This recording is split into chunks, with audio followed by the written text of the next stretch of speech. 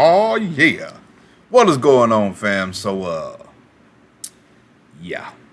I've been trying to do this stream for quite a while now.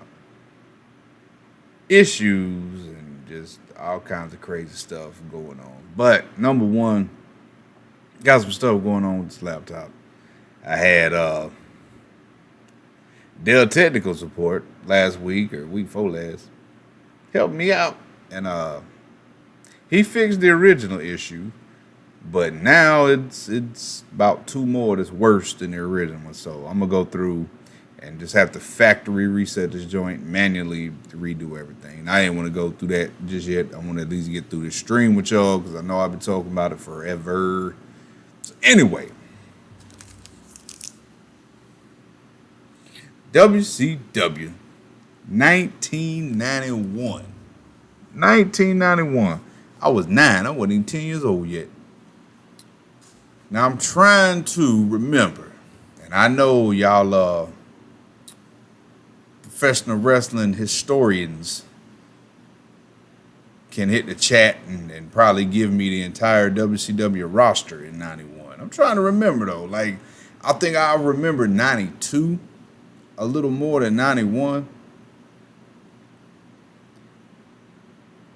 I think a good part of the 92 roster was there in 91, but it was quite a few of them that didn't come until like exactly 92. So I'm interested to see. I got, what, 20 of these packs? Yeah, I know I've dove off real hard into collecting. Check this out.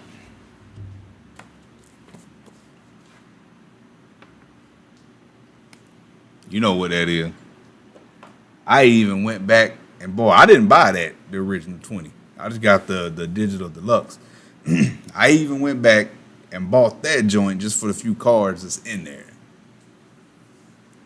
Just like I did with the 2K18, I bought that back for the John Cena action figure, which I could have bought it off eBay for like $15, which shipping and all that was going to be a little over 20, but I like the artwork, the box, and everything with it.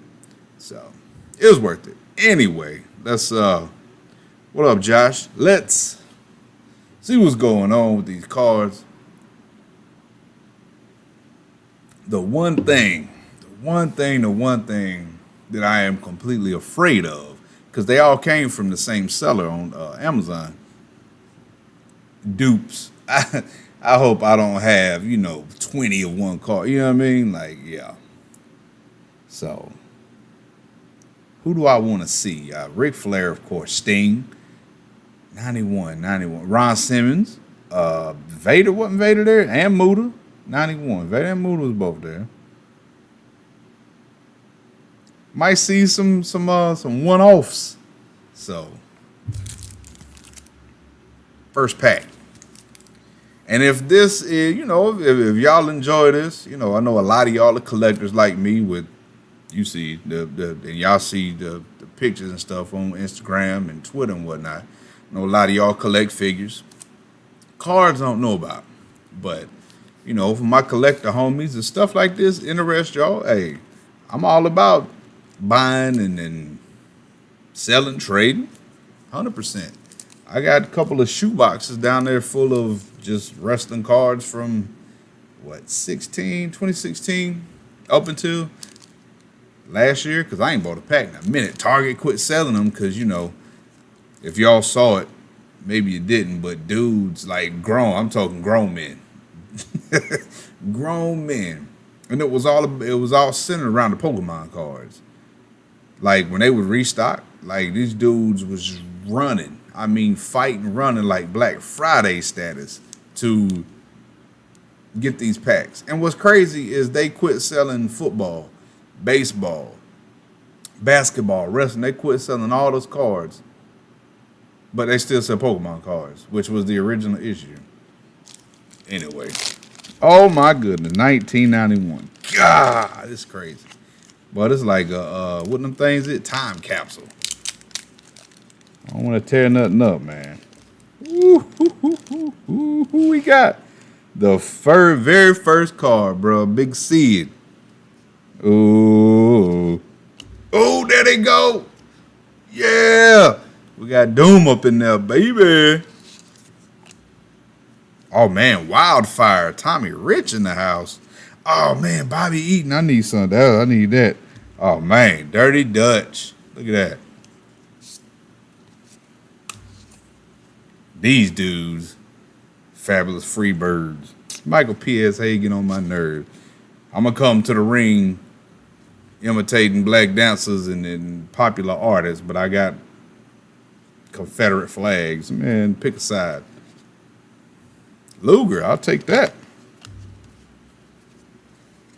Uh-oh. Boy, that right there. OG Jim Ross. You know that voice. There you go, my mans. Yeah, buddy. Sting. I hope we see some different ones. Like that, too. I don't want, just not even dupes in terms of the same cards, but I want different cards of the same person. Uh-oh. Red Rooster. Terry Taylor. Oh, Lord.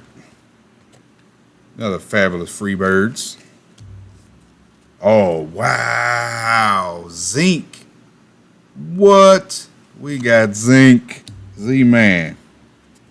And look again, Luger. That a dupe? Hold on. Where that other Luger at? I do believe, yep, we got officially got the first dupe in the first pack. Come on now.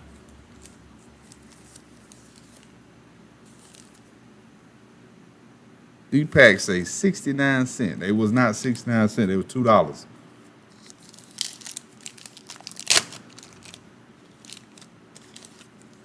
Who we got? Got another Doom, but that's Ron Simmons. Straight. Another Wildfire Tommy Rich. Another Dirty Dutch. Oh, my Lord. Like, bruh, evidently they love the fabulous Freebirds. Okay, we got different Luger. See, that's what I'm talking about. I like that. I don't mind the same person as long as it's a different card. Oh, man. JR, bruh, I am going to tag you with this card. Oh, there go my mans. Another Sting. I'm with that. Another Terry Taylor. God almighty. Fabulous Free. Wow, man. Another Zinc. Another Luger. That's all right. Oh, there you go. Ooh, Mullet Steiner. That boy right there. Gee. Man, OG Scott Steiner was ridiculous. Like, I guess, everybody got so hung up on Papa Pump. Jeez, but man, Mullet Steiner was ridiculous. ridiculous. Freaking fall away moonsault slams, even though he landed on his head. But still. Mullet Steiner Brothers was crazy. Like, even back then, he was too big to be doing them moves, but he was in it. Prime Time Feline was happening. Ooh, see, I opened the car, I opened the pack. Well, I see the back first, so I see the last card. Ooh, that was a good one. Good old Lord. Okay, so 3 packs in, right? The going theme seems to be Fabulous Freebirds and freaking Terry Taylor. Dun dun dun dun dun dun dun. Terry Taylor off top. Fabulous Freebird, right? Come on, man, stop it. Stop it. Like WCW, I have to look like I have to either one of y'all can do it if you want to. Look up WCW 91, look up that roster and tell me how many wrestlers, how many people was on that roster in 91. Like I know it wasn't, I mean it was small maybe, but wow. Uh-oh, that's new. Mr. Wall Street, you know who that is. Mr. Rotunda. Another Luger. We got another Steiner Brothers with Dogface Gremlin. Another Sting. Here we go. You already know. You know it. About time. Took 3 packs to get a Ric Flair. Ha! Southern boys. Another Sid Vicious. So I'm with that. Ooh. Ooh, this is the best card so far. Ooh. Ooh, you see it. Woohoo. God, that belt, man. The most beautiful belt in professional wrestling ever. Fight me, don't at me. D. Harvey, what up, cuz? Another Southern Boys. And the last card, which is the first one I saw, good old Missy. We'll take that. We'll take that. Gotta make some room.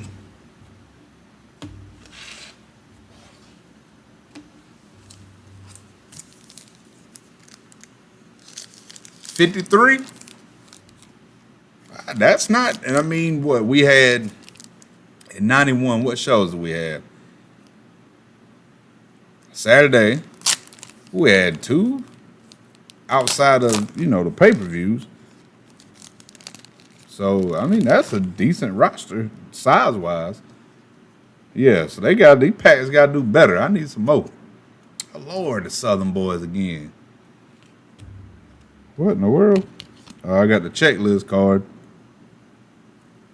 Here, matter of fact, here we go. This is,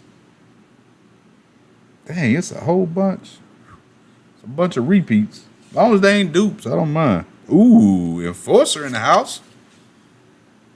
Big Arn, I'm all right with that. Oh, okay. Yeah, Flying Brian. Another Doom with that. My father-in-law, he came watch the girls yesterday for us while we went out and got my wife's new car. And when we come back, he said that Abby, my oldest, asked him who his favorite wrestler was. I said, Butch Reed. My youngest brother talking about, who is Butch Reed? I'm like, see, I'm going to learn y'all. I don't know, but I'm going to learn y'all. Look at this here, yo. El Gigante. I'm going to take y'all back for my OGs. Do y'all remember when this dude was on the episode of Baywatch? Way back right there, homie. Another Flying Brian, I'm with that. Another Steiner Brothers with that. Ooh. Bruh. The Rock and Roll Express. Oh my gosh. It's funny because, like, you see, like, these polls and stuff on Twitter, and, they wrestling fans asking about, who was influential or who did you imitate when you was a kid, and they name it like current people. I'm like, bruh, I got my butt whooped for acting like Rock and Roll Express, doing drop kicks off the bed and the couch and the back of chairs and stuff. I mean, Welf, what you doing in here, cuz? Look, see, excuse me, I'm sorry. I didn't mean to get all high pitch and stuff. Wow, that's big. My man, appreciate you. That's big. Make sure when the archive hits, go back and watch from the beginning so you can see what all you missed. Got another Sid Vicious. Oh, and if y'all don't know, Catchamania, the #1 belt designer, period. It's not debatable. There ain't nothing. That's it. Done. #1. That's it. He the best, daddy. Another Doom with that. Another Wildfire, Tommy Rich. Man, it's crazy. I'm trying to remember, like 91. Where was I? 1991. Where was I in 91? I was 9. I was like right in the midst of my folks fighting, splitting, and all of that. I was in between North Carolina and South Carolina. Like what, 5th grade? Yeah. Precisely was back and forth. Got another Enforcer, that's a dupe.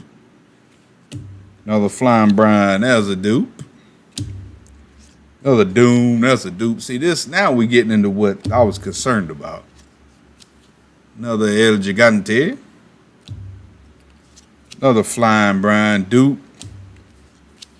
Steiner Brothers dupe. See, wow, 1, 2, 3, 4, 5th pack in out of 20, and we already in Dupesville. Another Rig. Well, okay, we got Riggy. Come on, man. We're the band tag team partner. Got to have that. Another big man. Another. That's all. This whole pack is dupes. Nope, we got. Whoops. Don't do that to me. Who was that? Wildfire. Dutch Mantel, but this one is a different card itself. And another Fabulous Freebird, but it's a different Fabulous Freebird.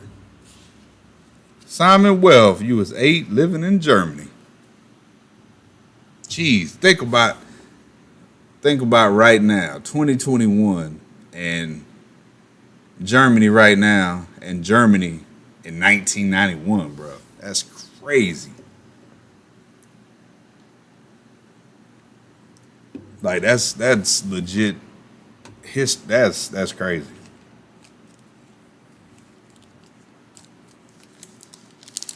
Moving right along. Man, this is fun, dog. Look, y'all gonna get me in trouble. My wife already fussed at me about all the money I spent on all these figures in like the past 2 months.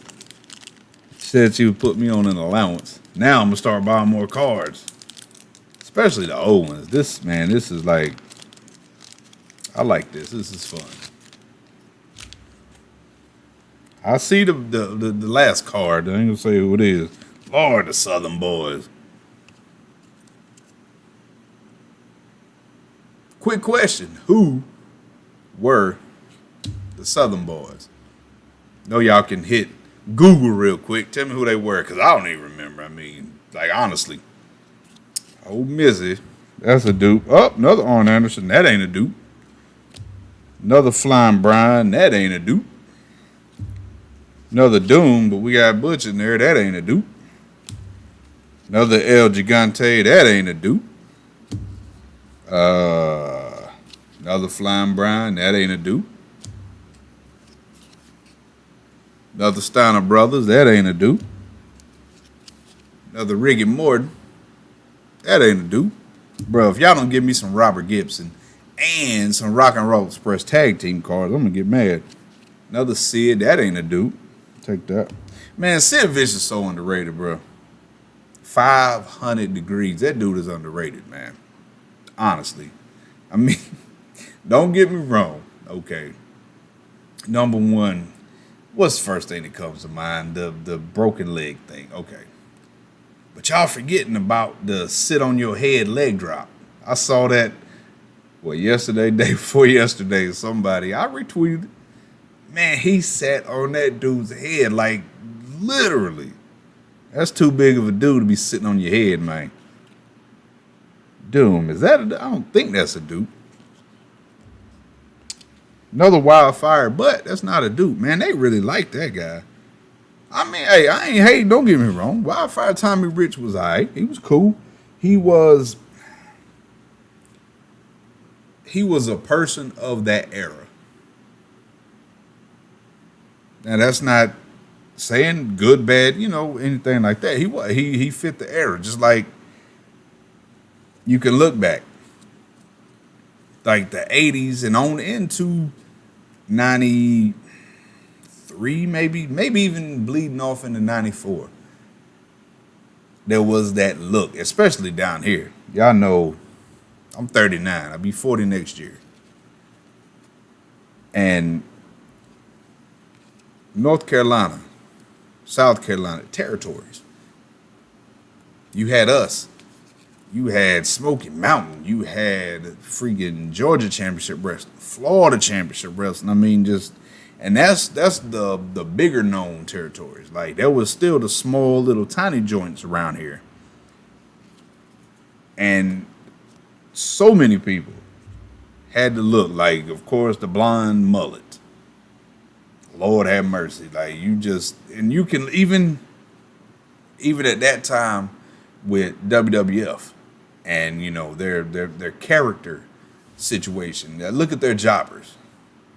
Blonde mullets galore. And that's not, that ain't a knock. Some that look at quite a few of them had skills, but a lot of them didn't. I mean, let's be real. Mid-Atlantic, I'm telling you, man, there's a lot of smaller. I'll say smaller, lesser known. You know what I mean? Smaller don't mean, I think sometimes people hear size differentials, if you will, big, small, stuff like that, and they equate that to better, worse. And that's not the case. But yeah, there's a lot of smaller territories around. And that's from, Tennessee, even on up into Kentucky. Down from Tennessee and then Georgia, North, South Carolina, Florida, on in closer to, Alabama, Mississippi. And then, you get kind of mid-continent type situation once you get to Louisiana. And then you heading west once you get past there. When is my birthday? March 25th, homie. Ooh, big time on the first one. That's what I'm talking about. Yeah, I know. That's my third flare. Oh, Lord. There ain't nobody find out who the Southern Boys was for me. Because we got another one. Look, got another Missy Hyatt. That's all right. Got another Arn Anderson. I'm with that. Got another Flying Brian. Ooh, hold up. Check this one. That's gangster right there. Yeah. I like that one. Well, got a El Gigante dupe.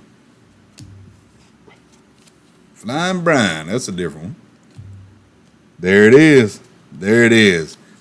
The classic, and I dare say most iconic Steiner Brothers right there, man. Love it. Another Ricky Morton.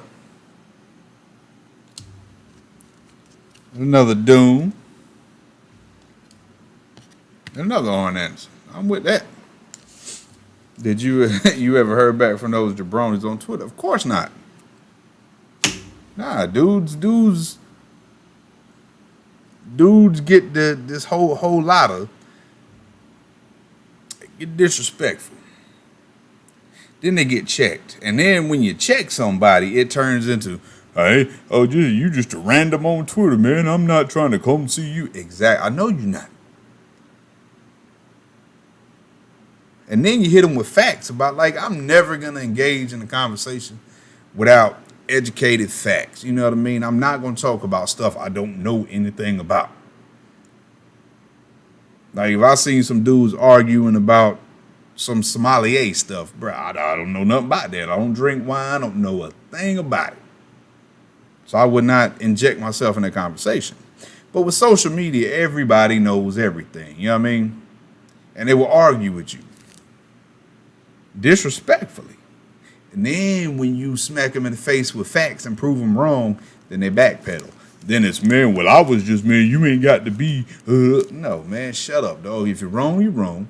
Admit you're wrong and keep it moving.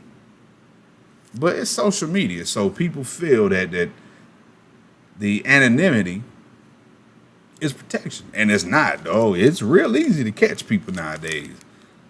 It ain't hard. I told y'all I'm going to start a GoFundMe. We bringing keeping it real. We see people beefing online like, yo, y'all want to link up? We'll pay for it. We're going to film it. We're going to make a whole series. I got a couple of homies putting up bucks for it now. But, yeah, man, y'all know me, bro. I am cool, absolutely cool as it gets. But getting disrespectful, it aggravates me to my core. Like, especially if I comment, and I didn't respond to your comment. I didn't tag you. I said what I said, and you jump on what I said. You come at me. You know what I mean? So, yeah, it's everybody want to say, and this is nowadays. It's a modern thing. People want to say what they want to say. Right, wrong, indifferent doesn't matter. And you can't call them on it. You can't prove them wrong. There's no consequence. Everybody just want to say what they want to say. There's no accountability. Nah, no. If you're wrong, you're wrong. You know what I mean? And that's what it is. So, but nah, I'll never hear back from people I clap, ever. Especially when I'm right. You know what I mean? When you say something stupid, ignorant, and that's wrong, and you get clapped on it about it, what can you say? You're wrong. Keep it moving. 91 in Germany was crazy. I'm telling you, I remember the news, and I remember the world news and the current events, and I remember between the fall of the wall and the Gulf War and the war in Yugoslavia. WCW is not on TV in Germany. Only WWF and CWA. Wow. See what I'm saying? Man, y'all didn't even get WCW over there. So only what y'all really got to see from America at that time, WWF was just bright, colorful characters. Y'all didn't really get to see that real wrestling from over here. Appreciate that, Terrell. Twitter is a breeding pool of the know-it-alls these days. All talk, no facts, no bite. That 100%. And I try my best to instill in my kids accountability. If you say something wrong and you get called on it and you get proven wrong, don't try to double down. Don't take let me just disrespect the person that proved me wrong route. Don't. Please don't take the ignorant route, man. Be smart. Be like, my bad. But worst of all, what I hate the most is when somebody plays the victim. Just like them dudes on Twitter did. It turned around to, I was a bully and I was being mean. No. You got caught slipping. Period. You can't run your mouth, be disrespectful, sideways, out of control, get caught on it, proven wrong on it, and then try to play the victim. No, but you can't be aggressor and victim. You can't. You cannot be the aggressor and then the victim. It don't work like that. But, nowadays everybody's everything and knows everything. And oh, Lord. Not this dude again. All right. Flying Brian. I think that's a new one. Ooh, that's a new one. I like how with the tag teams, with the exception of Ricky Morton now, but all the other Doom, it showed both of them, but it's been Doom. Steiner Brothers, it showed both of them, but it's been Steiner Brothers. But Rock and Roll Express, it showed Rick and Morton, and it's been Rick and Morton. Southern Boys too showed them, but it's only been Southern Boys. That's interesting. We had to watch WCW satellite over TNT from England. My goodness. That's crazy that really y'all's exposure back then to American wrestling was WWF and all their bright, colorful, crazy characters. Oh man, see that's the difference. And I know for me, what really shaped my love and my appreciation for professional wrestling, the sport, the art, is that, NWA, WCW, down here, bro, we had the wrestlers. It wasn't about like WWF. It was just about characters with them and over the top characters. Man, down here, we had the wrestlers that, the grapplers that got busy. And I think that's what really shaped my perspective and how I see it, and even now today, the way that I appreciate and my admiration, the way that I love the sport, especially technical wrestling. But that catch as catch can, go for go, hold for hold, man, love it. Love some technical wrestling, man. I don't want to say a dying art because it's not dying. It's just a little underground. You got to look a little further, and you got to look in certain places to find it. Look, here we go. Now, Rick and Morton, they don't say Rock and Roll Express. I wonder why that is. But that's a new one.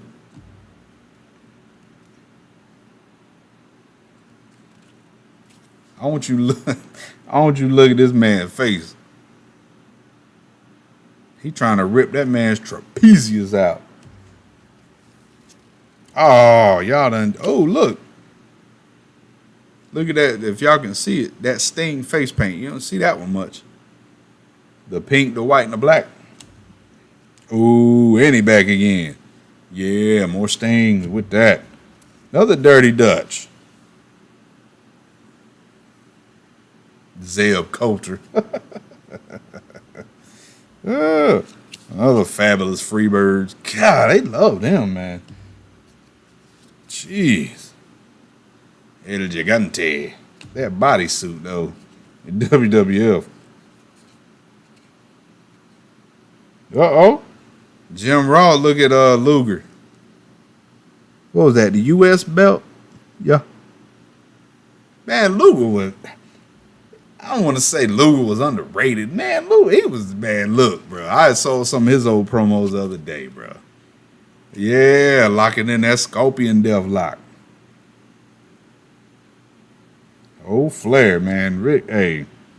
He's setting up for the power driver. Ric Flair, and even, of course, Sting said it himself, man. Flair elevated him in their feud. Man, that was good stuff to watch. Bret Hart was a megastar.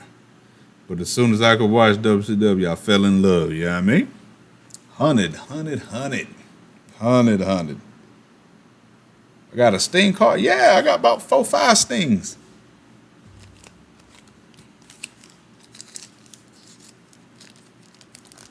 Yeah, I mean, you look at, early 90s WWF, like wrestler, like Bret Hart was, not just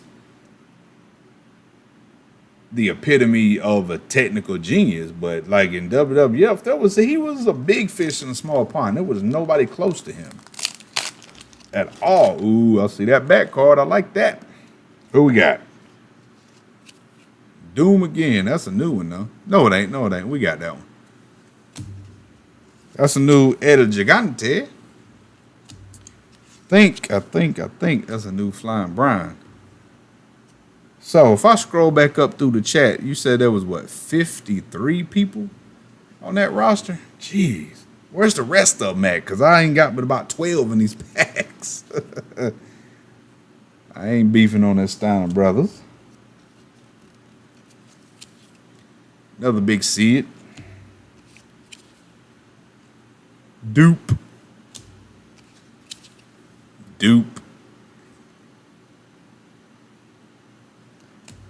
Oh, Tommy Rich. Look at Dirty Dutch with the abdominal stretch. This guy. Once again, it's just him, but it's now see on the front of the card it says Fabulous Freebirds. On the back, Michael P.S. Hayes. That's interesting. Oh man, hold up. Wait a minute. Now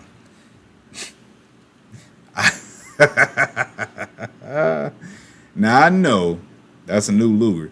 Okay. I know he just did a leapfrog, right? But boy, if it don't look like he going for the rear view. Oh, that's funny. Another JR. I told you, I'm going to take a picture and I'm going to tag him. Be like, you remember this? Ooh, there's a new one. Yeah, there go you another Sting. Love it.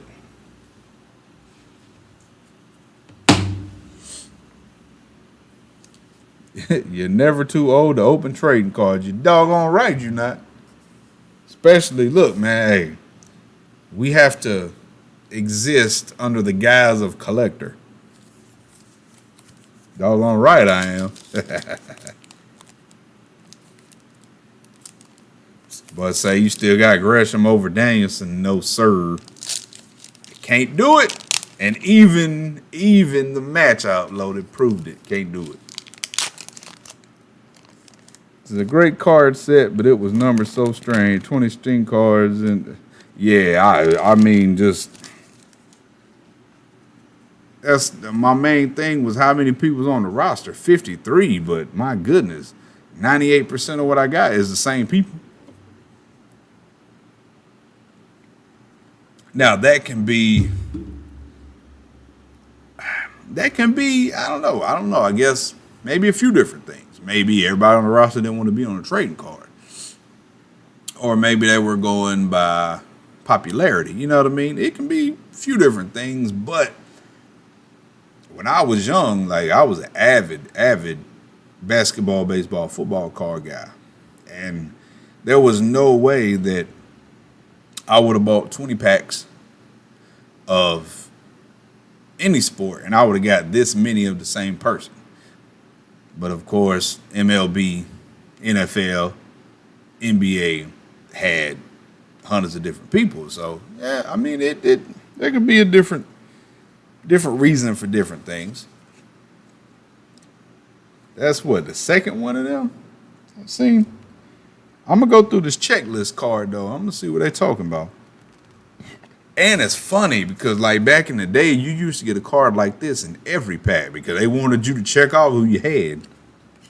Funny, I've only had one. Another Lex Luger, but different card. Rick Steiner. Now see, this time it's Rick Steiner. Says Steiner Brothers on the front, but also Steiner Brothers on the back. It's very interesting the way these cards are labeled. I think that's a new Sting. I think so. I think we got that one. Ooh, I know this new. New Ric Flair. Hold up. I'm going to read you the back of this card. Ric Flair, a.k.a. Nature Boy. Height 6'1", weight 245.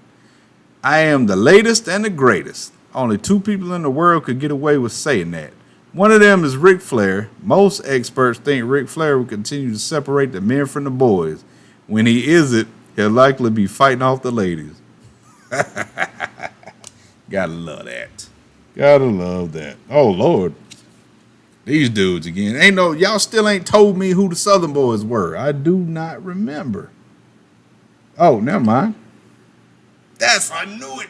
Tracy Doggone Smothers. Rest in peace, brother. Steve Armstrong. Steve. Yeah. That was 3 Armstrongs, right?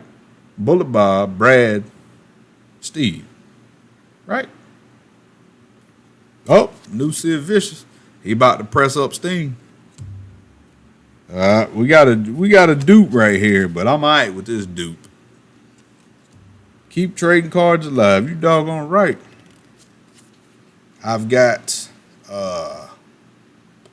1, 2, 3 big old binders full of wrestling cards just from the past few years. I found a whole handful in a shoebox before I started this stream. I got to go through them. Southern Boys. Goodness. Can't complain about Missy Hyde, I don't think. I mean, you can, but that's up to you. I definitely ain't gonna complain about Arn. I don't think that one's a dupe.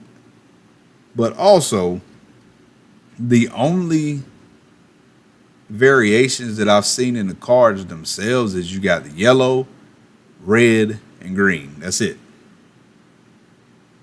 Like, there's no presentation, there's no variation in the presentation of them or anything. Very, very interesting. Oh, man. Flying Brian beat. Why? Why most of these cards seem like they beating up Flair, man? That's funny. All right, y'all. Hold on. I got to make a move real quick. We'll take a intermission for about not even 2 minutes. Don't go nowhere. It ain't like we got that many viewers as it is. There ain't but 7 of y'all in here, and I appreciate y'all. Hold on. I'll be right back.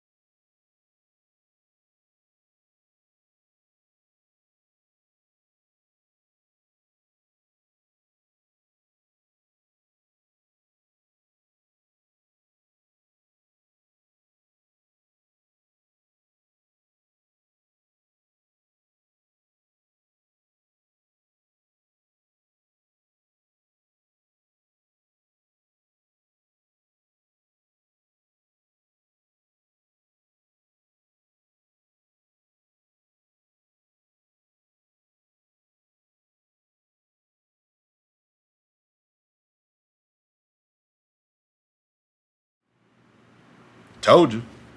Man, while I'm thinking about it, if there is one thing that I can recommend for your office, it is an adjustable desk. Oh my goodness. It is so much nicer to be able to stand up and do videos and stuff than having to sit in your chair and adjust and be hunched over and move. And man, standing up is so much nicer. I wish I would have gotten an adjustable desk long before I did. What are you talking about, Waylon? There's only 20 different wrestlers in tag team. So, wow. So, 53 people was on that roster. And we only got 20. Wow.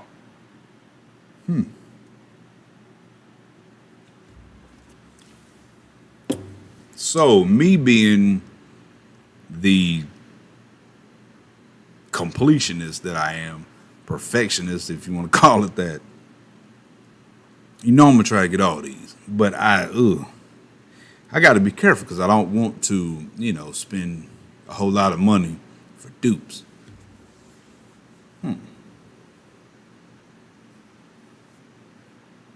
20 different wrestlers and tag teams. And that's it. Wow. That sucks. Honestly. I don't even want to open the rest of these now, but we're going to do it. Wow.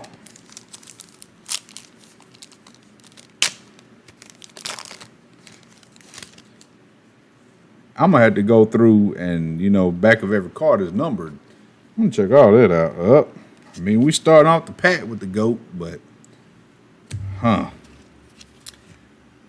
Another Southern Boys. Dupe. Dupe. Dupe. Dupe. Dupe.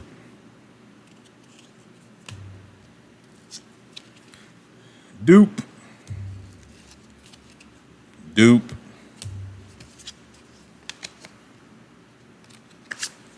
Dupe. And dupe. Yeah, it look like we done entered Dupesville. Matter of fact, I'll tell you what. To save us some time and some trouble, we'll just look through here, and if we Terry Taylor, we got that one. Fabulous Freebirds. Mr. Wall Street, we got that one. Lex Luger, we got that one. Steiner Brothers, we got that one. Sting, we got that one. Ric Flair, we got that one. Southern Boys, we got that one. Sid, we got that one. Ric Flair, we got that one. Southern Boys, we got that one. Missy Hyatt, we got that one. Yeah. I think we have officially entered like severe Dupesville. And that's what I was afraid of. Let's see. We got 1, 2, 3, 4, 5, 6, 7, 8. We got 8 packs left. Man, super duper mania, man. That sucks. And I mean, of course, that's a risk you take. You know, anything with cards. You don't know what you're getting. Fabulous Freebirds, dupe. That's a new Lex Luger. We ain't got that one. And of course, who is he body slamming? Ric Flair. And that's got to be coming off the top rope. Oh, baby. Come on, cuz. That's what I'm talking about. Give me something new. Tell me something good. Ha ha. Teddy Long, manager of Doom, motto, we're going to rule the world, baby. Teddy Long manages some of the most wicked wrestlers in the sport. Although they're not always the most popular wrestlers, that doesn't bother Teddy. He points out, fans don't win wrestling matches. Don't underestimate Teddy, though, as he'll do anything to get ahead. Yeah, I'll take that. Pablito, what up, dude? Have we seen this one? I don't think we've seen that one. Oh, Lord. Terry Taylor. I know we've seen that one. Fabulous Freebirds. Mr. Wall Street. Lex Luger. Steiner Brothers. Sting. Flair. Southern Boys. Huh. Well, let's see. Couple of new ones in that. Oh.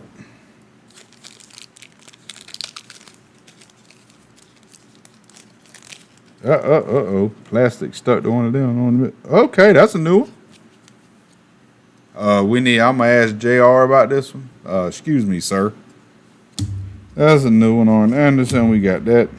That's a new Flying Brian. I do believe this is a new Doom, and look who is getting body slammed off the top rope. That ain't Rick, but you was getting beat up by everybody. That's a new El Gigante. Take that. There's a Sting hologram in this set. Boy, don't play with me. My Lord, if I ain't got it out of 20 packs, I can't do it no more. New Red Rooster. Ooh. New Steiner Brothers. Ooh, trivia. What was that dog's name? Uh-oh. New Ricky Morton. New Sid Vicious. New Doom with them belts. Ooh, I like that. I remember them belts. Dutch Mantel, Wildfire Tommy Rich. We getting a few new ones. God. Oh, for any of y'all, merch, wrestling figures, cards, Facebook. There's some Facebook groups, and evidently it's like folks that have they bought it wholesale, estate sale, yard sale. They sell good stuff for cheap. Get in on that. I had myself. I've been saying I would. That's a new one. I believe that's a new Wildfire Tommy Rich. I think that's a new Dirty Dutch. I think. I know that ain't no new. Oh man, I don't know if there's a new Lex or not, but I remember that match. That's funny. Funny how you remember stuff. Like I can't remember what's the day, Friday. I can't remember what I ate for lunch Tuesday, but to remember, something from 1991, that's crazy. Yeah, Teddy. Sting, we got that one. We got that Terry Taylor. Fabulous Freebirds. Mr. Wall. Is there only one Mr. Wall Street? That's the only one I got. Oh, them was dupes.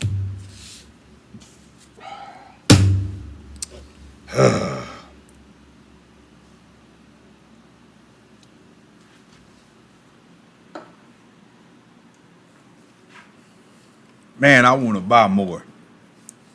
Especially if I don't get it. You telling me it's a Sting hologram in here? If I don't get that, boy, I'm going to get in trouble. Because I'm going to contact the seller and be like, how many you got? Like, I want one. It's just one I want out of there.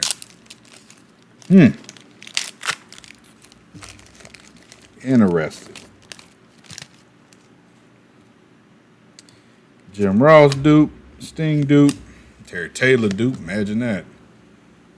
Fabulous Freebirds dupe. That's a new Z-Man. That's a new Lex Luger, too. New Steiner Brothers. New Sting.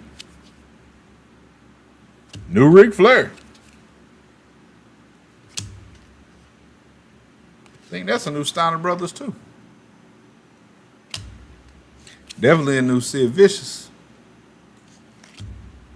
Ooh, that's a good Ric Flair. Boy, giving him them knife-edge chops, boy. Man, I'm telling you, that just one of my absolute favorite WCW feuds, man. Rick and Surfer Sting. You ain't get the hologram either. Oh, I'm on a hunt now. See, don't play with me. I am on a hunt. I want that. Dupe Rick, Dupe Steiners, Dupe Sid, Dupe Rick, Dupe Southern Boys. That's another checklist. Okay. Here we go. This is 1 through 50. Let's look at this here. All right. 1 through 13. So 13 Stings. 1, 2, 3, 4, 5, 6, 7, 8, 9, 10 Lex Lugers. 4, 5, 6, 7, 8, 9, 10, 11, 12 Sid Vicious. 1, 2, 3, 4, 5, 6, 7, 8, 9, 10, 11, 12 Ric Flairs. 1, 2, 3, 4, 5, 6, 7, 8 Arn Andersons. 1, 2, 3, 4, 5, 6, 7, 8, 9, 10 Flying Brians. 3 Z-Mans. I promise I got all of them. How many Terry Taylors? 1, 2, 3, 4, 5, 6, 7, 8. I gotta have all of them. 8 Terry Taylors.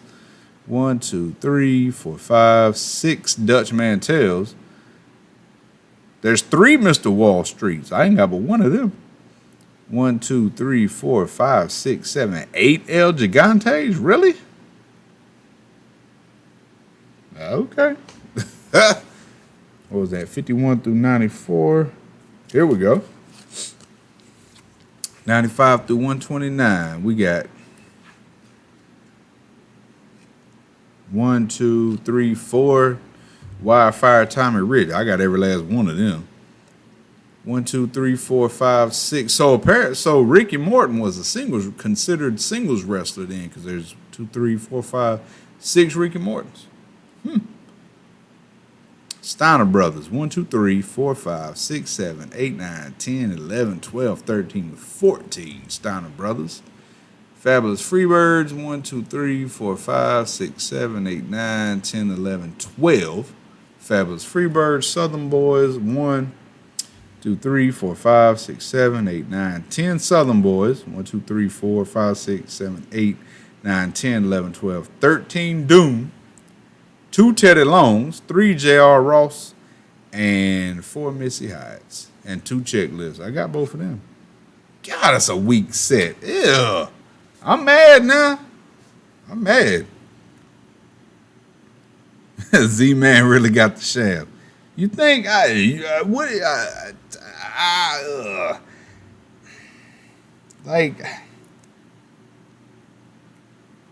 like I remember Zink. I remember him,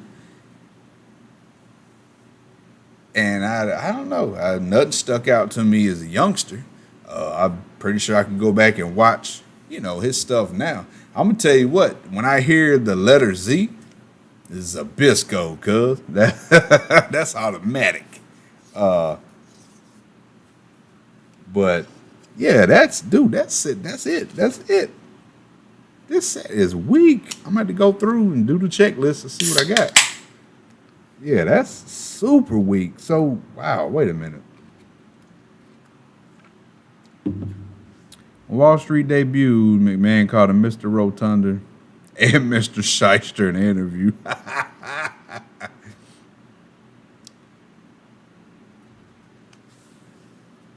So, Morton was in the stable with Wall Street.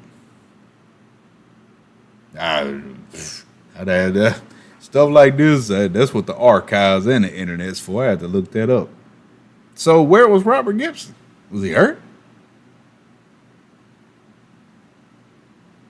Because I don't, Lord, ain't the time I remember when it wasn't Rock and Roll Express.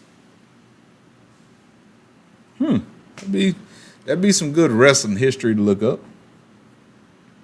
So, singles, this is how many. This is how many doggone singles wrestlers is in this pack. Wow. 1, Sting, Luger, Vicious, Flair, Anderson, 5, Flying Brian, 6, Z-Man, 7, Terry Taylor, 8, Dutch Mantel, 9, Mr. Wall Street, 10, El Gigante, 11, Tommy Rich, 12, Ricky Morton, 13. Wow, bro, come on. 13 single. What in the... My feelings is hurt right now. 13. Wait a minute. So out of a 53-man roster, this entire year set is only 13 singles wrestlers? What in the world was going on? That's interesting. The York Foundation. Robert Gibson was injured. Yeah, there's not ever a time I can't not associate them two together. Morton joined the York Foundation, became Rich. Oh, I do remember Richard Morton. Oh, stop playing. I do remember Richard Morton. You're right. I remember that. I do remember that. I do remember that because I remember being upset. My favorite tag team wasn't there. I'm still mad that we ain't got, 1991. That must have been a garbage year for WCW. Arn Anderson, we got that one? I don't know. I know we ain't got this Flying Brian. Ooh, like that. No, we ain't got that one yet. Oh, Ron Simmons. El Gigante, we got that. I don't know if we got this Flying Brian. I know we ain't got that Scott, though. That dude was a freak. Jeez.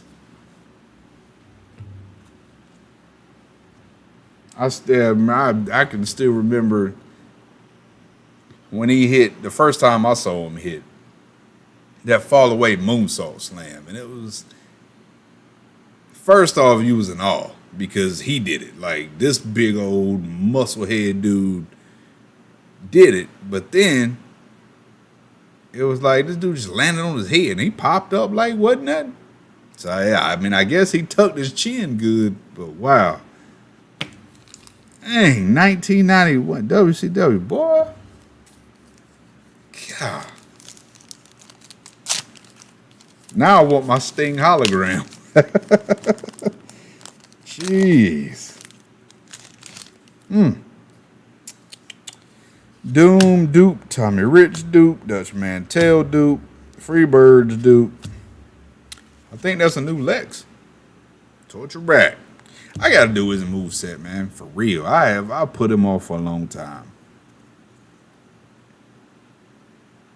This right here, this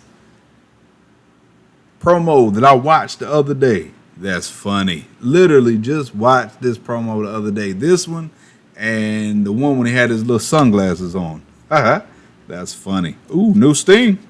Going with that. New Terry Taylor. Not, that I really care. I can't say that. Man, Terry Taylor was all right. Maybe he don't get his respect. He was all right. He was all right. All right. I think that's a new Fabulous Freebirds. Here you go. There you go. There's your new Zinc. That's a new one. New Lex. And, ooh. Boy, the memes you could make out of that. Oh, my gosh. That's funny. All right, what y'all talking about? IRS and the $1 Million Man are on my skin. Smithers and Burns. That's funny. 91 was my introduction to WCW. First match I saw was the Chamber of Horrors. Oh, man. I'm sorry. I'm sorry about that.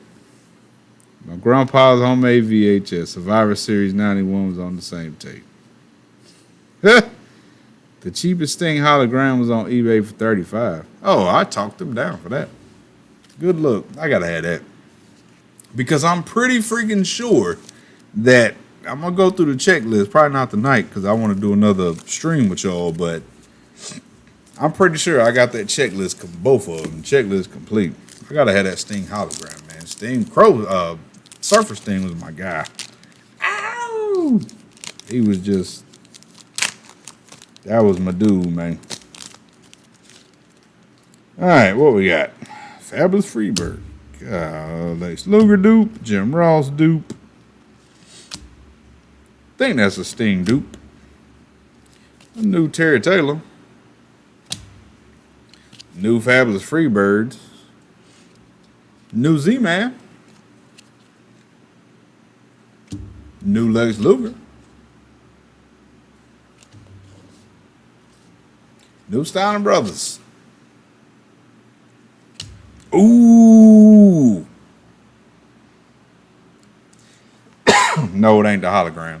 But, I like that. That's tough. That's tough. I like that. That's tough. Good card.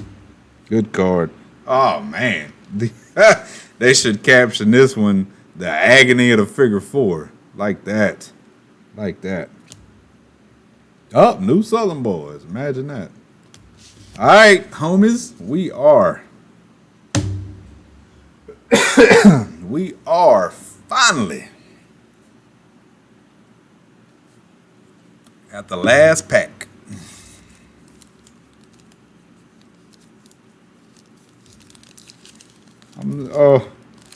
Sting hologram.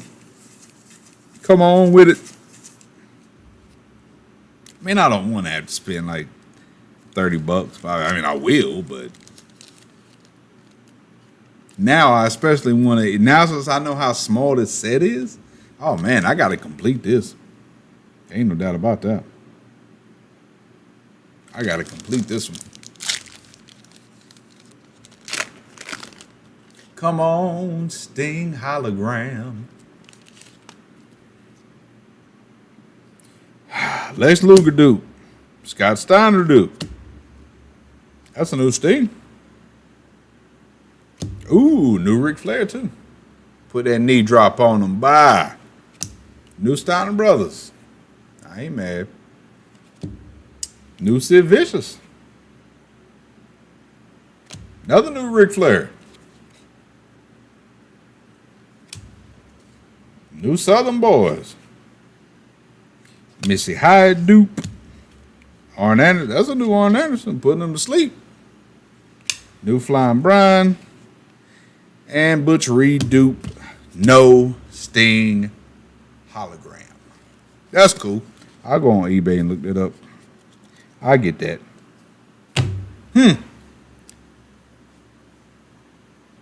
Terry Taylor was a spy for Vince. Oh man, man, if you look at like the go-between, the back and forth, you know what I mean? There ain't no telling. Who's to say who was, who wasn't? Man, ain't no telling. I do know one thing though, like back in the day, you know, it was known that if you wanted cartoons, you watched WWF. If you wanted to see some wrestling, it was NWA, WCW. Like, that was it. There was a very, very fine line drawn between, you know, you knew if you watched, you was going to get this. You knew if you watched, you was going to get that. And of course, WWF had few exceptions. Bret Hart is number one. And it's crazy that Bret could have, should have been absolute, complete, and total top face in WWF for a long time. But he couldn't be. And I love watching his interviews and the way that he talks about Hogan. I love it. Because I'm a wrestling guy. I'm not a character guy. And, you know, even as a little kid, the whole, you know, take your vitamins, say your prayers, and Hulkamania and blah. I never cared for Hogan, ever. He just wasn't that guy for me. When it came to the characters of WWF, Warrior was number one. That's because he was wild. Like, and that was me. I was a little boy's little boy, just wide open, fighting, 100 miles an hour, tough, all that. And that was Warrior. Kogo Beware was my dude. Early of the Rocket Owen Hart, Blue Blazer especially. Like high voltage. Jake the Snake. He was just cool. Like you didn't. And I guess when I got older, I realized, and I still stand by the fact that in-ring psychologist, Jake the Snake was it. Jake the Snake was to wrestling what Larry Bird was to basketball. Larry Bird was the greatest mind in basketball history, period. And that, you know, they're equal to their sport, in my opinion. But yeah, I mean, WWF it wasn't me.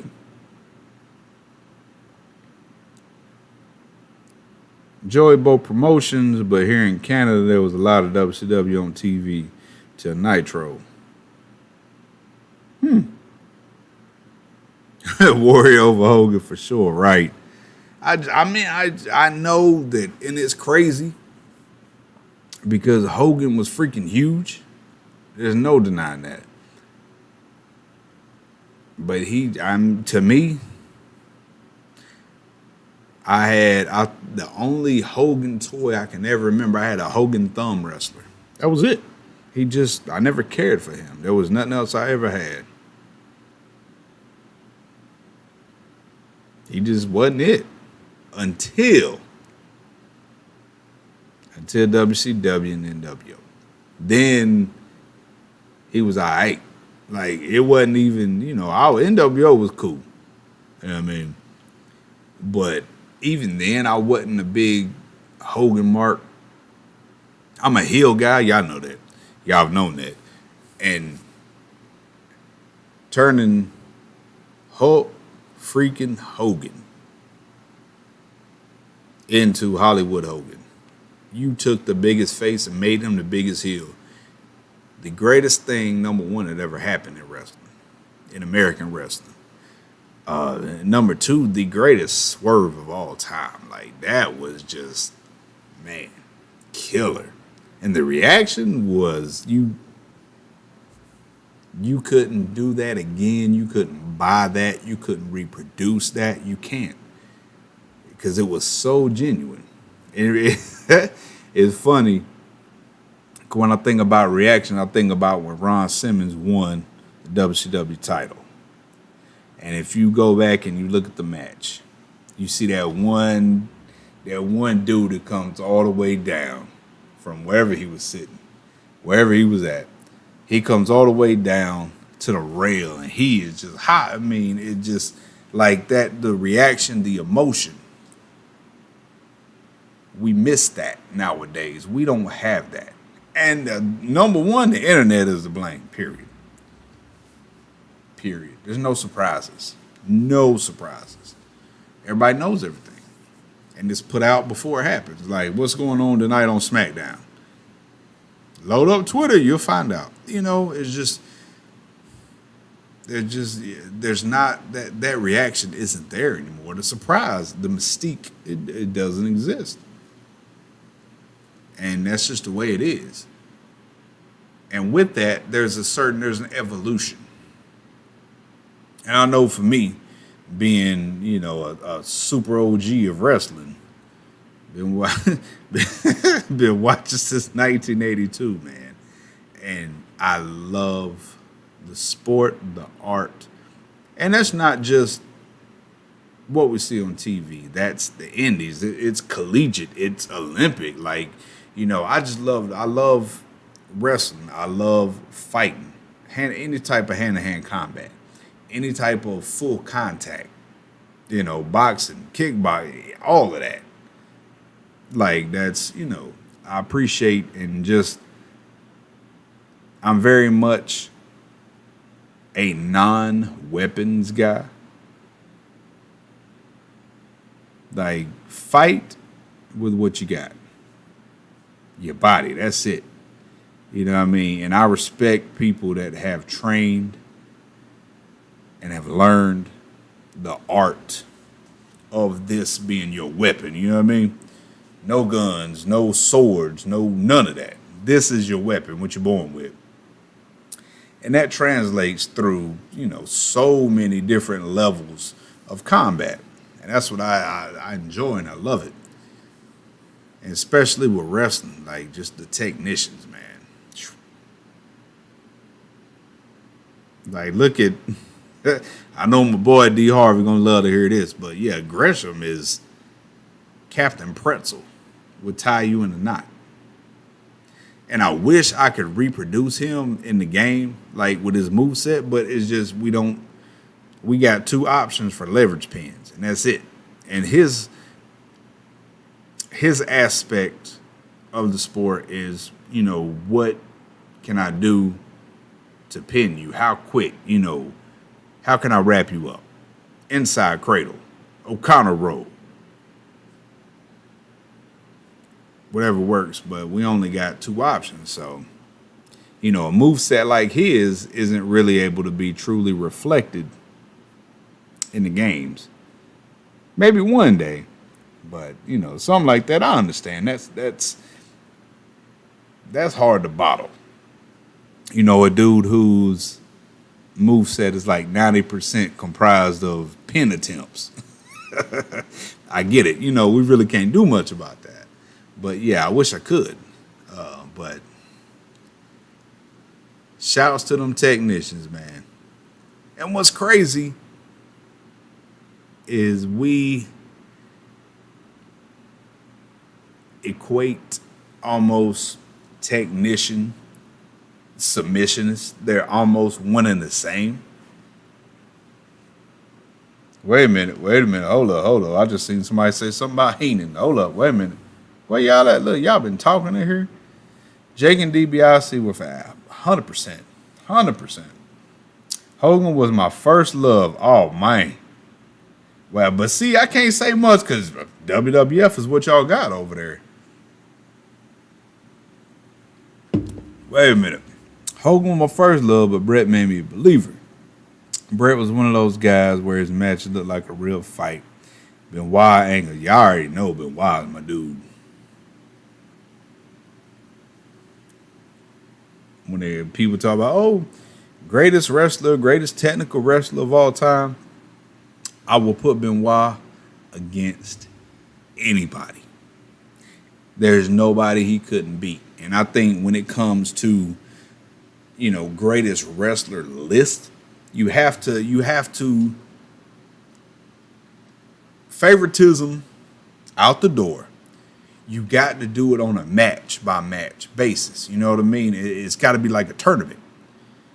You got to put this person together. Oh, well, I think this person is the greatest. Nope, I think this person is the greatest. Well, let's put them together and really look at a matchup, a legit matchup, and who would win. You know what I'm saying? I take Benoit over every freaking body. That dude had it all. Everything. Everything in ring. Period. Oh God, man, okay. Everybody gives Kurt his flowers, rightfully so. But Brock freaking Lesnar, dude, come on. If he ain't in your top 10, dare I say your top 5 of greatest wrestlers, grapplers in ring, come on, man. Brock is R.A. Brock was just. I don't think there's anybody ever that can compare to R.A. Brock. That dude was just on a level that is unmatched and would be unmatched. Heel Hogan was superior. Definitely fit his style at that point. 100%. 100%.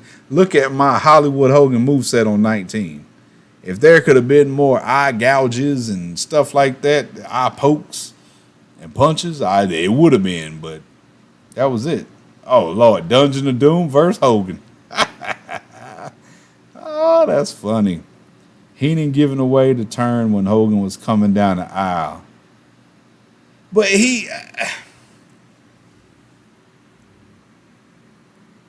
like, if you go back and play that right now, and I know a lot of people say that it wasn't, I think he just misworded kind of what he was trying to say and got a little bit ahead of himself. But he didn't give it away, but he gave it away. But even then, like, back, if you was watching that night, you was listening that night, what he said didn't register until after the fact. So was it really giving it away if you didn't know until it happened? You know what I'm saying? So, but he definitely was a couple footsteps ahead, more so than he should have been. Hogan brought the cartoon he ate. No, see. Let's talk about WCW Hogan. Okay. Original WCW, but pre-NWO Hogan. Then post-NWO Hogan. Which was worse? Which was better? That's a good question. And you would like legit have to go back and look. Pre-NWO Hogan was WCW's version of WWF Hogan. But post-NWO Hogan was kind of like, you missed the bus, bro. It's a little too late. That's not working. Which is funny. Real funny. Because it in one breath, it's like, exactly. It's done. But in the other breath, it's like, but it's Hulk Hogan. That's funny. That's funny to even talk about. Missed the 80s and 90s era of boxing. Oh, Lord. Man, listen.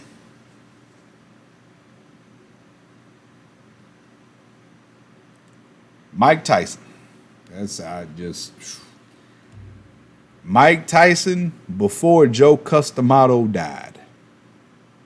Mike Tyson before Don King got his hands on him.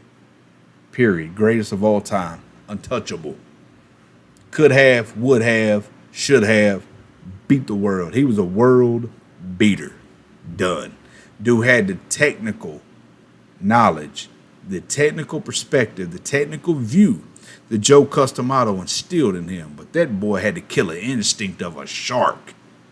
That Jesus. Boy, Joe Customato, Mike Tyson, untouchable. Flat out.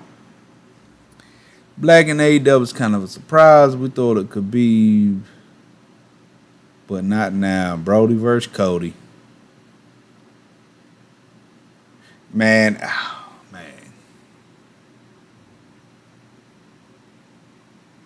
The whole thing with Brody, and now with Bray being released, just man, I'm trying to tell you, the OG NXT Wyatt family was that. You can go back now and watch that, and you'll still be blown away by it, man. It's that amazing. Bray is amazing, man. When the Rotunda is, and it's all, you've always heard the reports backstage about how much of a creative genius that guy is. I think they're going to mess around and pull like a Strowman with him and try their best to bring him back. 100%. Benoit versus 80 Steamboat. Man, Steamboat's underrated. Oh my goodness. Like they, and I guess my underrated is in ring, like moves and you know what I mean, fluidity in ring. He's underrated. That dude moved like a freaking wave in the ring, man. He was just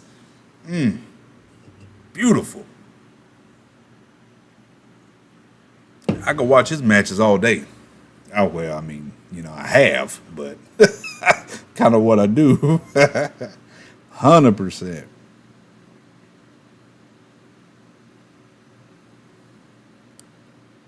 Post NWO was Stone Cold Hulk Hogan. It was a poor ripoff. Oh, man. Man, I'll tell you what, though. Stone Cold wasn't Stone Cold until he was Stone Cold. Like, and it takes real wrestling fans to understand that type of statement. Who was I? I was talking to somebody the other day, and I made a statement similar to that, and they was like all confusion, didn't understand what I was saying. Well, then you don't get it. You know, somebody isn't somebody until they are. And that applies. There's not a lot of people in wrestling that applies to. No, not fun, B. Hogan. Stop it. Stop it, sir. Stop it. We do not. No. What's that? That Michael Clark Duncan, that Green Mile meme. Don't put that evil on me. Stop it. Oh my gosh. Man, I, and especially me, being, y'all know, the gigantic WCW guy that I was. NWO.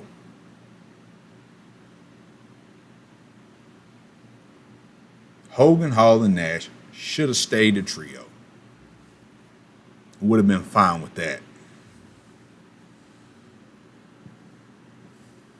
Just got too big, too crazy. Too big and too crazy, man. I don't know for y'all, but I remember, and I can still remember when Hall and Nash showed up. And it was like, ooh, that was just, ooh. You know, we saw people jump ship back and forth. That wasn't nothing new. But then he was like, you know who I am, but you don't know why I'm here. It was like, ooh, something going on. You know what I mean? It was just back then, though, just the mystery, the suspense, it was So much fun, such a great time.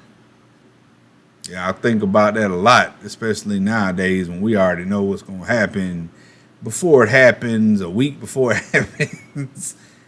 But you got to be a real fan, a real respecter of the sport to know what's going to happen before. It's just like going back and watching old matches. I know who's going to win, but man, I'm going to still be all into that match 110%, no matter what. That's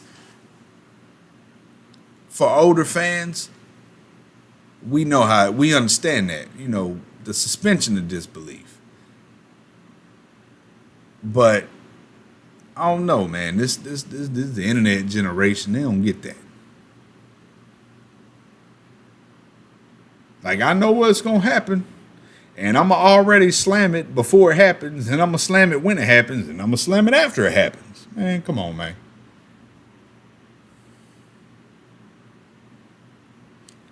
The Giant joining was so out of left field, but see, okay, that's one that might be the one guy that joined that didn't even need a storyline. Like, he's the Giant. That's it.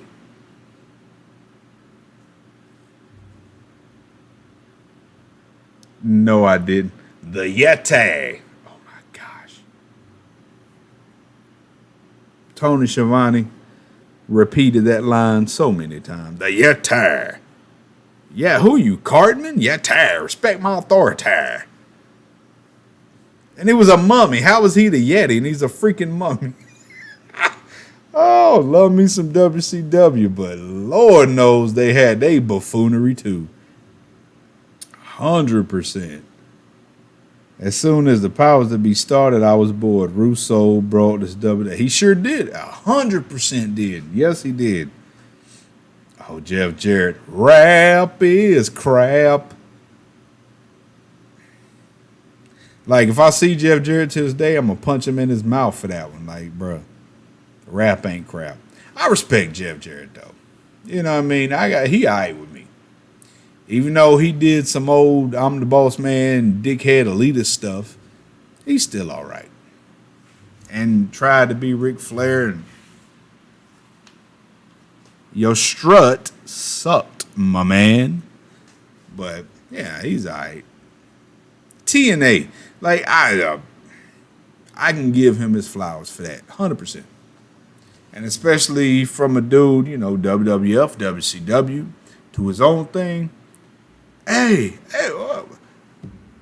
So, that brings a good question. The GCW stuff was how...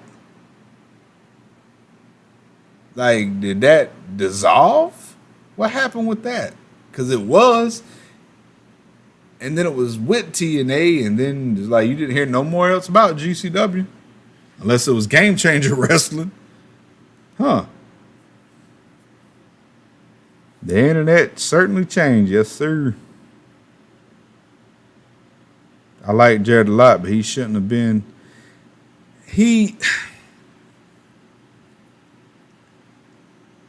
I think Jarrett,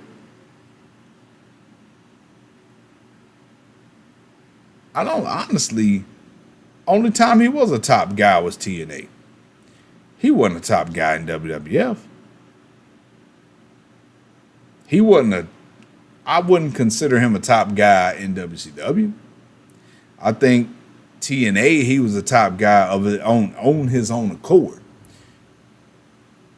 Now, I definitely can't argue with a lot of the matches he had. Dude had some bangers, 100%. Now, had he not been one of the head honchos of that company, would he have been, you know what I mean? That's kind of, I guess, conversation, but he was always all right. He had a little swag. He had decent promos. He was decent in ring. He was maybe above average. Yeah, maybe. Not a whole lot, but a little bit. I think I could give him that. Berlin. Oh man. Good stuff right there, man. Best part about the Yeti, mysterious logo. Oh gosh. Oh man, Mysterio, the freaking giant killer. I mean, who better? No, WCW Mysterio. That's woo wee. That boy was something else.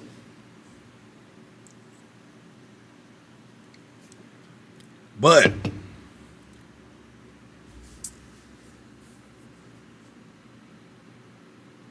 I look at like with Ray,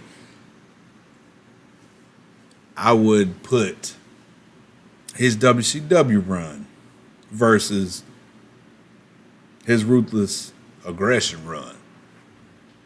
And that's a hard one because WCW was almost mostly cruiserweight stuff. Yes, of course he had the fighting giants Nash, Kevin Nash. But man, it didn't take long when he debuted in WWE. It didn't take long before they stuck him right back into that role and just had him getting beat up by the big dudes. They let him be the Flash for a minute, and then it was like, all right, cool, bam. Let's beat you up. Big Show smacking him against the ring post on the stretcher and that whole thing. But yeah, I'll take, and it's not by much. It ain't by much, but I'll take WCW. I'll take Rey Mysterio Jr. over WWE Rey Mysterio. It ain't by much, but yeah. Yeah, I'll take that. I'll take that.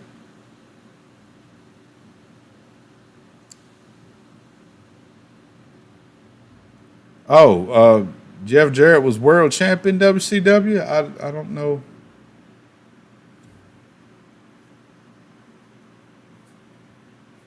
I don't recall that.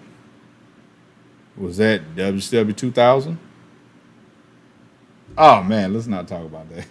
Look, hey, wait a minute. Hold on. So, before we jump off into bashing the WCW 2000, there are, I promise you, there's some bright points in there, man. There is. They few and far between. Jeez. But there are. Man, it's crazy to look at not even 2 years though. From what, midway through 98-ish to WCW 2000. Wow, that's nutso.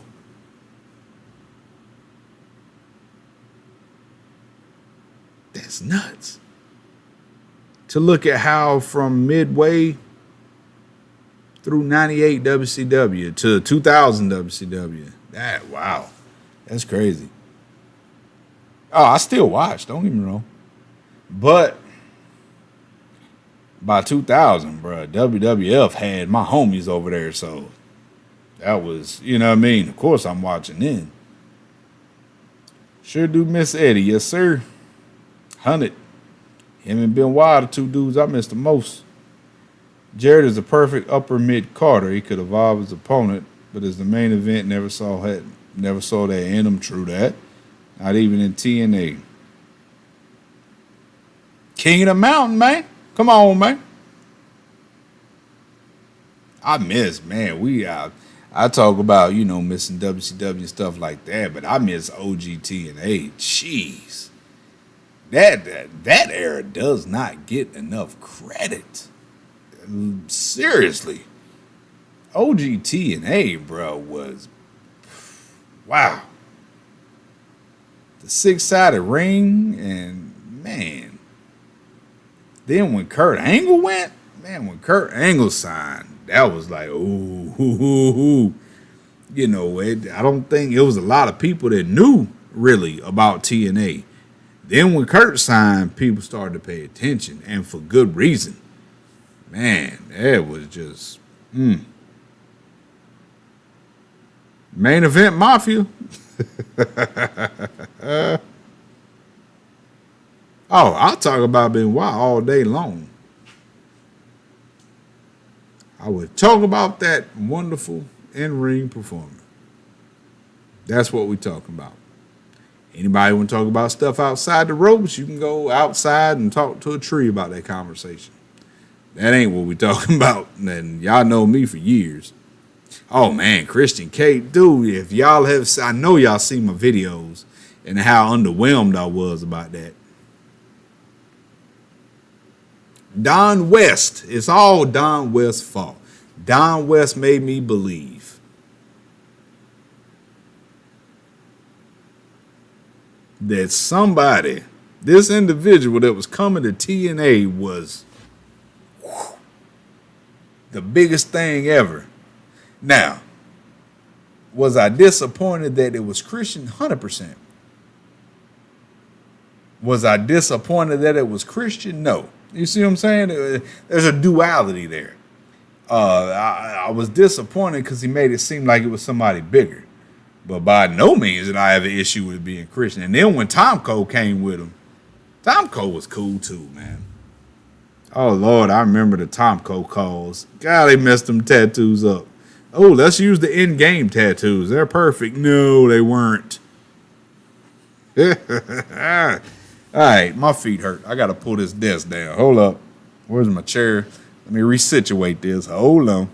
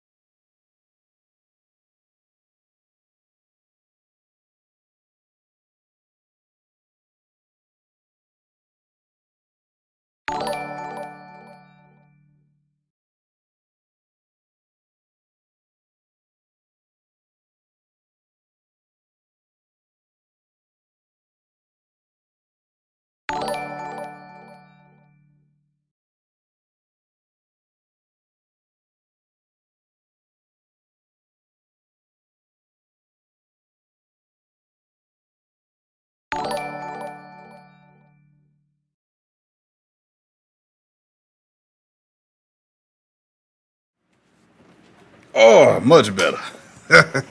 Well, I've been standing up almost 2 hours. My feet hurt, boss. So, let me tell y'all something, man. This right here, this is what the internet was made for. Homies talking about wrestling. I love it. Love it, love it, love it. And not even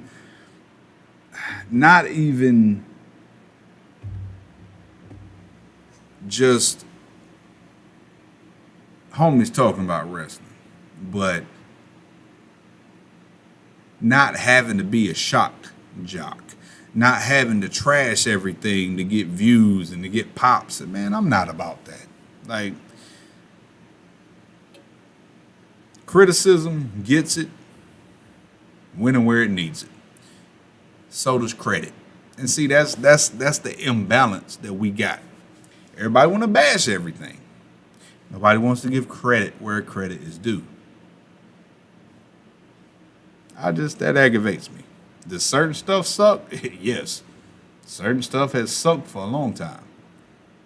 Every era, every decade. But there's also good stuff.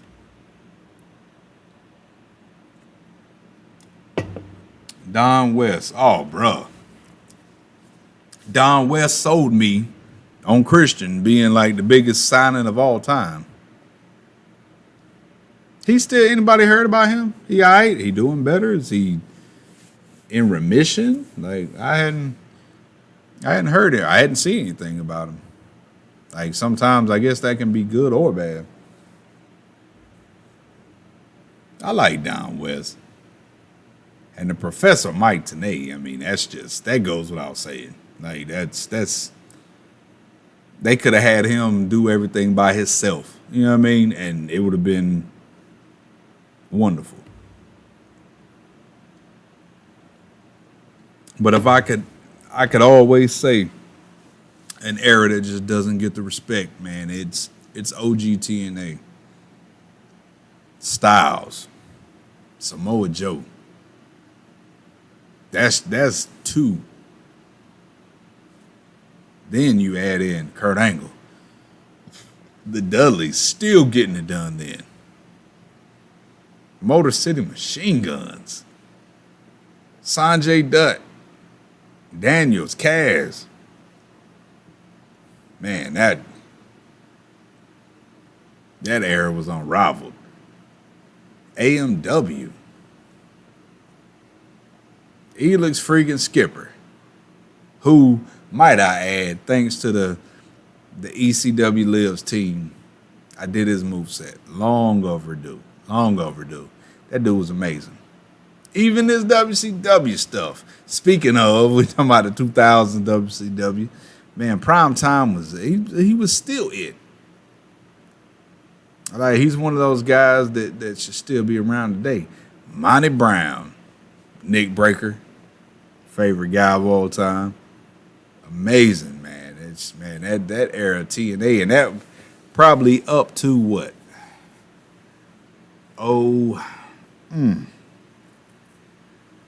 09 maybe? And that's not even talking about the Knockouts division. Good God. Knockouts division was the best division in women's pro wrestling for a long time.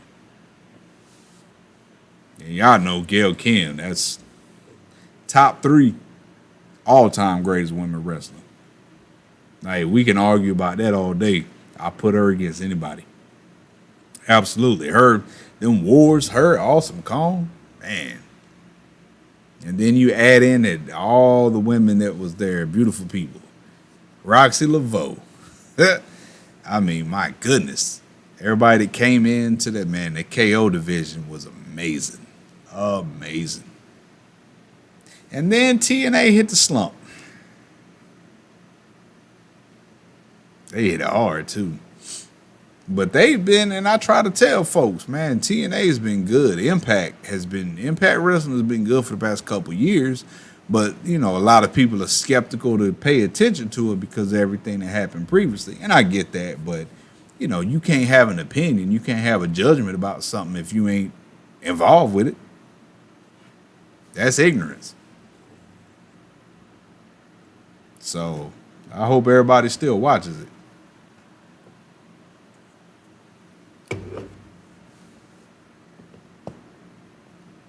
Ha! You want more 2K18 content? I got you. Oh, it's coming. Bruh, I am loving 2K18 AI matches, man. But what I found out is 2K18's AI, 2K18's logic is not 19 and 20. There's 2K18 and 19 that changed. And I mean, you can see that. And if y'all watch the matches, and when y'all see this Sin Cara Grand Metalik match, you'll definitely tell the difference. With 19, what you got to focus on, especially if you sim and you want AI versus AI experience, 19 logic and AI is very focused on grapples. So if you want good matches, get good wrestlers. You feel what I'm saying? Like, no high flyers, no predominantly strikers like Aleister Black. Get a bunch of grapplers, get good grapplers. You'll get better matches because that's what it's focused towards. So, but yeah, 18 fire, cuz. Woo, them matches, man. So many matches, when I'm play testing my settings and my sliders and stuff. So many matches I watched been fire. Oh, I wish y'all could have seen them. But y'all see them.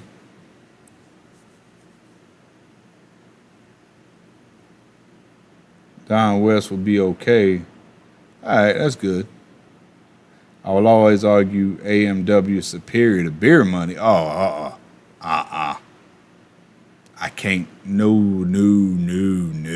I can't. No, sir. I can't argue that one. Oh, my gosh. Wildcat. Robert Roode.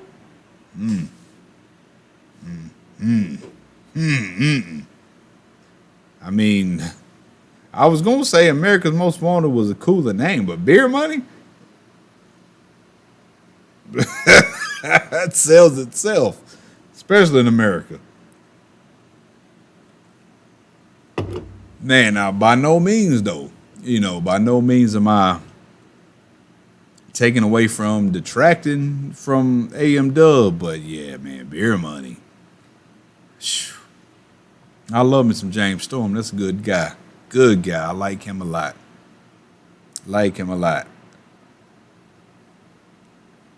Big shout out to Nick Breaker. He know it. Them old suckers would ever drop in my streams every once in a while.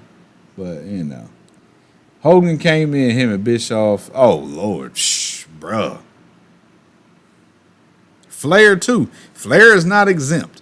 The single greatest thing that came from Flair being in TNA was the woo-off with him and Jay Lethal. And that's by far one of the greatest moments in wrestling history.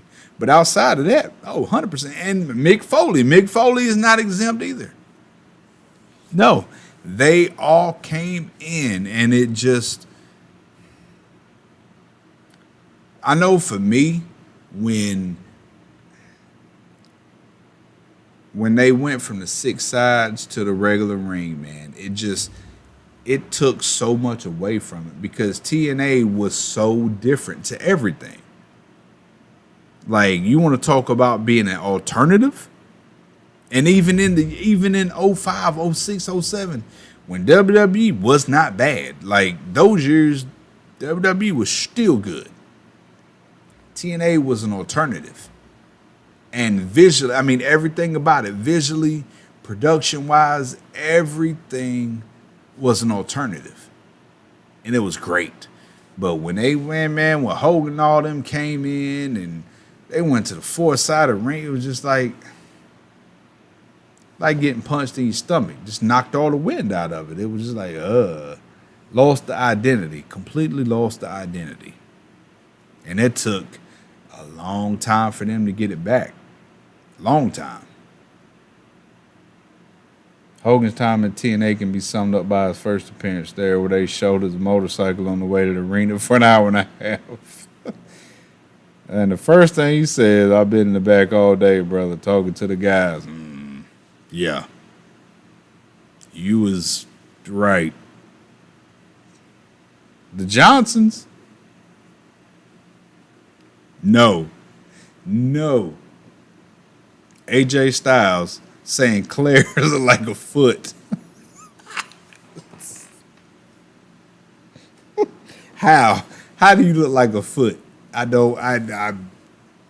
you look like a foot? You ever see somebody look like a foot? And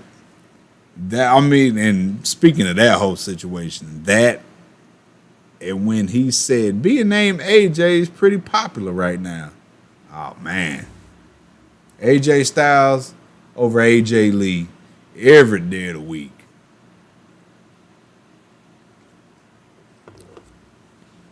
Funny stuff. Man, I love me some TNA, bro.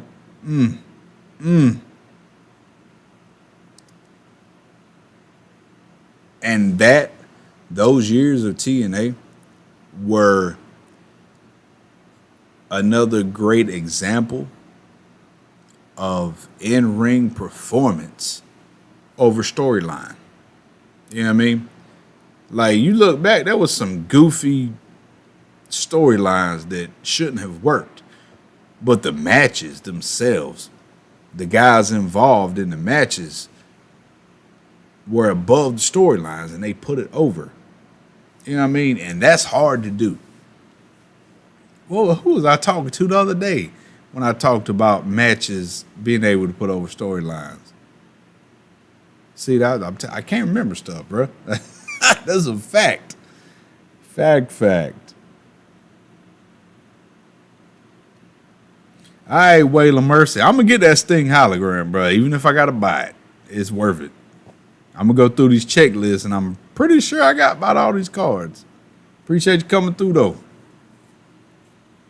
Who was I talking to? What was I talking? Now that's going to drive me crazy. Because I had typed that exact same thing about the matches being able to put over the storyline, even though the storyline was garbage. The Hogans and Foleys and Bischoffs tried to force their entertainment on a good alternative wrestling program. They tried to compete with WWE. Exactly. And see, OG TNA, they didn't have to say. They didn't have to be like, oh, hey, y'all, we're an alternative to WWE. We just want y'all to know that. Could you please watch us? Didn't have to, bro. They put it on. They just put on. They didn't take shots. Every single time they got on the mic, they didn't have to take shots at anybody else. They let their product speak, man, and it spoke volumes. That's one thing that aggravates me about AEW is every time somebody get a mic, somebody got to say something about WWE, and it's that just no. And then with Cody, we're not an alternative, we're competition. No, you're not, bro. You're not. WWE is $1 billion industry. You're a wrestling company. Like, there's differences. You got to understand that. And that's the thing that people get misconstrued. It's, AEW, they got higher ratings and this, that, and other. They're putting on better wrestling shows, 100%. That's not arguable. But they're not competition for WWE. Like, dude, you got to understand, a startup. Company been around a couple years. In no way, shape, or form can they compare to WWE's portfolio. Like, if you're comparing companies, come on, man. Stop it. And even beyond that, can we not all just enjoy wrestling? Like, right now, there is so much wrestling available. Except, I wish we could get an NJPW show over here on TV, weekly, monthly, something. That is the only thing we missing. We missing like a weekly NJPW show. And I know NJPW Global, you can go watch back. And I'm not even talking about that. I mean, just something over here in the States, man. But, yeah, everything else, so much. I love it all. I wish I could watch it all. I can't. There is not enough hours in the week to watch all the wrestling that's available. And that's a wonderful thing. I think for me, like MLW, I wish they would get like a bigger deal and be, more available to more people. Because MLW is cool.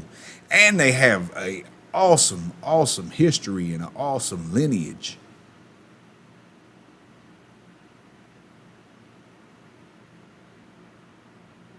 TNA was such good pro wrestling in a modern environment. Man, you know it. In the end, it was like poorly produced WWE. Oh gosh, see that's what turned, and rightfully so. I'm not defending. The garbage that it came to be. But they turned it around, man. Impact. We in 2021. I would say Impact has really turned the corner since, I don't know, maybe late 2017, but definitely 2018. They really started coming around. But it's just hard to bring people back to it. And even now, when somebody wants to throw off on wrestling, they compare it to Impact. And I'm like, dude, you ain't been watching. By no means. Because, man, Impact hits. 100%. Someone said Cody was acting like Ric Flair at Mania 24. Yeah. See, I mean, with that, it's you're gonna have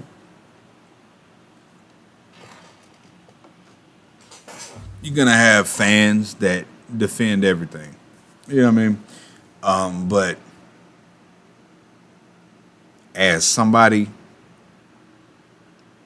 who was an overall fan of everything, to start your company. You start your company, and your motto is, we're trying to be an alternative. Cool. But now that you've signed some of their big stars, now you're competition. Now that's hoe.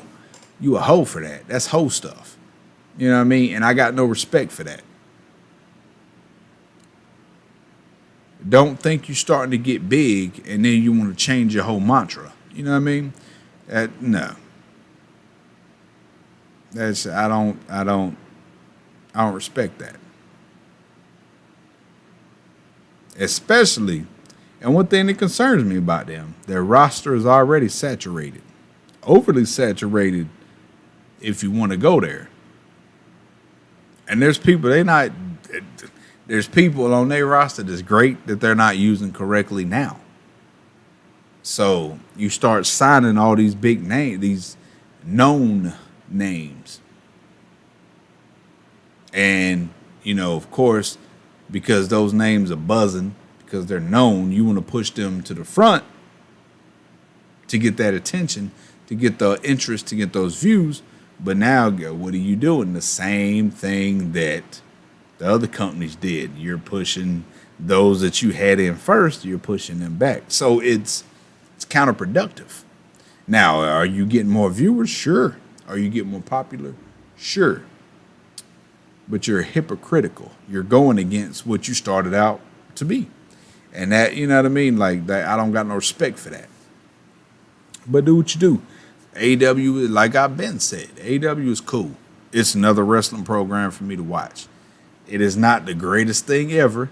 It's not the greatest thing going on right now.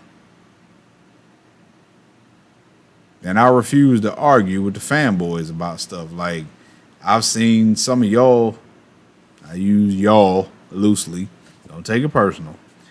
I just say y'all because people I know defend stuff that I saw you criticize other companies for doing. I got no respect for fanboys, none. And that's for any company. I'm fine with the Cody thing. How often Flair retired or Funk is wrestling and never quit, and it's okay. And for Black, it was so good. Cody can do the Big Show thing and let the rest eat now. Yeah, he say that. Cody ain't going nowhere. He doesn't have it in him to sit back. He can't. Because he's still got a lot to prove. What has he done? I mean, honestly, like, literally, what has he done?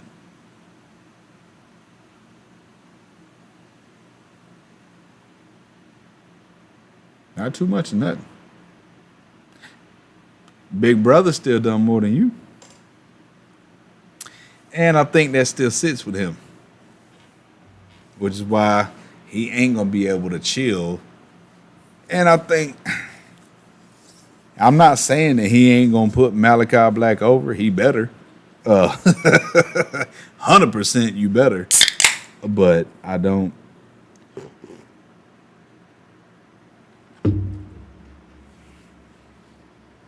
see him going nowhere. I've never not liked him. He's just always been fairly boring to me. Like, bro, if you wasn't Dusty's son, you would have been what? You know what I mean? His moveset has always been basic. Up until his travels. And up until, the first year and a half of AEW, when I did his revision, his remix, he added some stuff to it. But I mean, overall, there's never been a Cody Rhodes promo that I was like, ooh, this, you know what I mean? He's just one of those guys. They have to get around that isn't allowed to compete for the world title thing. He an EVP. He can get around that quick with a stamp.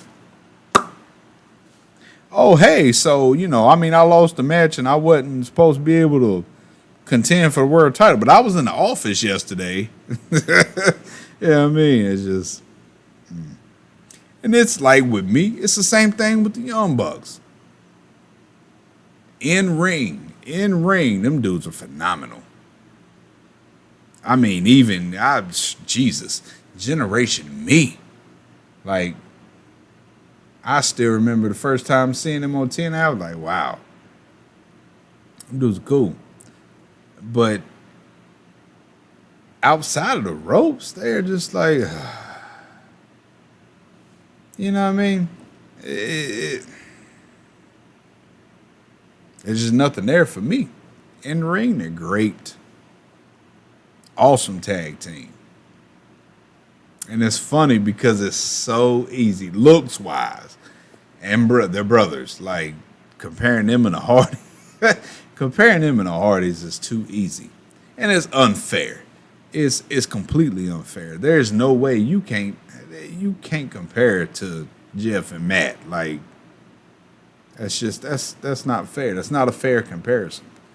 Like, they are who they are, and that'll never be touched. And we do that a lot. We love to compare. And that's not fair. You know what I mean? It's not fair. But we do it. As it's a sport thing. But I just don't like, even with the Elite, I don't care for that. It's dry to me. It's almost like Vince McMahon humor. It's very dry. It's very toiletry. And we all get on Vince for his toilet humor. And rightfully so. But the Elite is very much in that same vein of very dry humor. And I don't care for it. Let that ring work.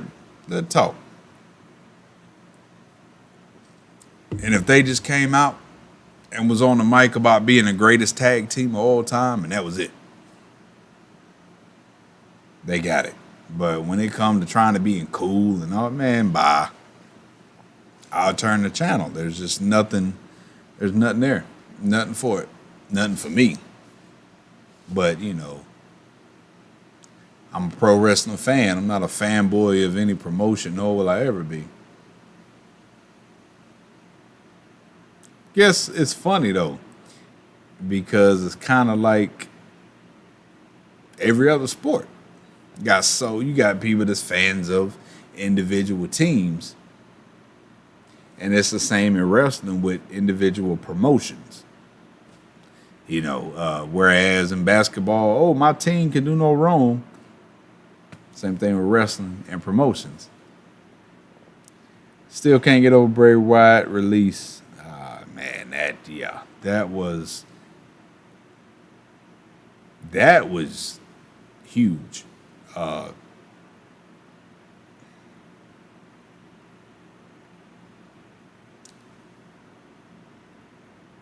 I do personally think that there's a lot more to it than what we know.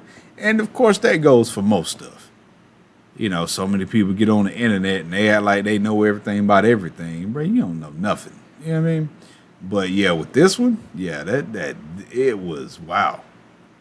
Like that is literally the release where everybody was blown away, 100%.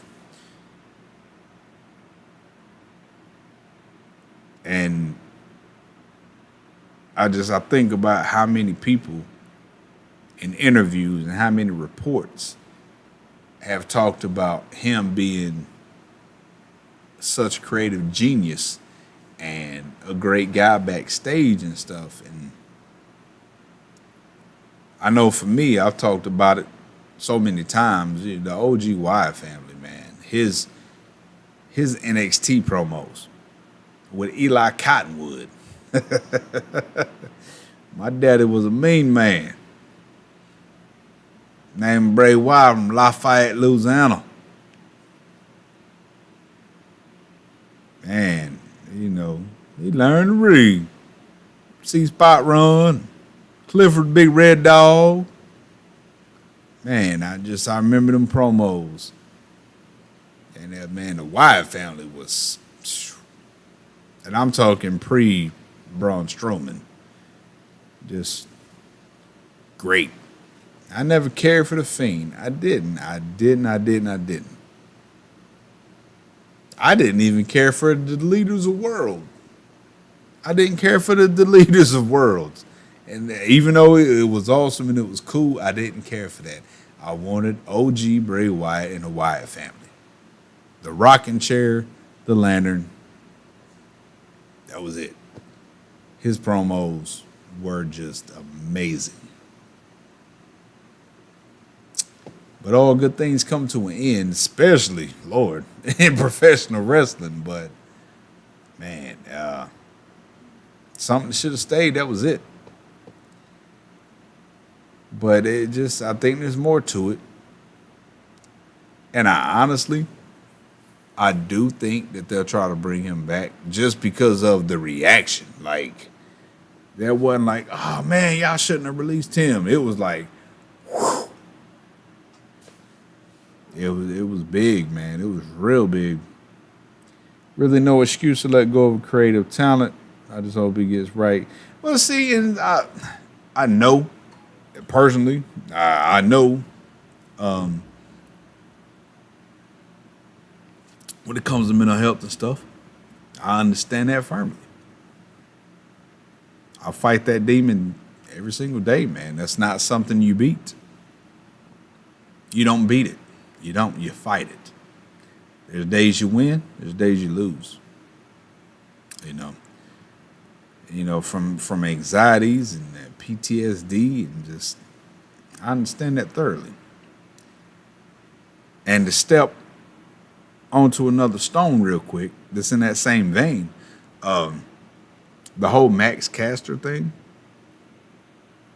what he said about,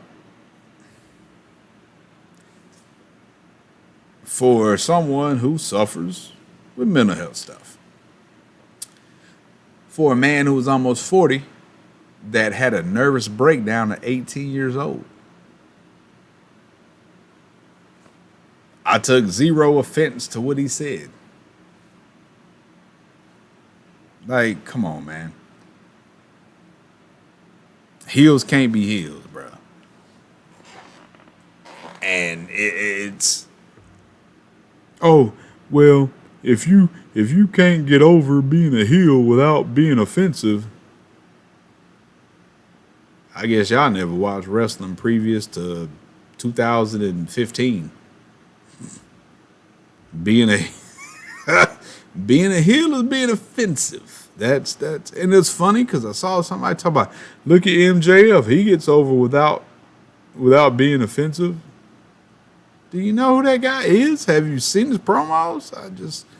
But that's beside the point. I know everybody ain't me. You understand? Everybody's toughness with certain things is different levels. There we go. Put my lights on. But,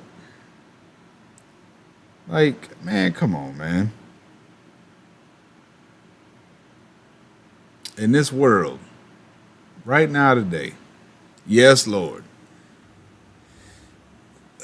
there's stuff that we need to cancel, and we need to bury, and we need to get rid of, and we need to put away. We need to put in a museum on display. But my goodness, man, there's so much stuff that folks want to cry about just because they don't like it. And I'm not with that. And then, the online is it's a dog pile. It's just everybody hop on it.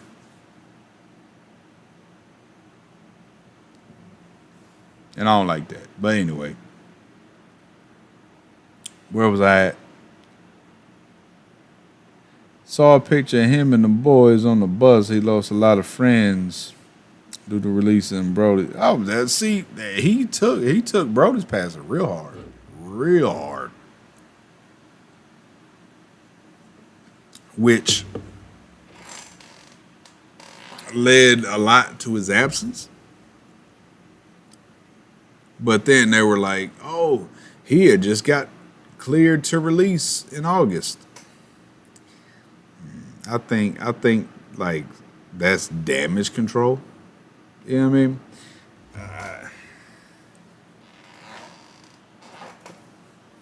And that leads to a whole nother aspect of the internet. What do you believe? What should you believe? You know what I mean? It's just tough. It really is. And there's certain people that you need to know. Need to know beyond anything. You can trust what they say. And I know with me, that's a role that I embrace. Like, y'all better know. Y'all can trust what I say. Number one, I'm not a liar. Like, that's not me. Like, I'm not gonna lie. I don't front. I'm not out here trying to be internet famous, and I'm gonna use buzzwords, and I'm gonna use virtue signaling, and I'm gonna try to say this just to get pops and cheap heat. And no, man, bro. I tell y'all, and I've been telling y'all since 2011 to keep it real.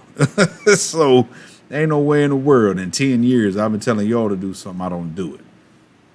But it's hard to navigate what to believe and what not to believe. And that goes for, good Lord, mainstream news, and it's everything.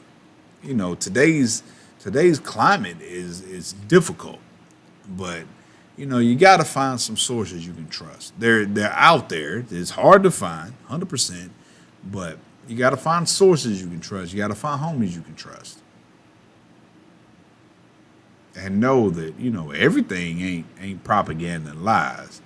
The truth is out there somewhere. X-Files. You know what I mean? Y'all remember X-Files? But, yeah. When Apple fired Steve Jobs. Oh, man.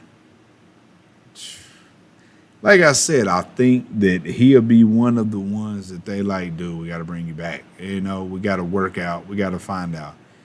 And him being him, I think he would be the type of guy to be like, okay. Whereas if it was me, I'd be like, man, y'all know I got 2 words for you. Facts, you know what I mean? But the FCW promos, yes, sir. Time is on my side. Man, FCW, God. Y'all, man, I tell y'all this. Y'all know I've talked about it. FCW was so fire. Good Lord. Man, 2012, right before OG NXT hit. Right before that. Man.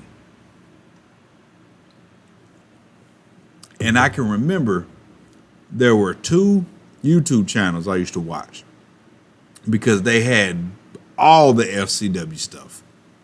I mean, stuff you couldn't find.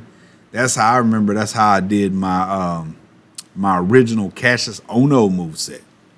When all the other moveset guys was doing copy and paste Chris Hero movesets, I spent 2 days tracking down and watching every single FCW Cassius Ohno match. And I built that moveset off that. Man, FCW was lit. It was. Man. And you look back, if you can look back and really see everybody that was in FCW. And then you look now. Champs. I mean, not even like, oh, they might be future champs. No, champs now. Champs have been champs. Like, legit, bro. Man, FCW was fire. So fire. If I got laid off because of budget cuts, I wouldn't want to go back. See, with him, man, bro, there ain't no budget cuts, man. And it like, it gets me when so many people are being cut due to budget cuts. But certain people have been hired. How you cut the budget to let this guy go, that guy go, that guy go, that guy go, that guy go, but you had it in the budget to sign Eva Marie, bro. And yeah, I know she was signed since what, November of last year or whatever. Cool. You know how many budget cuts we had before then? You know what I'm saying? And that drives me insane. She is a waste. You know, the vignettes had you believe that she was going to come back and be like a stable leader that was going to lead a group of good,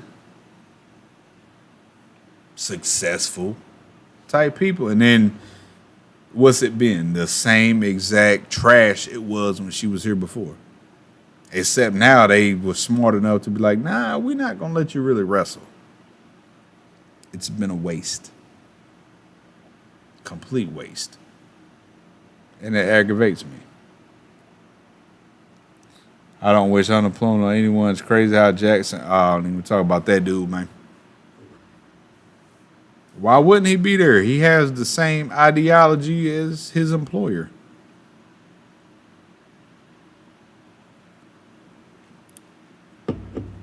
Aggravates me thoroughly, man. And what's it, one like with him? It really bothers me when you see somebody, you know, talk about him, he shouldn't have a job or being a piece of trash or whatever, and then you see somebody comment, oh, why? Because of his political affiliation? Because he supported Trump? No. You know, when your response, your remark is that, then you don't know what you're talking about. This dude legit posted and said, number one, BLM was pathetic garbage. Black Lives Matter movement was pathetic garbage, what the guy said. This dude also said that black people shouldn't be protesting. They don't have no right to protest. They should be thankful that they're even over here. That's what this dude said. Don't get me started. Don't. I'm telling you what, that man jacked and he big and muscles and all that, but I promise you on everything I know, promise you I'll fight him if I see him, bro. 100%. I don't care nothing about your muscles, man. It just aggravates me.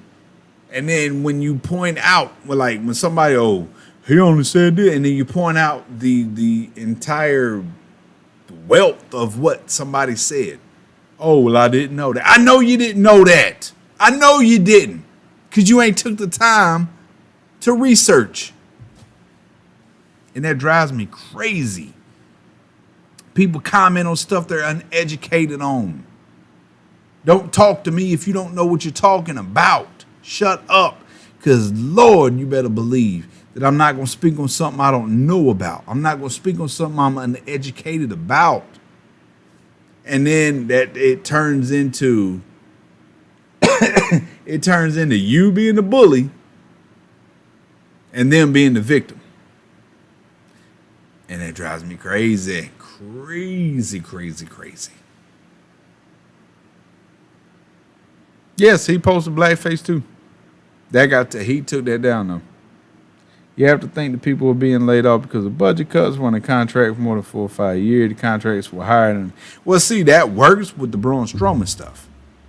Like, yeah, they gave him big bucks. Oh, I know muscles don't mean jack in a fight, homeboy. I done seen some big boys take one to the chin and go to sleep.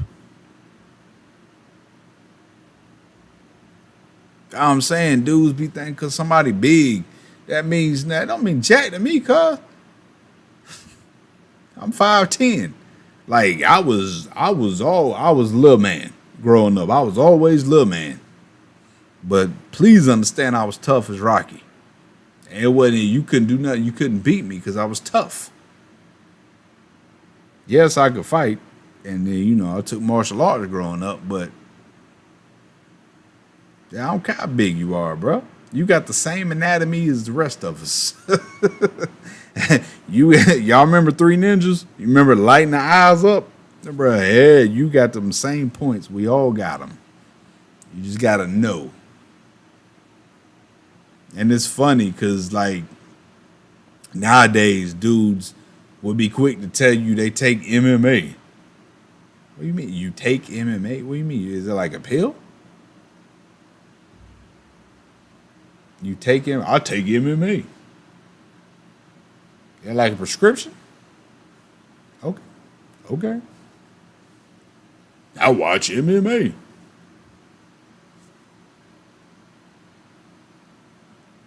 Me too. Congratulations. Been watching this since '94. What that mean? Back then, you could do eye gouges and all types of stuff. Fish hooks, all of that. Like, it was the wild, wild west. What that mean? Crazy, man. Yeah, bro.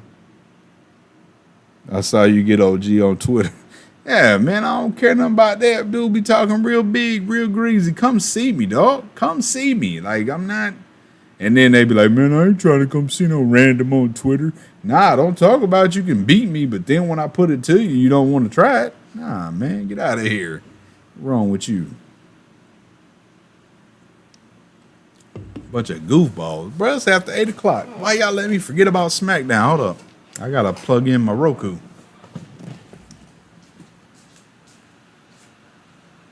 Yeah, y'all wildin' though, cuz.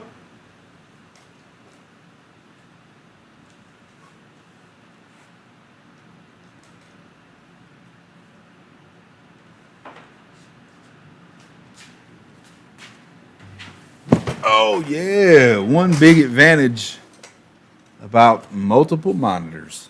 Where's my control? My kids be taking my control. There we go. Nah, but it ain't even about... Why is this control on? What in the world? There we go. It ain't even about getting OG on people. It's just like, man... cause and effect. Like, it's consequences for you running your mouth.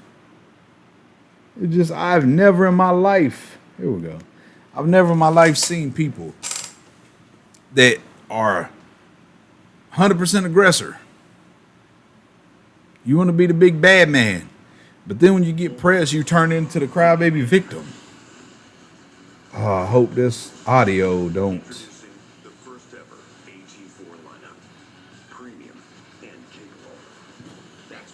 I don't know how this is going to work. We're going to find out, though.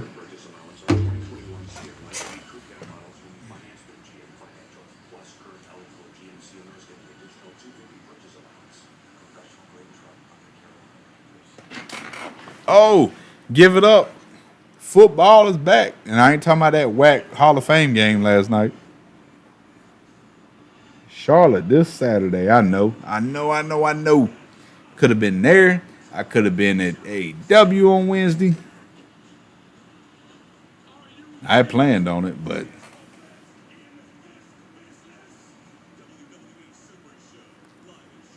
man, this done turned from a card opening to let's talk about wrestling to SmackDown. It is what it is. Where is I gotta cut my light on.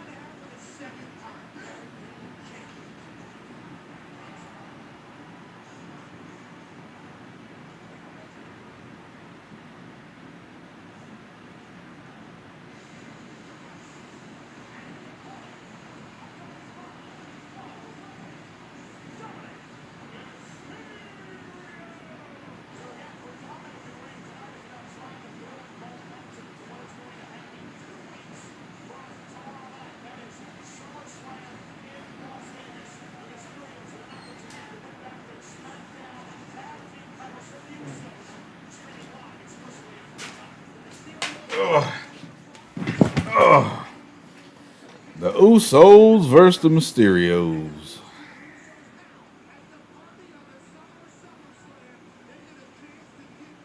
What's the point? Why?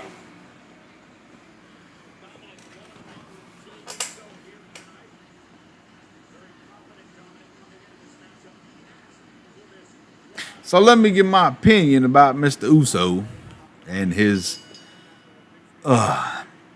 second DUI with no consequence. Okay.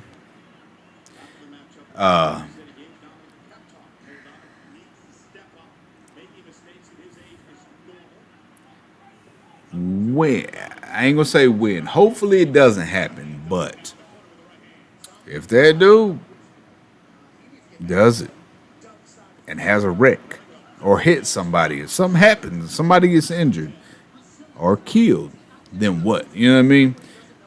Then WWE is legit, seriously gonna be on the hot seat because they're gonna look at the pad like you saw the signs was here.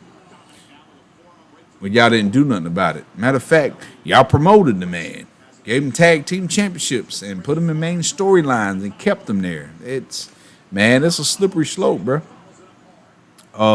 For the average Joe Blow on your job, you get a DUI, you're not gonna lose your job, but you're not in the public eye. So I mean, it's a very interesting dichotomy, but. Also, if you got a DUI, guess what? The world ain't gonna know about it. You know what I mean? So there's different points about it, you know, and rightfully so. But I'm just mad y'all made Naomi delete her Twitter, not delete, deactivate her Twitter because y'all. But who blamed her? How? What the what? How? Who? Who in the world? I mean, I never saw any of the tweets. I just saw the reports about her deactivating. Who on God's green earth blame Naomi for him? Man, I'll fight every last one of y'all. What is wrong with y'all?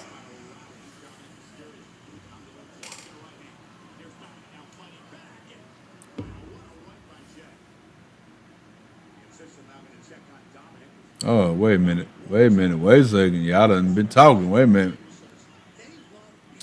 You have to think the people were being, I saw that muscle don't mean nothing. In fact, as a black guy, I don't have a problem with what Riker said. The tan body was weird. I got big problems with what he said. Big problems.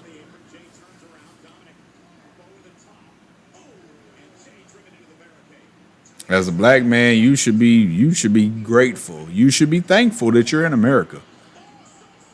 So you don't have no right to say nothing about nothing. You do what the white man tell you. You don't got a problem with that? If you don't, cool, that's you. Social media made dudes real comfortable with talking out their mouth. Bruh, what? You saw what Mike Tyson said. That's exactly what he said. Dude, folks real comfortable being disrespectful without getting checked for it. And I can't, there's no way these people act like that in real life. No way. And that's my thing. That's not keeping it real. Bro, you a big mouth, goofy, disrespectful clown on Twitter, but in real life you don't say a word to nobody. Or in real life you a yes sir, yes ma'am person. Man, no. I'm not with that, man. Keep it real. No. They didn't blame Alexa for him getting released. They actually blamed her for taking his gimmick. Now, what's funny about that? What's funny about that? Now, if we're going to be honest, there is a shred of truth in that.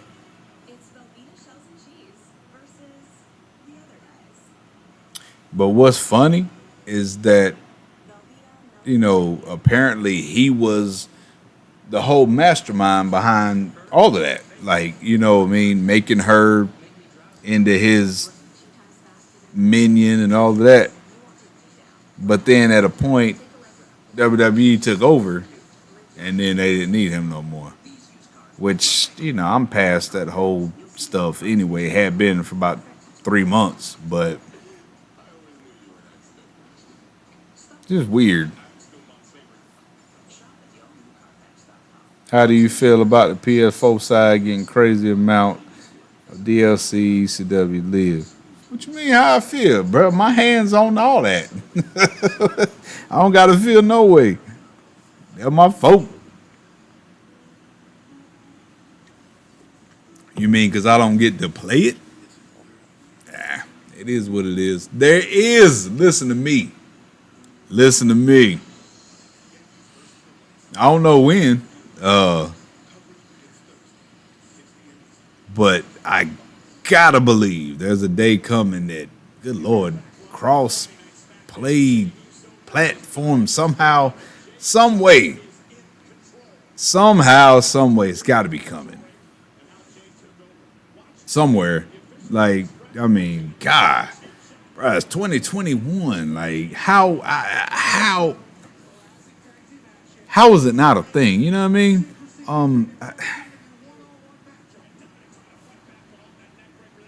I could understand PC not being included, but for PlayStation and Xbox, how is cross-platform at least communications? How is that not a thing? We both have the same everything. So I'm keeping hope alive. It's coming. The day where we can all enjoy everything, man. Unification, baby. At some point. I got to get all these card packs. Where's my trash bag? All these card packs blowing around. Hologram stay. I'm going to sit down tomorrow. I'm going to go through. Where's my checklist? I'm going to go through these checklists. I got to be close to having all these. 100%.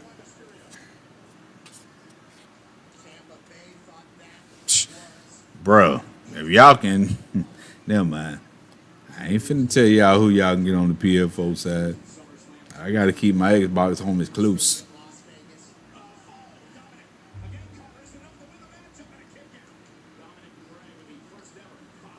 $20 packs. You go through all that tomorrow.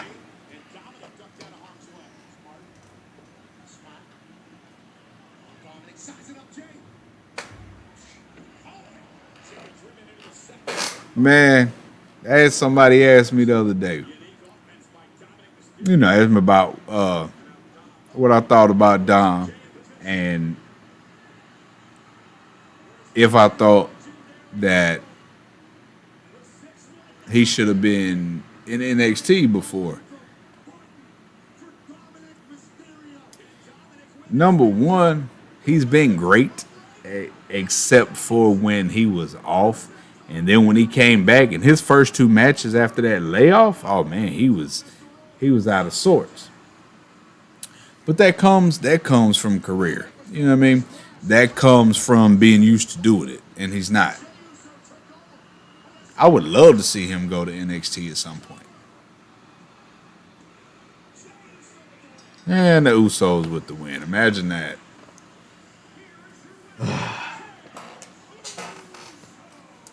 Now, is this leading? Is this leading to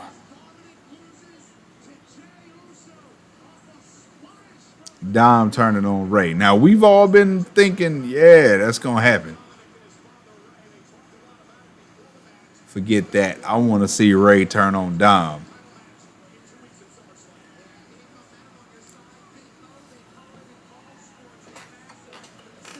How about that? Man, if y'all ain't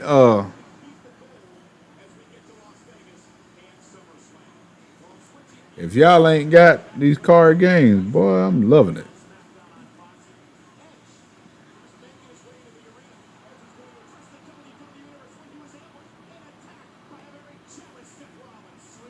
A jealous Seth Rollins.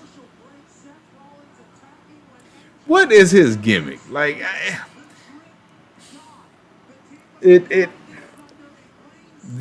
whole thing with him and Murphy, you know, being the leader. Now it's kind of like, who are you, bro? What do you? I'm kind of lost on his overall character.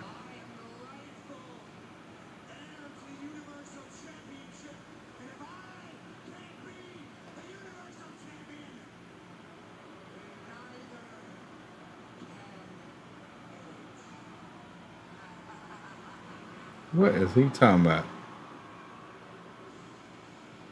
I know his suit last week looked like a taco truck.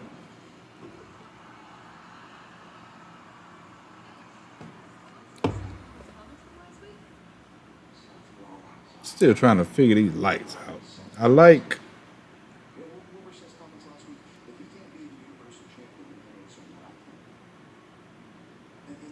the warm, but not as bright. But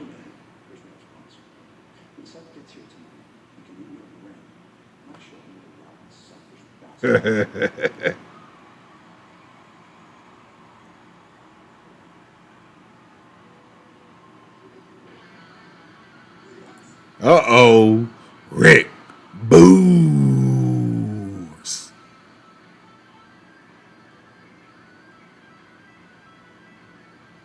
Boogs is jacked. Like, do you see that dude's arms? He is jacked. He is a big guy. Much like Elias. Elias is freaking huge. He said, oh, hey. My name's Rick.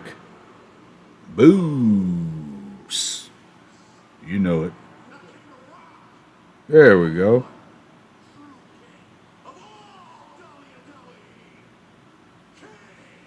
I can't even.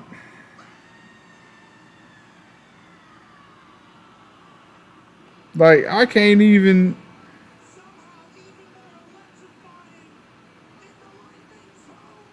I can't even be excited or happy about Shinsuke being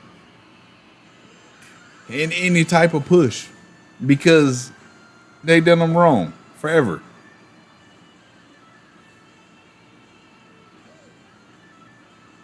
Should have long been WWE or Universal Champ. Dude lost every doggone title shot pay-per-view match.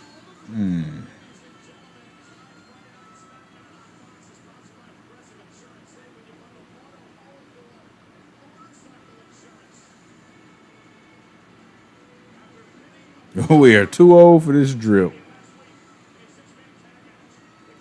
Yeah, man, like I said, man, I don't know what are you doing?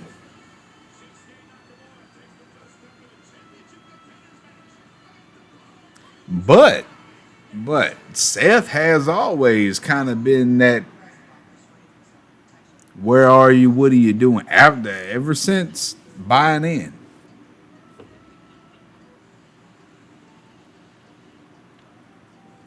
I love Liberator, Sammy. I love it, especially on Twitter, because number one, he's a good dude. You know what I mean?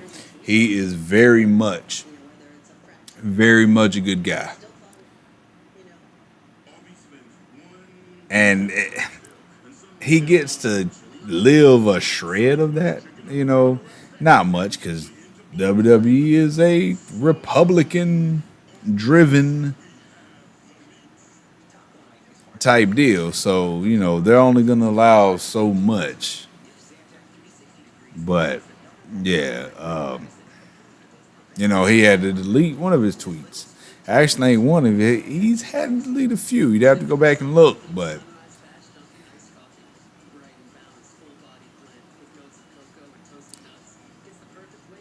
to me, you can't give freedom to a gimmick, but censor. You know what I mean? You can't be like, here, be yourself. Do this, do that. But you can only do this, do that to a certain extent. That's not freedom. That's still censorship.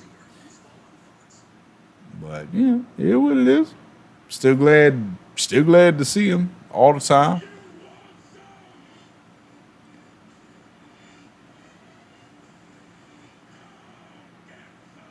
WWE killed what? Sammy and Kevin? Shoot. I think they have done a good job of keeping that alive. All the way back to NXT. Good Lord, the power bomb, the apron power bomb. Everybody, man, y'all know, y'all was like this too. Oh, yeah. Killer. And is very much as it has been for well over 10 years. Fight forever. Fight forever. The only thing that gets me that I don't really like concerning that is the frequency. You know what I mean? It can't be, their team friendship. Oh, he turned on them. Oh, they beefing. Oh, we separate them. Oh, he's back. They're back. Fight. You know what I mean? There's got to find some ground. You know what I mean? Keep them apart. They haven't been apart long enough at all. But no, WWE has done good with keeping that whole flame still burning. There's one thing I do miss. I want to see an Avalanche Brainbuster. We ain't got to see that.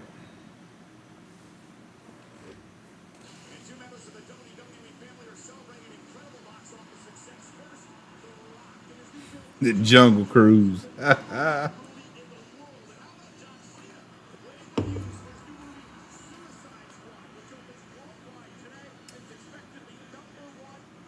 I can't even be mad at John Cena, man.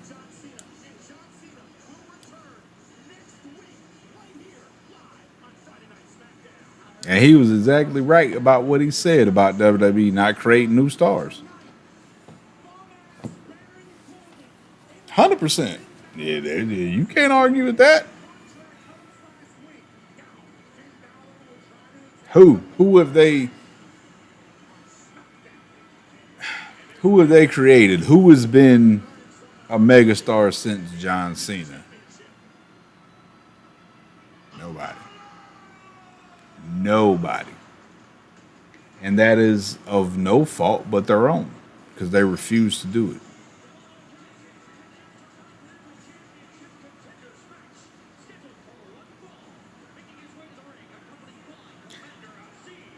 I love some Apollo Crews, but boy, you got to work on that accent.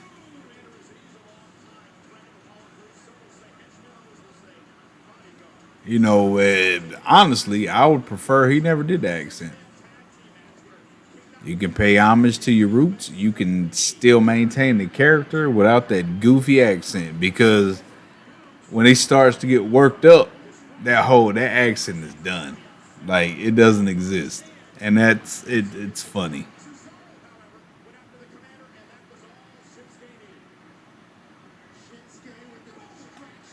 What's up with Baron Corbin? I don't. I have. I have. I've not been a fan of Corbin since NXT. I mean, his whole trajectory, his whole career trajectory. I've never been a fan. There's nothing that has ever interested me about him. Some folks, oh, he's a good heel. Is he? He's uninteresting to me. Gosh, Shinsuke is so great, man.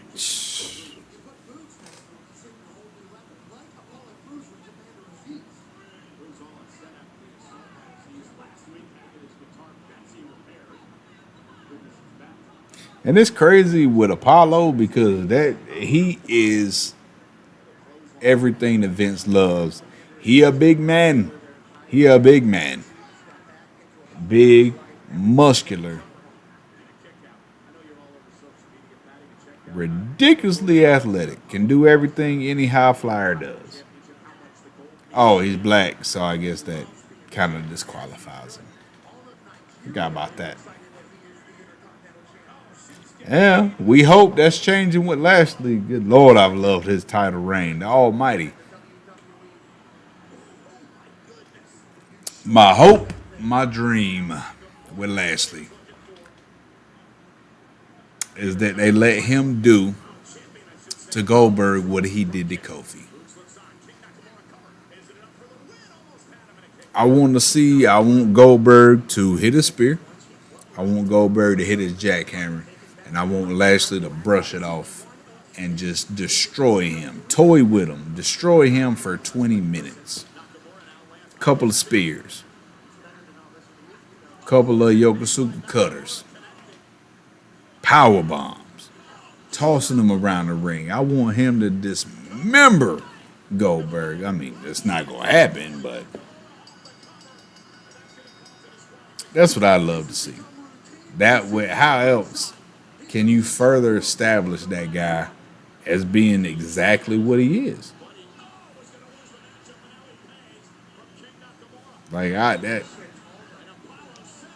That's my dream. But I keep thinking they're gonna somehow, some way involve his son in it. And that, come on, man. Don't stop it.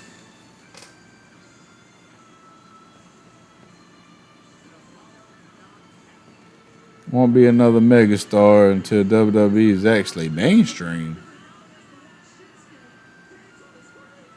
WWE can't be more mainstream.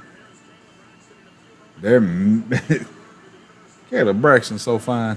What was I talking about? Oh, there's no more mainstream than WWE. No, nothing else. There's no other. It doesn't exist. WWE is mainstream.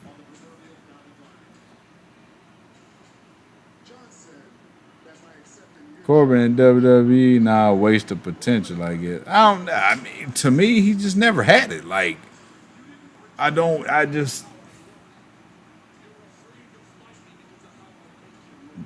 know.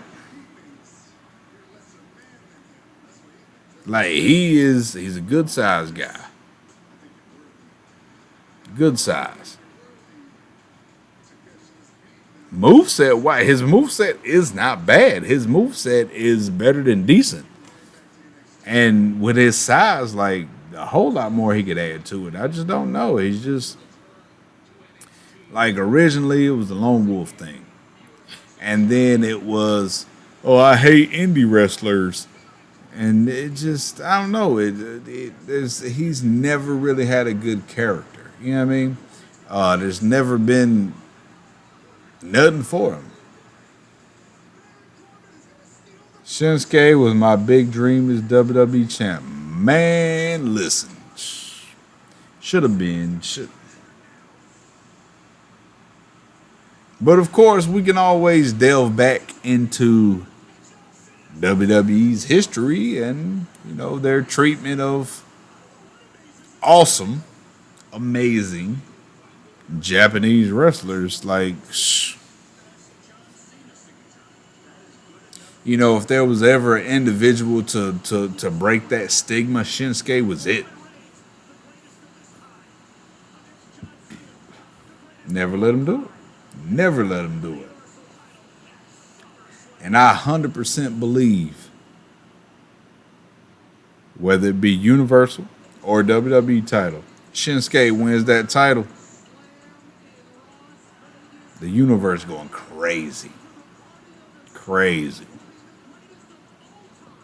But that just goes to show you the distance between the men's title and the women's title. Oh, the Oscar was cool to have that title. Well, for a little bit. But not the men's title now. Paul Heyman is so great. Mm.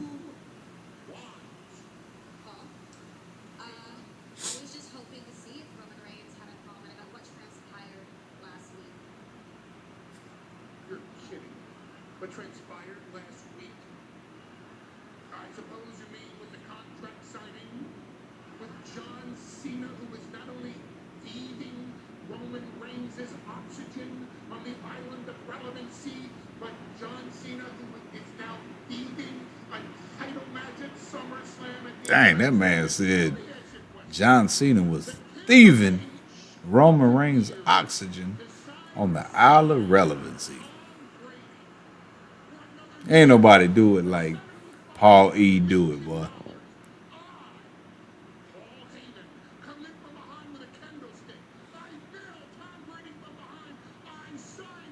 Such greatness. Such greatness.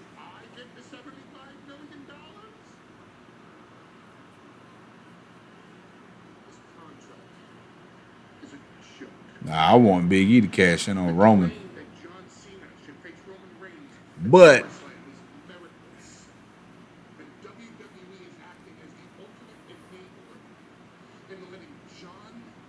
for that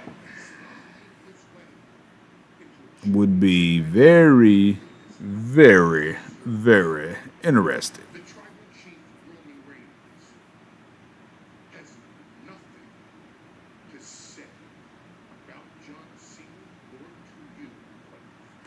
Very interesting. I mean, do what he want to do. You know what I mean? So, there he is. There you go.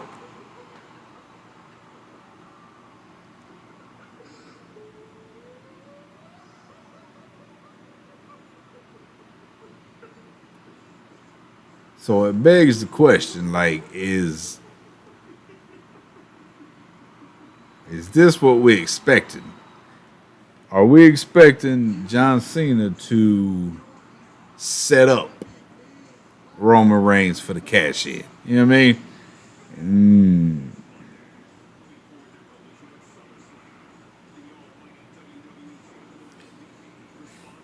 Like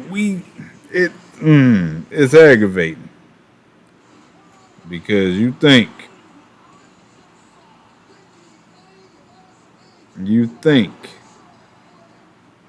oh, do the right thing, WWE, do the right thing, do what the fans want. And they do the 110, 12, 13% opposite.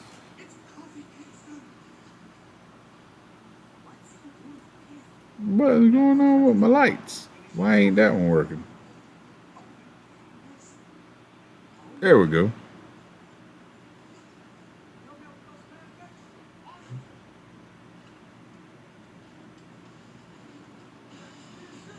There we go. Man. Big E cashing in on Roman would be big. No. So the real situation would be John Cena wins, gets his greatest of all time title win, then Big E cashes it on him.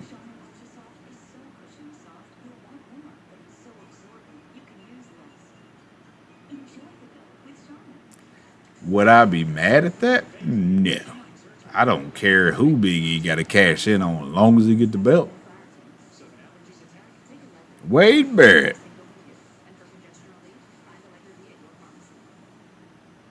The souvenir elbow. That lasted what, 1 week?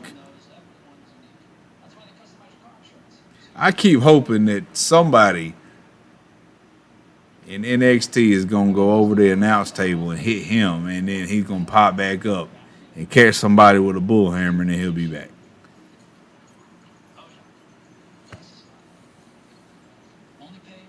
All right, I got to get a trash bag, pick up all these card packs.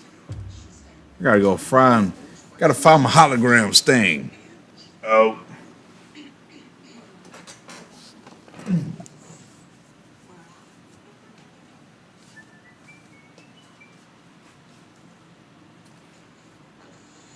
Greatest WWE game of all time.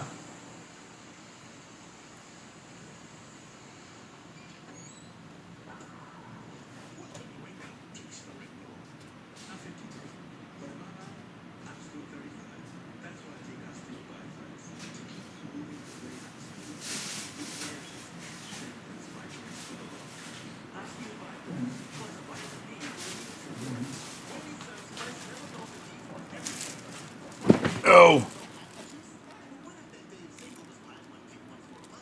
Beating Cena, is that a thing? Of course. That's a thing any day.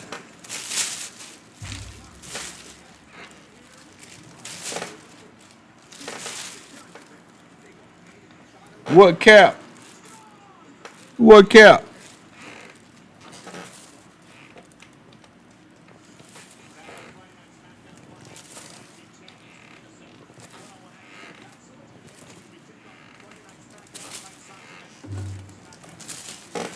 Where's the cap? Please tell me.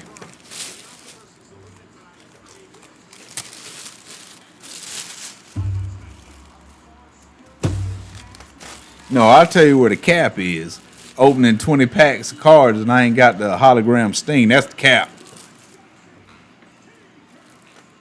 Thank you, Lord, they called her Tegan Knox and not Knox. Hallelujah. One prayer got answered.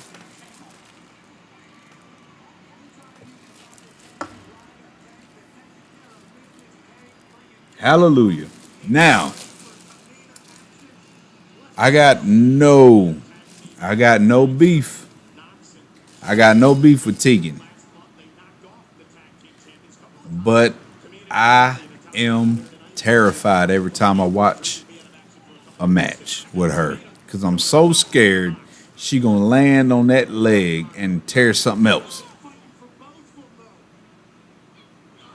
2K20 and best. Sure it is.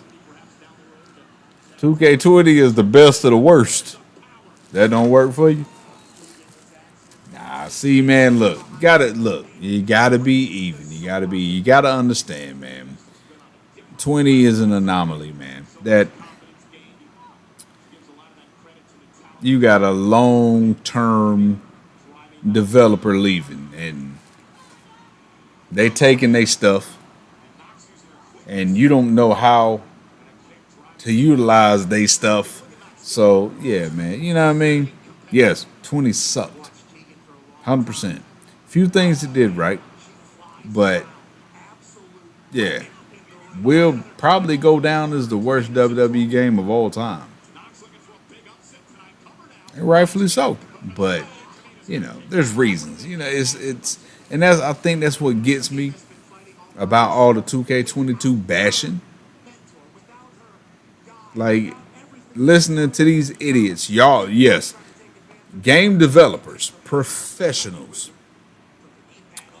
are really sitting there doing their best to make a bad game so the game can fail and not make any money so that they can turn around and lose their job. I mean, come on, man. Think. Be intelligent. Be an intelligent person. That's why it aggravates me to see people bashing the devs. They can't help the releases. They can't. Come on, man. They ain't got nothing to do with that. And I think that's really what bothers me about people bashing them. But then when you check said people, I'm not bashing them. Yes, you do. Look at what you said. What you mean you ain't bashing them? You just said the devs. Freak, you mean you ain't bashing them? God, get smacked in your freaking mouth, yo. Like, honestly, you really think dudes want to make a bad game on purpose so they can lose their jobs? Yes, that makes this so logical. Ugh.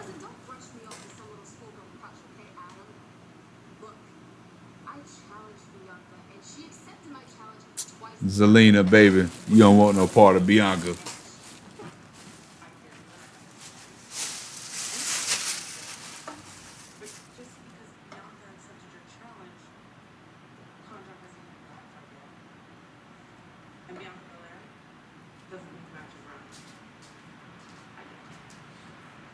Looks like you just got back on SmackDown.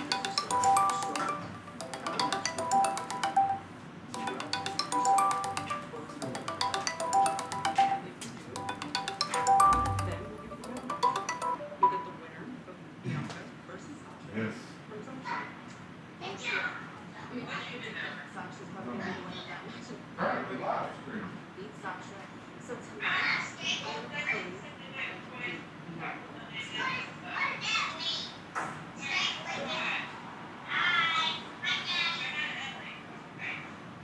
Ellie, what did you do?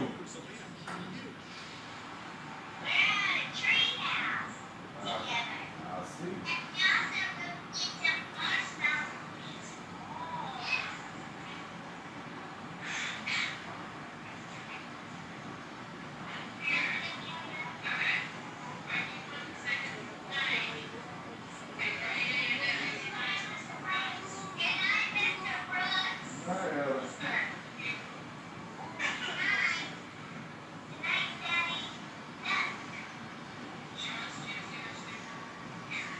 Right. That's the closest you're gonna get.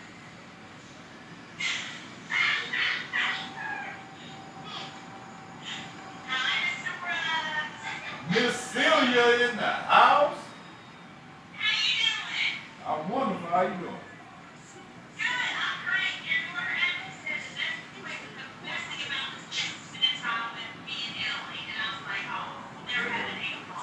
There you go.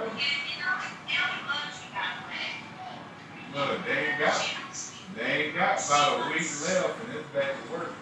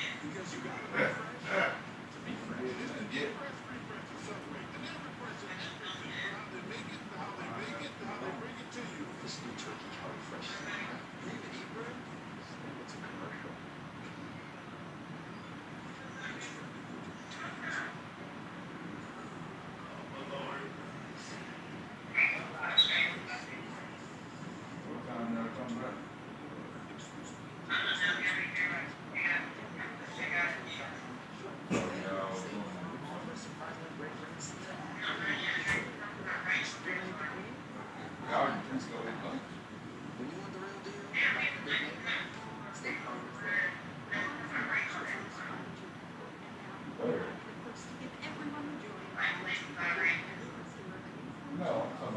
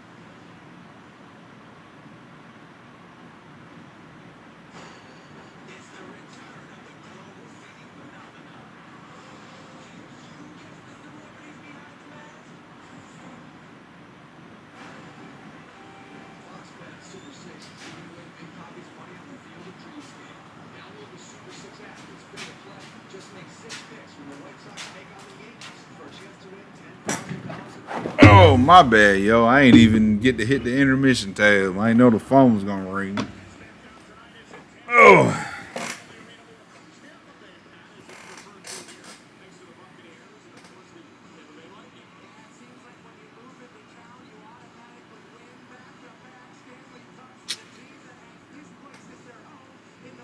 whatever. Tampa Bay Lightning should have been against them Hurricanes in the finals. We flubbed that though. We flubbed that.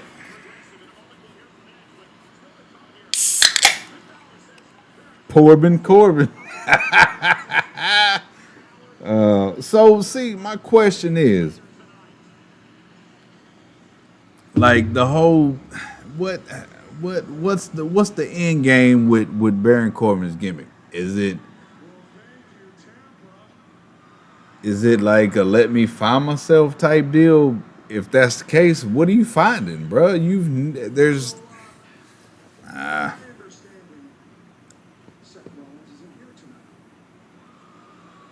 Nah, don't get me wrong. I got no problems with Seth Rollins versus Edge. Not a nutter. I'm with that.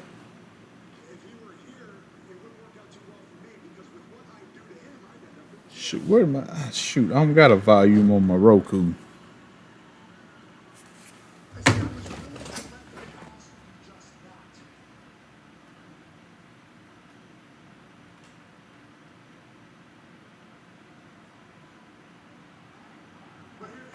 I don't want to go too loud because I don't want.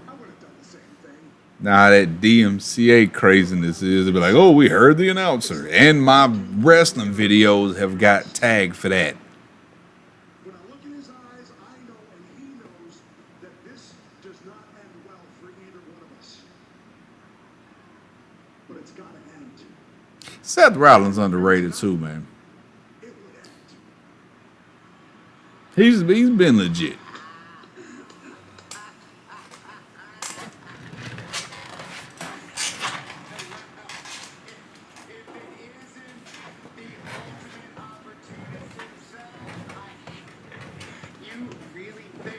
Seth Rollins got on a Miraculous outfit, and you gotta have kids to know about Miraculous. Well, except last week when I smashed your face with a camera. You didn't have that one figured out. Truth be told, you should have seen it coming. I mean, it was right on. I do wish he would stop using that forearm to the back of the head, though. It's not for you, bro.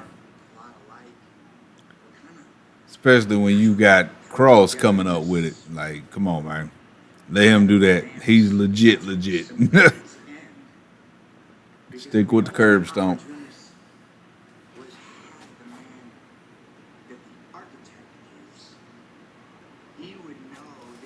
All right. Now, see, he's been using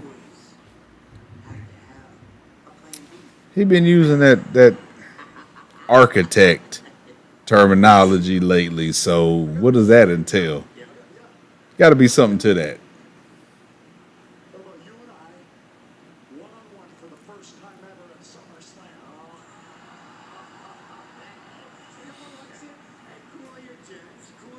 Via satellite, knowing full well that fool backstage, right? I call the shots around here, not you. You understand me? You and me at SummerSlam. I was like, for hero and hero only. Nah, I'm cool. I'm cool with Cross using that because I mean, number one, he's been using it for years. Number two, it's legitimately believable with him. But yeah, Seth, right? Come on, man. You be using everybody else moves anyway. Chill out. You know what it's like to have my boo. I would like to see Rollins break out the frog, not the frog, the Phoenix Splash a little more. Bring that back. Now, what do you think is going to happen? Because we don't get to see that in WWE much. Whose neck has been fused. Not once, Chris Hero posted, what was it? It was, but 3 times. Lord, I don't remember what show. There was some show he was supposed to be back on, but it didn't happen for whatever reason. Come back. So, your career's probably done. See, one thing with Chris Hero is What kind of future you're going to have is, folks don't understand that dude got health issues, which is why he got big as he did. But they ain't want to hear that. Oh, he's lazy. He just don't want to work out. Rah, rah, rah. And that aggravates me. Because unless you know what it's like, then you really don't know what it's like. And that's a fact. Like, if you can't look back between 2 years and see the change in his size to understand there's an issue there. That just working out and working out and working out, working out. And even beyond that, big as he got, that Joker was still better. Still better than most folks will ever be, could ever dream of being. Because of that right there, man. Because his knowledge, his understanding, his application, his technical application was unmatched. I just hate that he never won the NXT title. But WWE used him. They understood his value and they used him appropriately. They understood, like, this dude knows so much and can do so much. Like, he was the ultimate enhancement talent. And that aggravated me. I just cashes on a NXT champ once. I mean, can we get it one time?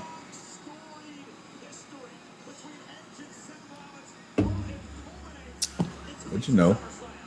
So, while I'm thinking about it, when I get to where I want to be to do the live watch-alongs, this is gonna be it right here, pretty much. This is what we're gonna be doing for the watch-alongs. I just hope the audio don't get caught, but I'll find out after this uploads. So it is official at SummerSlam. It is Edge versus Seth Rollins. But now please welcome my guest who feels he was robbed his match at SummerSlam, Finn Balor. Finn Balor. Hey, let's stop. Last week, I was this close to signing a contract for the Universal Championship match. Until Baron Corbin stuck his nose where it doesn't belong. A contract that ended up being signed by John Cena. So, Now, as for Corbin, the real question. if Corbin has sunk so low, he should only worry about minding What they gonna do with Finn? Like, staying out of my business. He wants to get back up on his feet. He's going to need to learn to have some honor and some integrity. And I'm going to teach him that tonight, the hard way. oh no. And when I'm done with Corbin, I've got a bone to pick with John Cena. So tonight we get Balor versus Corbin. Nah. Ugh.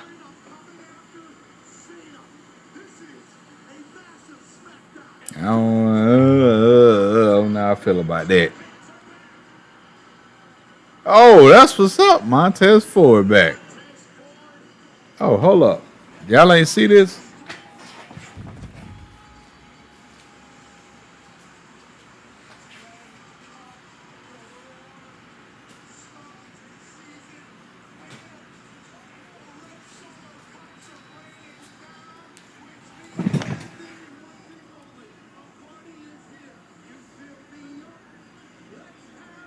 Hey, it's a Walgreens right up the road, right? Man, that's became my little secret spot, bro. They be doing it. And I mean, they only have like one or two, but I got my Shinsuke from there. Got Montez from there. There's another one. Which other one? Another one I got from there. But they be having like just some offshoot toys.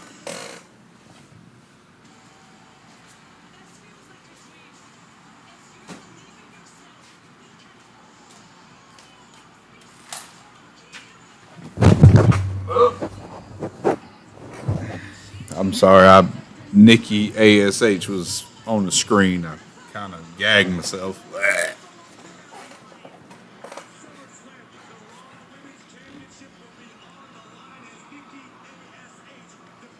So seriously, honestly, 100%.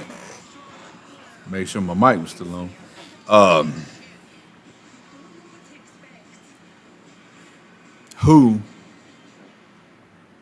Who is buying into this Nikki ASH stuff? I'm not. Sorry. It's just not. And it's nothing against her. I got nothing against Nikki Cross in the slightest. I mean, I'm glad she's not the disheveled, nasty girl anymore. I'm thankful for that. But yeah, this almost superhero stuff is just.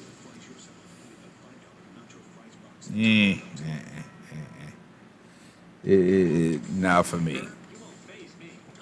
Yeah, maybe there's somebody out there that likes it, but it's just, come on, man.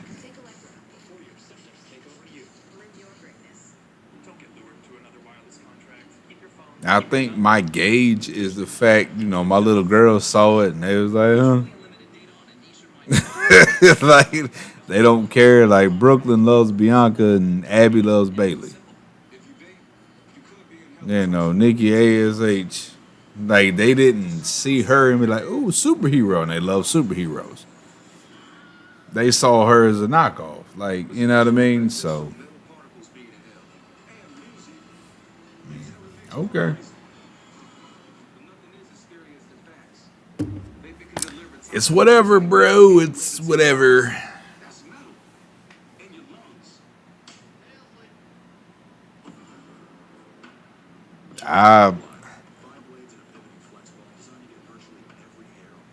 I prefer. It's kind of hard to say what version of Nikki Cross I prefer because she really hasn't had.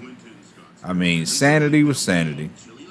She was the crazy girl, and then she, kind of devolved from that into the crazy, disheveled, nasty girl. Like, and then it was her and Alexa, and of course she was second fiddle to that. So,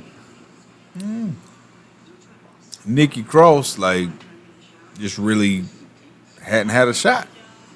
But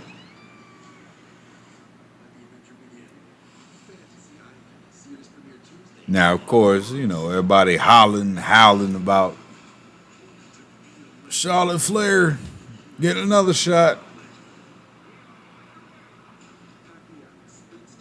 I'm fine with that. Because number one, she can carry all that. You know what I mean? Rhea, I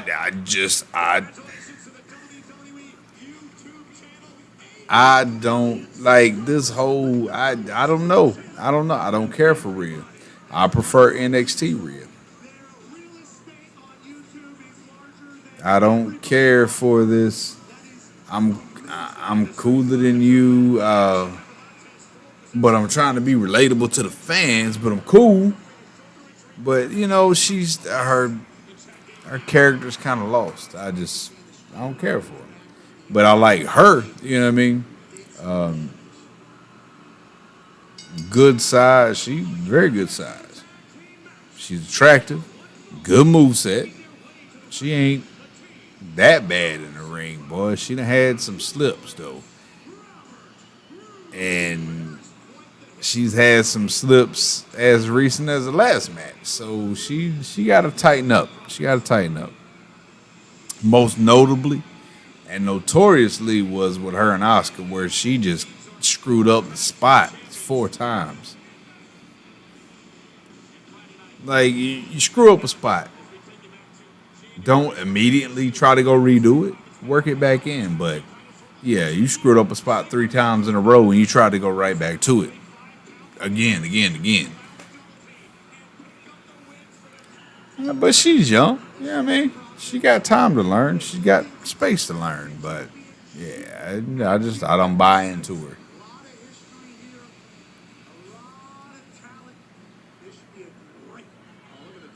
No, she don't stand out at all with the ASH stuff.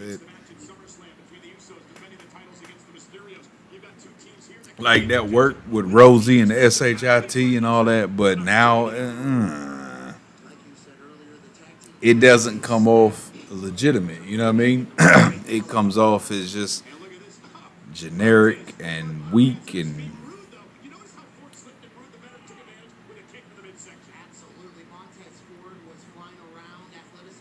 Man, Rude is still so great.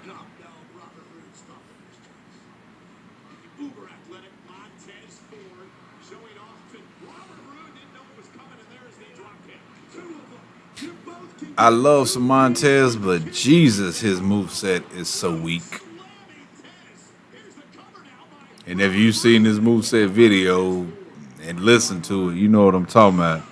His moveset is just so weak.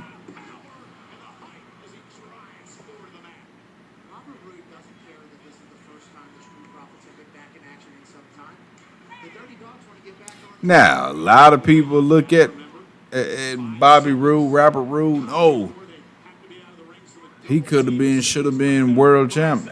100%. Dude is plenty swag. Plenty swag.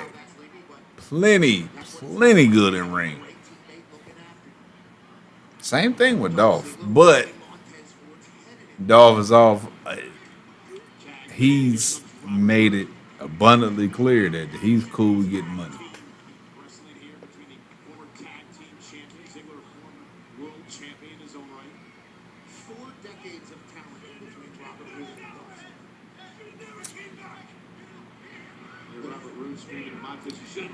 So it's understandable with Dolph why they hadn't pushed him to where he could be.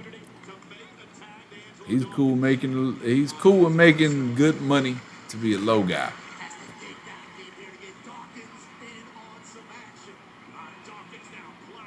Man, Dolph is legit. I mean, every wrestling credential you need.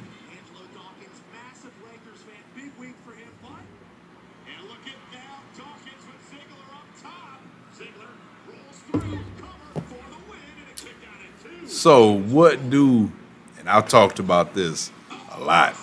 What's your bet on how the Street Profits split? I would love to see a rendition of the window spot.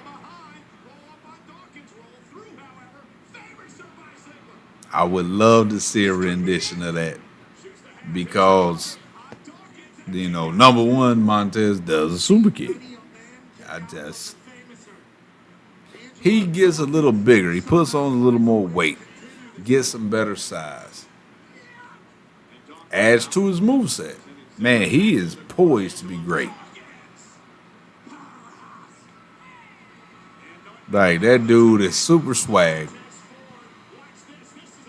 Has, the greatest frog splash popping right now. I mean, that man jumps out the gym, son. Facts. I would love to see a rendition of the barbershop window. When they split them up. They don't need to split them up no time soon. I'm not saying that. But it is going to happen. And Montez is the go-to. Period. Dawkins is good in his own right, but he is very much the Janetti in the conversation. Ziggler's too good, making others look better. Oh man, 100%, dude. His selling is beautiful. 100%. He is like, if there was a video for the greatest sellers of all time, he's there. He's top 5. Easy top 5. He makes you look great. And that sucks.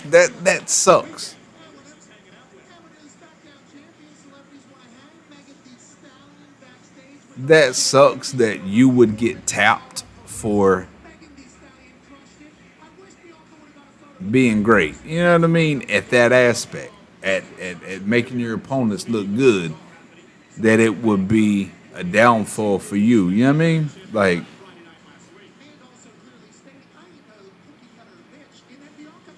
and it sucks because HBK was the same way. HBK's selling skills were on another level.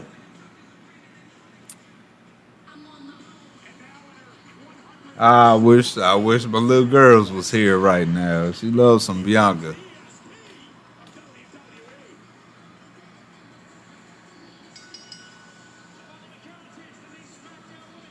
I just hope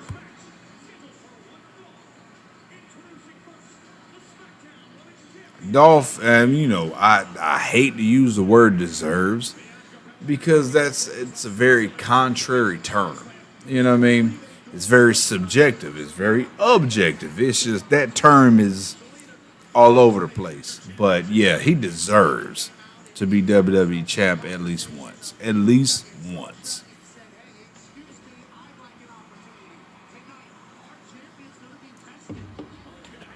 Robert K, what up, though?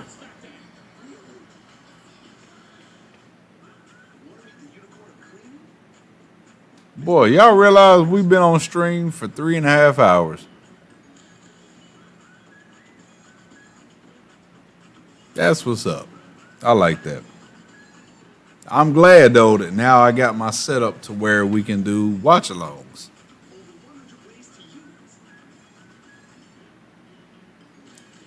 I am quite sure that I'll never get popular because I'm not going to be a dick. I'm not going to drop a bunch of F-bombs and obscenities and vulgarities, and I'm not going to tell a bunch of lies about stuff and use buzzwords. And I'm not trying to get popular. I'm trying to hang out with homies that love pro wrestling like me. You know what I mean? And that ain't popular. So, it is what it is. But I do got to refine a couple more things, and we'll be good to go for the live watch-alongs. Man, it's taking long. It's been a long time to get here. Like, I've been wanting to do this forever. Tell them forever. So, but it's cool. I'm still thinking about that hologram Sting.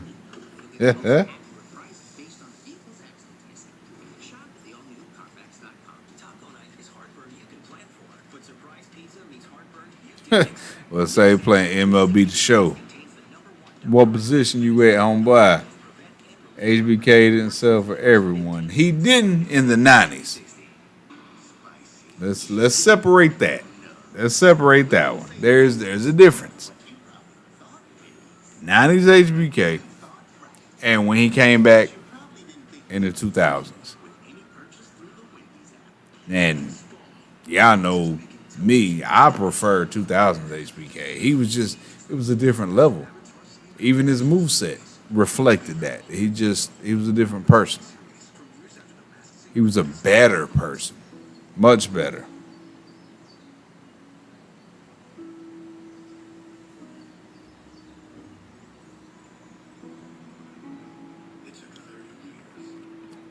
And you know, interviews, HBK, he said he was a dick in the 90s, and it was all about him.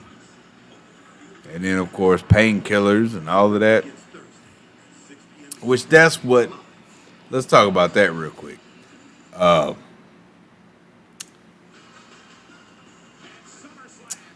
You know, so many people throw off on it's not a rebuilt engine, Michael Cole. I'm sorry, did I yell that? I'm sorry.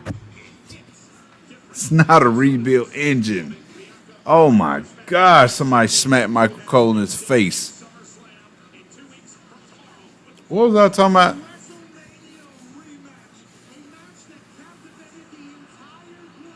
Oh, no, nowadays, like wrestlers bringing to light, you know, mental health issues and suffering with certain things. And then fans, oh, you ain't tough, or you should suck it up like they used to. Like they used to? Bruh, they was hooked on pain pills, cocaine, crack cocaine, alcohol. What are you talking about? Like you got so many pro wrestlers right now that are completely clean, that do everything homeopathically, organically. But you talking about they need to suck it up and be tough. See, and that just aggravates me because there's such a separation in knowledge and understanding. Like, bruh, 70s, 80s, even almost throughout the 90s. Bro, they was taking pain pills. They was drinking every day. They was doing drugs every day. And no, that don't include cannabis because that's not a drug, but it aggravates me to see. And then it be the same fans talking about bring the attitude era back. Shut up. That's the only time you watched. Billy, that's the only time you watched professional wrestling was the attitude era. Bye. Then yeah, you have like no word in the conversation.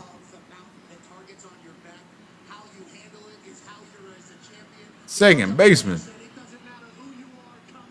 Interesting.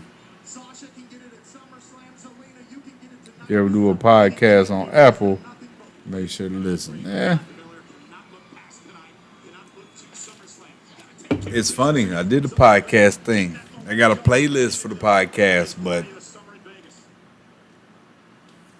for all the people that asked for it, yeah, they sure enough didn't listen to it. And I kind of did, you know, the couple of episodes as a test, and yeah, just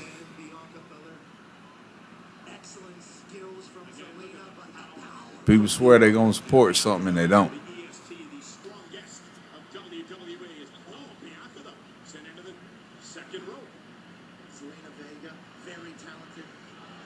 So let me guess.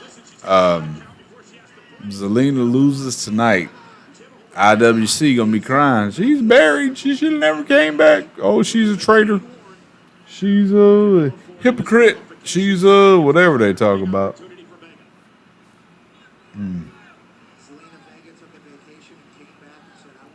Telling y'all, bro, I'm finna open up this GoFundMe.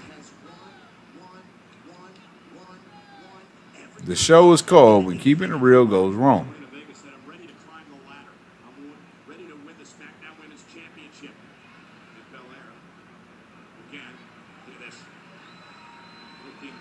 Bianca's so perfect.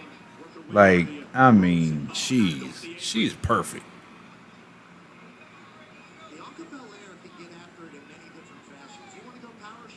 You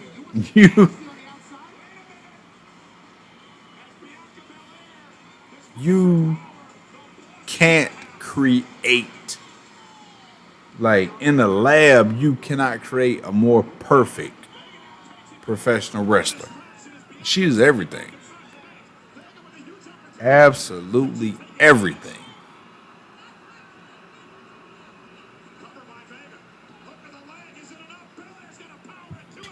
Strong, athletic, fast, edge. I mean, just everything. Like, you can't create a better professional wrestler than her, man. And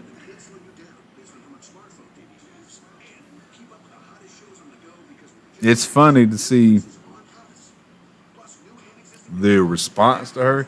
Oh, she's too strong. She shouldn't be allowed. Oh my gosh. Why? Because Sasha is little? Get ready to take on summer with new ice drinks at Dunkin'. I mean, are we now judging genetic? A refreshing lemonade with strawberry flavored popping bubbles or a smoked vanilla cold brew with Come on, man. Make the most of your summer days with ice drinks at Dunkin'. America runs on Dunkin'. Bobby, what? Huh? Bert, you won't face me. Bruh, don't play with me. Simon, don't play with me, man. 2 times faster than Claritin. So if an allergies attack, Take a Allegra before your symptoms take over you. What you mean, Bobby Fish gone? Find Allegra D at your pharmacy. Don't you play with me? I'm gonna need like 10 egg McMuffin sandwich things.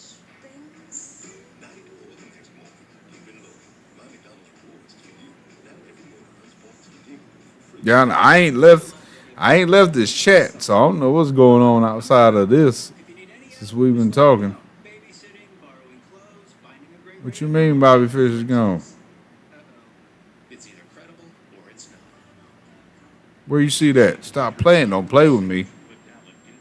I mean, by no means can I be surprised. Investigation into how pipeline millions depend on has one family on full alert for a hidden health hazard. What about my neighbors? If we got exposed, they got exposed. Monday on Fox 46 News at 10.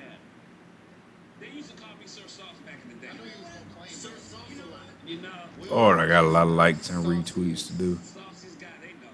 Well, when I used to date your auntie, she said I was saucy. Sonic Cream Cheeseburger. You a saucy cat, man. I got it! I got it! This is not a test! I don't see nothing about what you talking about. Thankfully. I mean, not that I'd be surprised at all. Like, I don't by no means expect Play like a millionaire. Premier cash. With a $2 million top prize. It's the most I expect Cole to be gone. That spin class was brutal. But you can try using Buick's massaging seat. Oh, yeah, that's nice. Can I use Apple CarPlay to put some music on? Sure. It's wireless. Trying to see what you talking about. You messing with me. Vision? That's a really tight spot. I used to hate parallel parking. Where is it at? Oh shoot, I'm missing my stuff. Around you, all of you.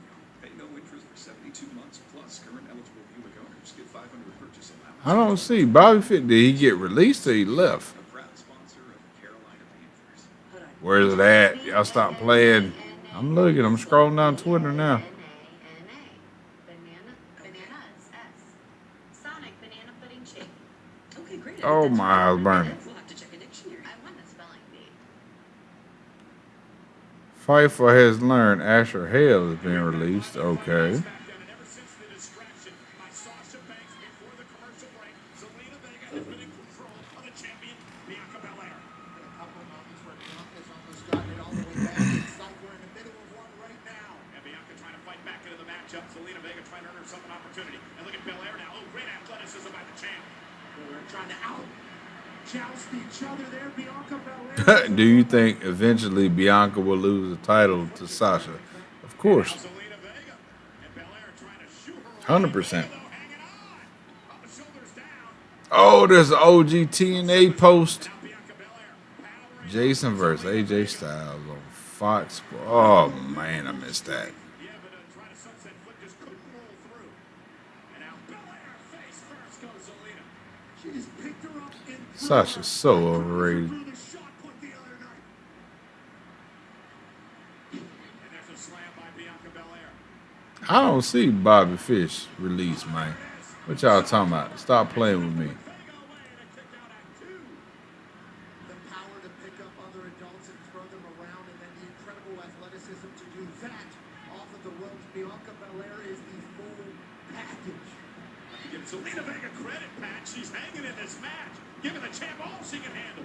Not just hanging, she's been pretty dominant for portions of this thing. If she gets a win, she has to think she has a championship opportunity. Vega again looking to Wait a control minute. the champion. Bianca quickly back to her feet, and now Vega looking for some sort of sleeper hold. But Belair backing her into the corner. Still hanging on. Selena. Bobby Fish, Bronson Reed. Now Vega from behind again looking to go for the sleeper hold. Like a spider monkey, she's on Bianca's back. And meanwhile now, Bianca Belair turning it around. And Belair now power with a suplex. Mercedes. Roll through. And Belair. And now, Vega. Vega with a counter. Both women down middle of the ring. Zelina Vega trying to call the recovery, trying to knock off the champion. This would be a monumental upset here tonight on SmackDown. Hook of the leg. Belair's got a kick in. All right, so First fish. let me. One suplex. Then she was setting up for two with Davey Boy Smith. And Bobby Fish. was able to flip the momentum and land Belina or Bianca on her head. And now, Bronson Reed. driving the day here, excited as we all are, Pat.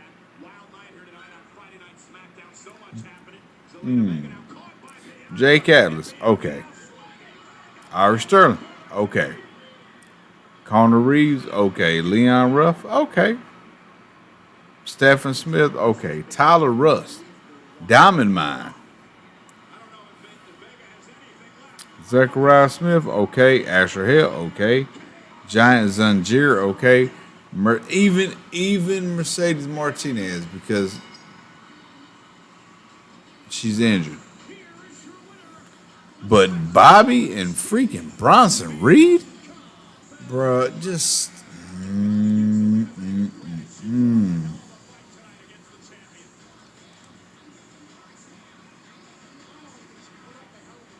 Let me guess.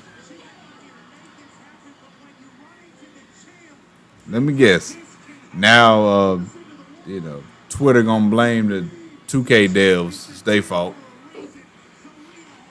Bobby Fish and Bronson Reed? Man, come on, man.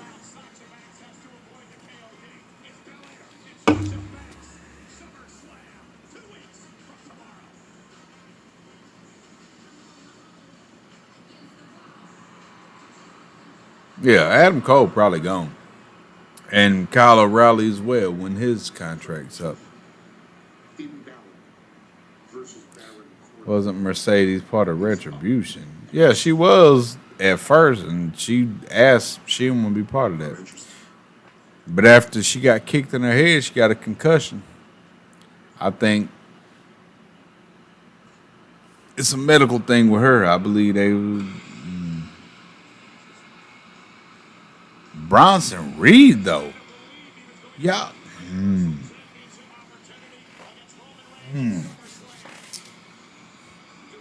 Bronson Reed? Interesting. I wonder what that meant before they signed the contract last week. Roman said, Finn,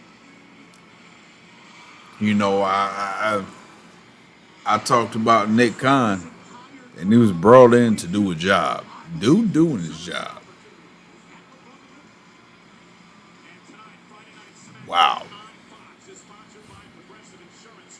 Save when you bundle auto, home, or motorcycle insurance. Wow. I'm a big Bobby Fish fan. I mean, I'm before Red Dragon, all that. Like OG Japan Bobby Fish. I'm a big man. I mean, even with him, I can get. You look at the amount of time he been in NXT. Look at the amount of time he been hurt, and the amount of times he's been hurt.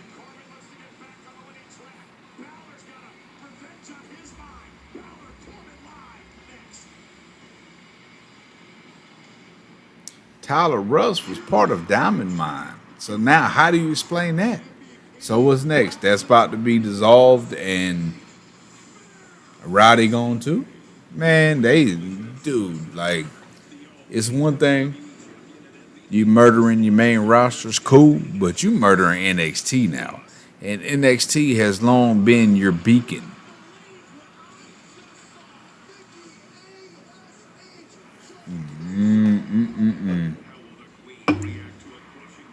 Y'all know me. Y'all know I've been Mr. NXT since 2012. Since day one, A1.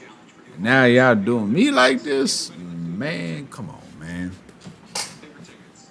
We're off to a horrible start, but we can overcome it. We're not going to point out our houses, landmarks, or major highways during takeoff. Don't buy anything. I packed so many delicious snacks. So is the Ballpark when Group 2 is going to get boarded. the report that we saw not too long ago about everybody got to be 6 foot tall or better?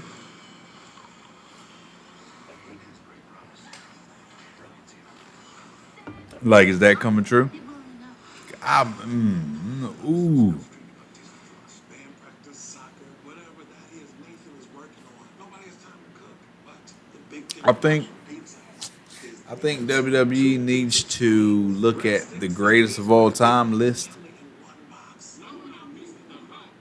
How tall was Brett? How tall was Rick?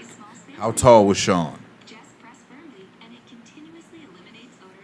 How tall is the top 5 that most people consider the greatest? Oh, they were 6'1". They put them on a height list. Man, it aggravates me. I despise somebody's size being justification for judgment. I just like, so y'all would have cut Bruce Lee, huh? Y'all would have cut Bruce Lee. Yeah, whatever, man. That's trash, bro.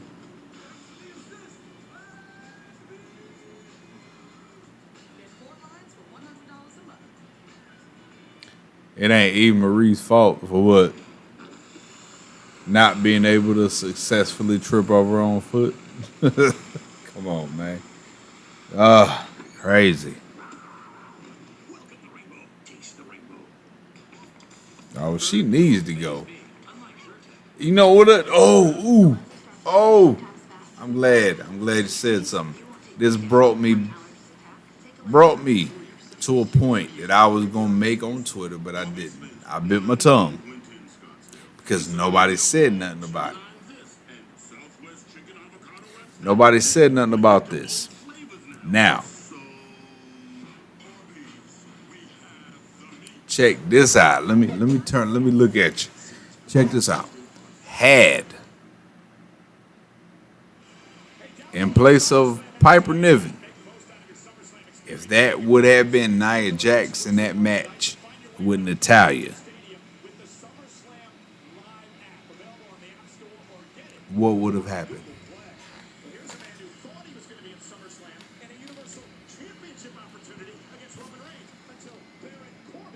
Hello? Hello? Where's my phone? Hello? I don't. Hello? Hey. Can you talk right now? I don't hear nothing. Where's my tablet? Hello? Hey, did you hear what I just said? Can you talk right now? Oh, you don't want to talk about it either? Cool. Nobody said a word, bruh. Nobody blamed Piper for missing her cue on a simple rollover and breaking Natalya's ankle. Had that been Nia Jax, all hell would have broke loose. Now, see, I wanted to say something, but I didn't.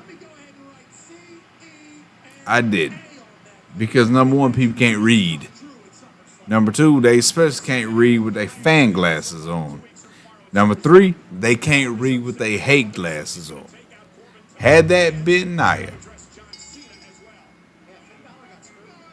that didn't create proper spacing in a rollover and broke Natalya's ankle, oh my God, it would have been a wrap. But because it was Piper, it's cool. It's cool. Nobody said nothing. That's not cool. That's not cool. I just want to apologize, man. I'm sorry. That's not cool. Apology not accepted. Balor with a right hand. And Finn Balor, the first ever Universal Championship champion, wanted the opportunity to win the title back. And now out for I need Finn to finish more matches with the 1916. apologize, but I don't accept it. Finn Balor, there was a right to Baron, and now Baron's got to pay for what he did to Finn. And if you're Balor, you cannot. How can you not be upset now? Walked out here, challenged the Universal Champion, will have it taken away. Oh, from a man. What if Baron Corbin wins? I ain't even considering that. Balor is the epitome of human That boy said poop drop. discipline. Stop it. Everything about it. He's fighting now a man who has lost it all. Well, Corbin was once the king of WWE. He lost that title to Shinsuke Nakamura. It has not been the same since. He's lost so much money, so many endorsements. My question still remains: what is the end game for Baron Corbin's character? I lost it all to come back to what? I guess that's a good thing for having What you coming back to? and he can maybe ease the pain of a right Pele foot. The lone wolf thing? Now Balor looking around like double A takedown now and now just unloading on Baron Corbin. Think about the anger Balor has to be feeling. He was back. I like people like, oh, he gets good heat. No, not really. He gets a lot of go away heat. And Balor continues to stomp away on Corbin. Charles Robinson saying, hey, you can't be here all day. Finn Balor said, I'm Oh, nah, I ain't worried about that. I mean, I ain't, look, I got nothing but love for Piper Niven, Viper Niven, but had that been Nia that rolled over on her ankle, it would have been all hell everywhere. But because it was her, nobody said a word. And that's not, I'm not cool with that. Corbin's broken, battered, and now Balor's about to batter him into the corner. Nia got split open. And nobody say a word about who split her open. You know what I mean? It's just, that's that. Nah, see, Finn needed to win with the 1916, not the coup de grace. Throwing up the too sweet. Who you throwing it up to, bro? That's just too sweet for Finn Balor. Uh-oh. Got a mic in the ring? What's up? 3 years ago, what happened last week, I would have smiled and accepted it.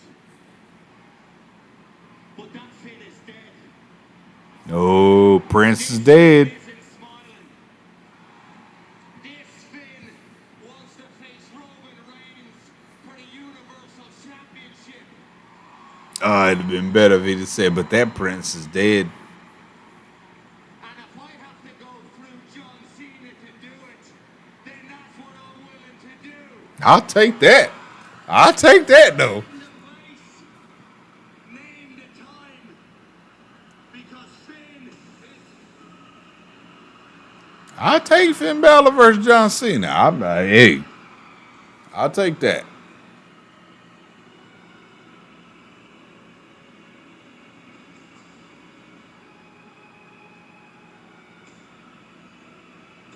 Bro, I'm telling you, Roman Reigns' thing reminds me of Aquaman. He is closing in on 1 year. Why is his little 3D thingy so dark? Bro, Roman is nowhere near that dark. Finn Balor was hoping to have the opportunity to end that reign in 2 weeks at SummerSlam. Everybody on Earth wants an opportunity to square off against that man. I think it's so funny to see so many people on social media. Oh, Roman still sucks. That dude is the best heel in professional wrestling right now. And it's not even debatable. 100%.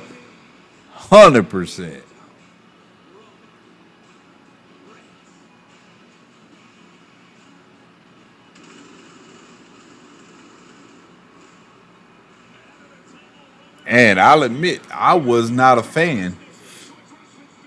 I wasn't a fan of him cutting his own promos at first. I wanted Paul to talk more, but now he's very deliberate. He every word, every sentence has purpose. It has meaning. Man, he's killing it.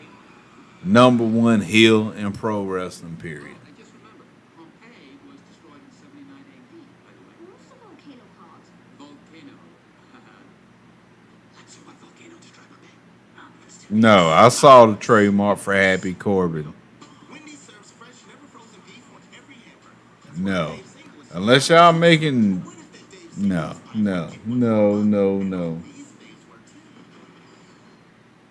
Get any of these faves BOGO $1 only at Wendy's. Your mom's gotta go. She's family. She used my Old Spice moisturizer with shea butter, and It's like I said earlier, that Corbin has never had. He's never had nothing. I mean, NXT, it was the Lone Wolf stuff, and it was indie wrestlers.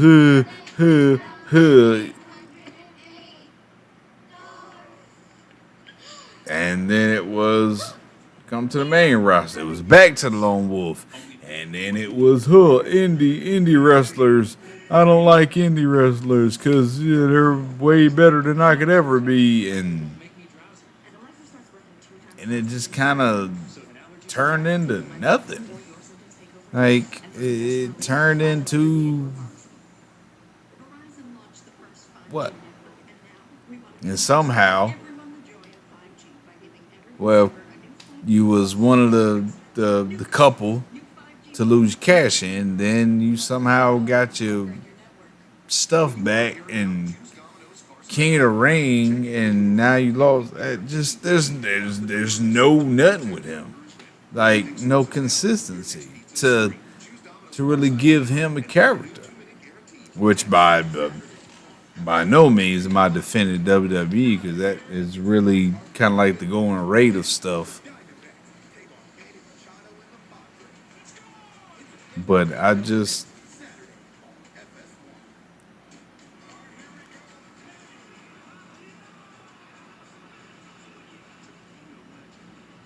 he gotta be something. Like, dude is a good sized dude. Good sized dude. You know, if you look at my movesets for him, then I've watched every single match he's ever had. Decent, better than decent moveset. And much more could be added. But, with that being said, physically, he hasn't progressed or evolved at all. He's still the same flabby guy he's always been. Which is kind of funny that the same people that bashed Cassius Ohno, ain't said jack about him. Ain't said jack about the Usos. I ain't said nothing about them. Dudes had the same body type. Especially the Usos. Same body type over 10 years. Ain't worked at nothing. Ain't worked at none of that. And they'll tell you about their own admission. So, you know.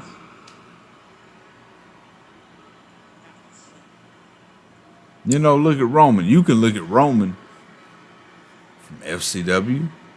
Leaki, Roman Leaki. NXT. Shield. The Big Dog. Leukemia. Now. That man been working.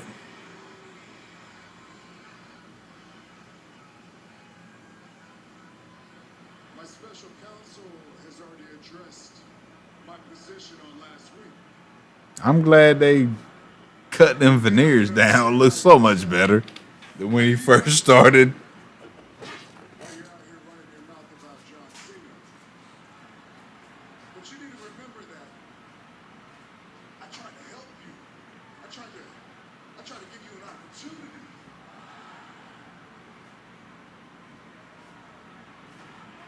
So when you come out here in my ring on my show, keep the head of the table's name out your mouth.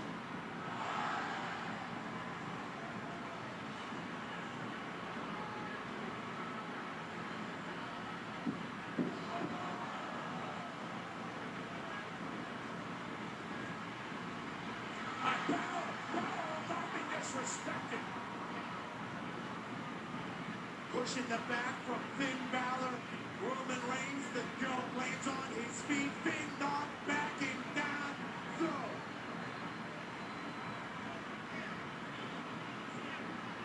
Balor Club has his eyes on the head of the table.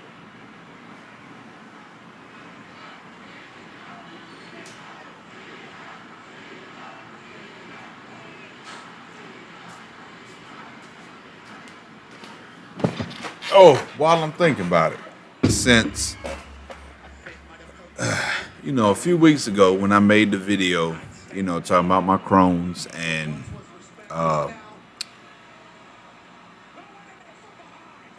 having to, live a gluten-free lifestyle, I always like to share with y'all certain things that really help me and do good for me.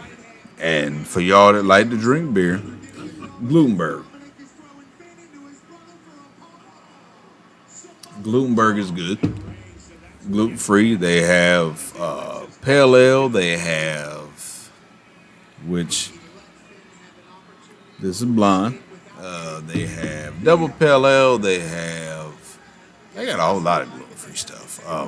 New Planet, which is my favorite. New Planet, gluten free.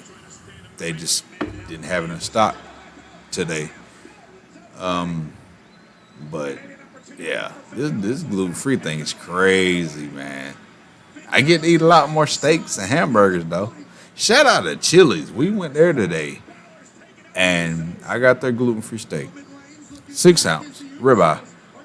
Man, I was able to eat the whole steak. No grizzle, no fat. That thing was perfect. Good stuff.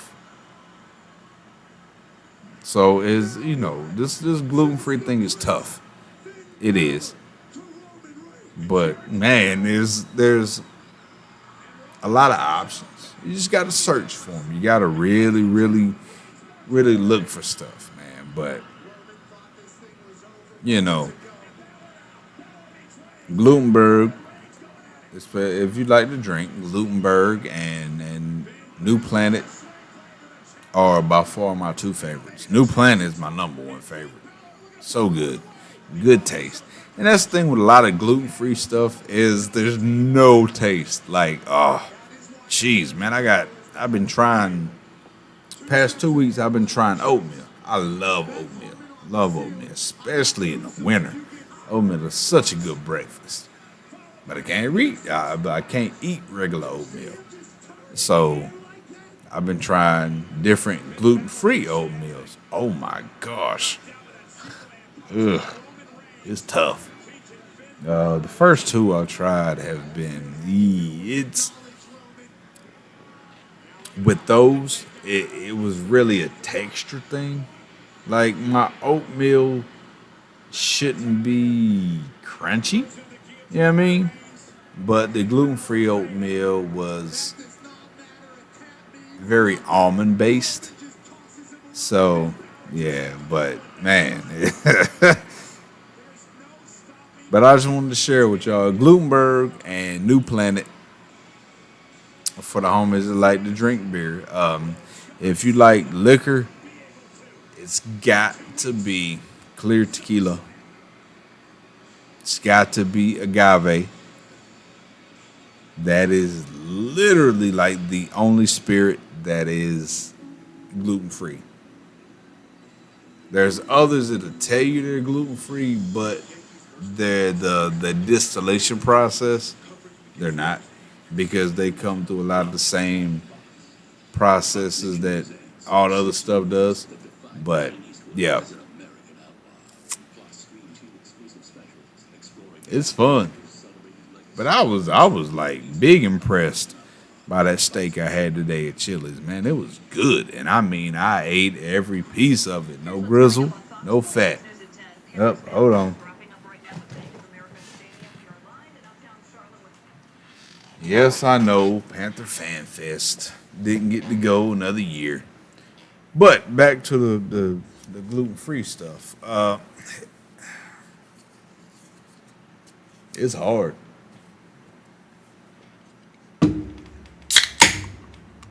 It's hard.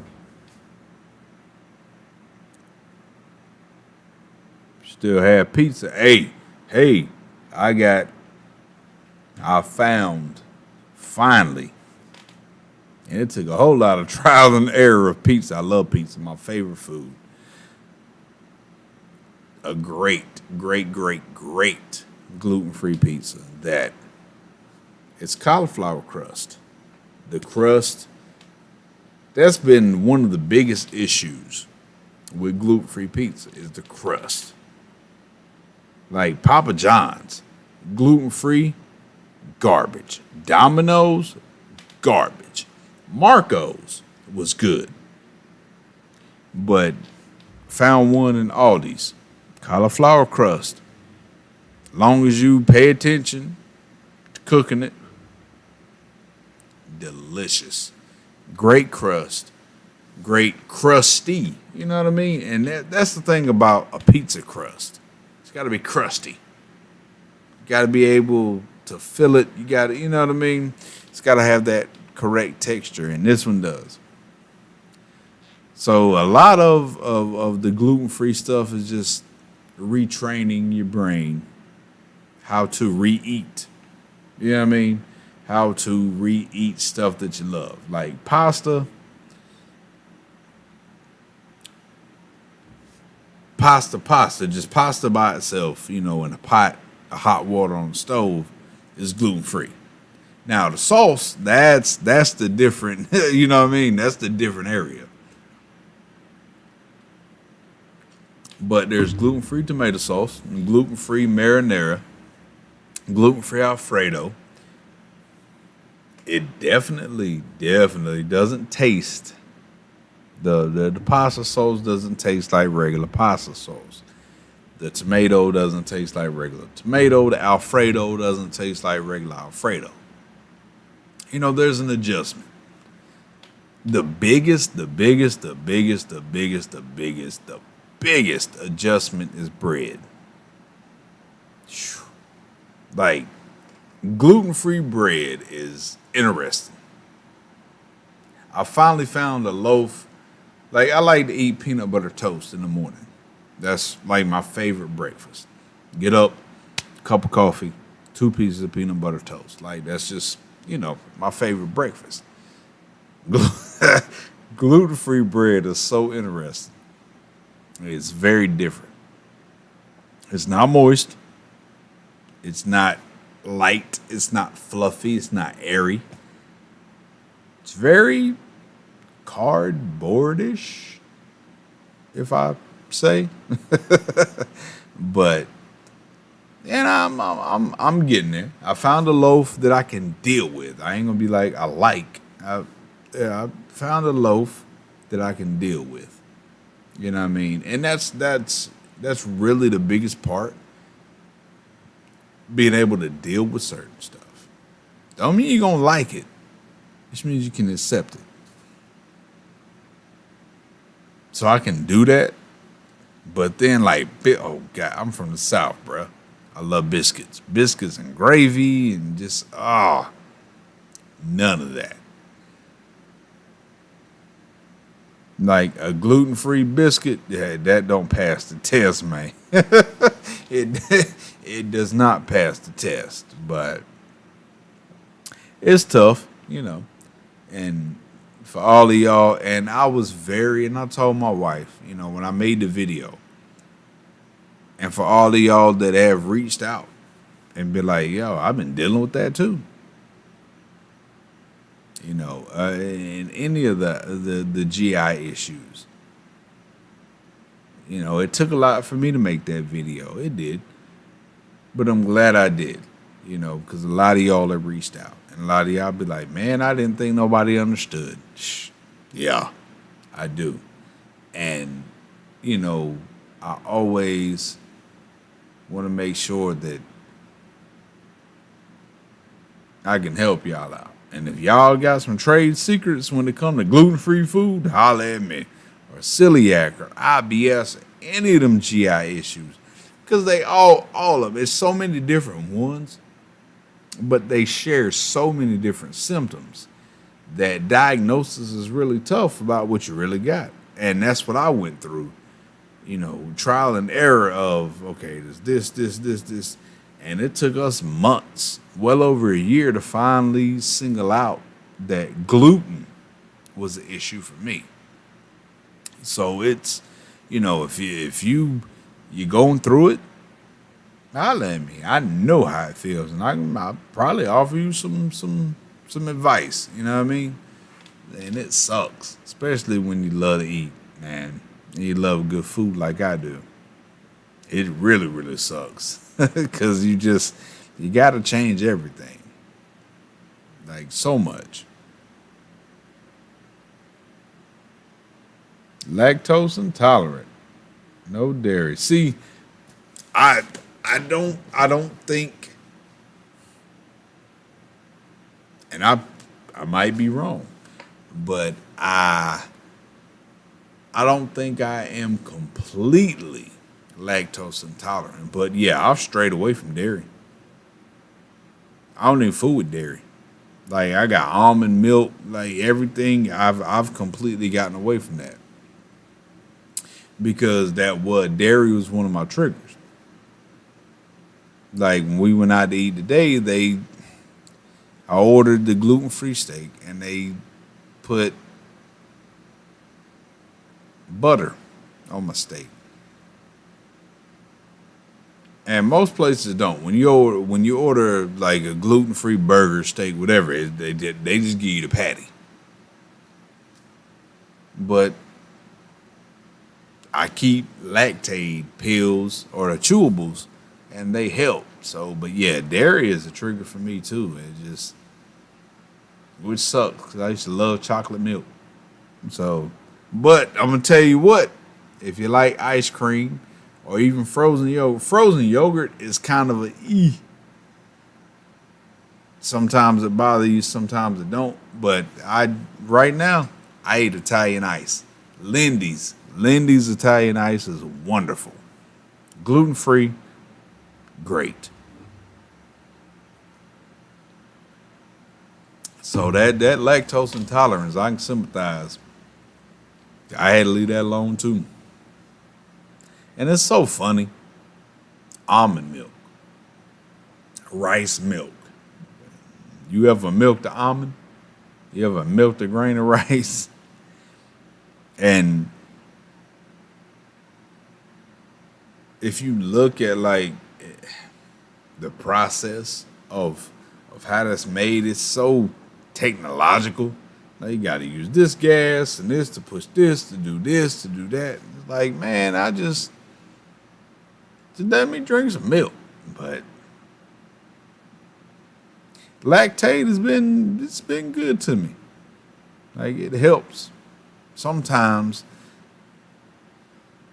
if it's a bit like if I ate too much cheese, or if I had too much cheese on something, like I have to be mindful of that because it'll get me. And what's crazy is like the bloat, the bloat that you get when you eat something you shouldn't, or you eat a little too much of something. Man, that bloat weighs so much. Like I went through an episode week before last, and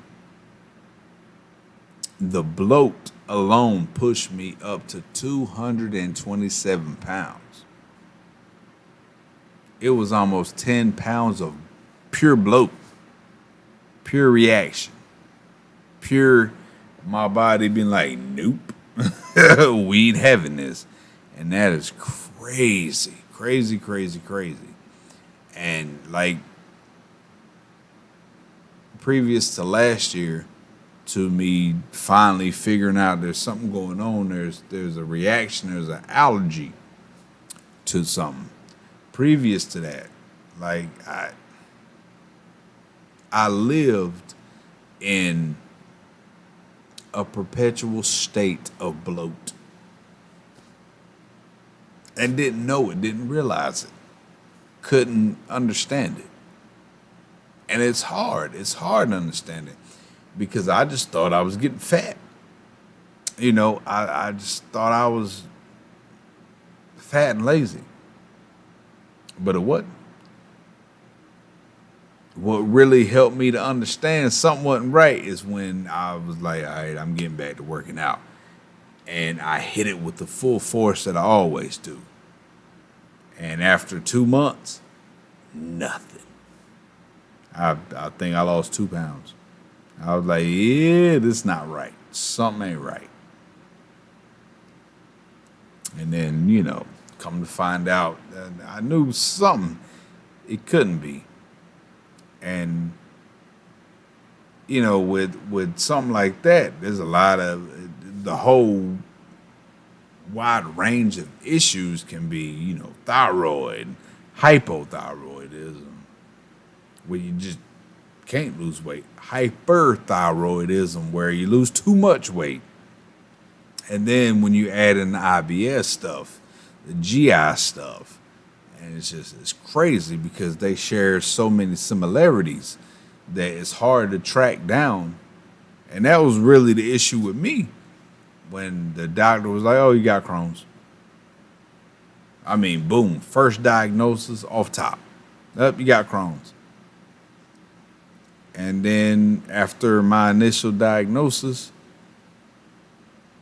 my subsequent visits, he was just like, oh, well, I'll prescribe you and Euceris. My, you know, initial prescription is a steroid, which what steroids do, bring down swelling. That's not helping me. He's trying to bring down my swelling. Like that's not helpful. And that was, oh, you can only take it 1 month. No refills, might I add, no refills. Which means I take it for a month, then I got to go back to the doctor the next month, pay that bill for him to then prescribe it again for another month, take it, go back the next month. Yeah, and that just, it only took one trip, 1 month. I didn't go back and see him but once. It only took that 2 times for me to be like, nope, not doing that. Because that wasn't a solution. It was a fix. There's a big difference between a fix and a solution. And I dropped him as my doctor because he wasn't trying to help me, trying to fix me and fix his pockets. So, nah, that's not. And that goes for any of y'all. If y'all got issues and you feel like your health provider is not helping you, man, drop that. Don't feel like you need to continue to go to that person. Don't feel no loyalty. You know, it's about you. It's about your health. And if they're not helping you get better, they're not putting you on a track to help you get better, man, ain't nothing wrong with asking for another doctor. And what's crazy is I wanted a different doctor because come to find out, my wife, when her friends, her husband, same issues as me, same doctor, and numerous reviews and complaints, same exact stuff that I went through, and they had to change doctors. Like he won't do nothing for you. He just wants you to keep coming back to see him. All right, cool. So we called the office to schedule a visit with another doctor. Guess, man, listen to this. Guess what they gonna tell me? We have to send your current doctor an email, he has to sign off on you going to see another doctor. What? Huh? You mean to tell me the doctor that ain't doing nothing for me got to sign off on me going to see a doctor that's going to help me? I told my wife. Because, you know, she made the call and set all that up. And I told her, I said, I'm telling you, if he don't sign off on it, I will go see him. For real. Thankfully, he signed off on it. But that blew my mind, man. Like WWE 2K19 blew my mind. Like, he has to sign off. The doctor that ain't doing nothing for me got to sign off for me to go see another. Man, come on, cuz. I would have scheduled an appointment with him, and when he came in that room, we'd have had it'd have been Stone Cold VKM all up in there. That blew me away. Like, how do I need your permission to see somebody that's gonna help me? Bruh, please. I flipped out when she told me that. Like, I legit flipped out. That was nuts. I couldn't believe it. Thankfully, he didn't say nothing. You know, he signed off, but that's unbelievable. That you can have a doctor that's not helping you, but he got to sign off on you going to see a doctor that's going to help you. What? And I get it. It's all a racket. It's all a racket. Everything in America is a freaking racket, period. If you refuse to believe that, I don't know what to tell you, but. Oh, wait a minute. Did y'all see? Please tell me, especially my homies that live in Florida. Did y'all see who running for office down there?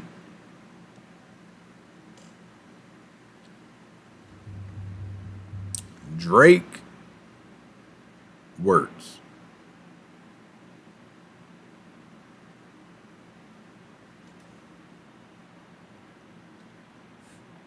I'm not even gonna show y'all this boy Instagram post, man. I already know.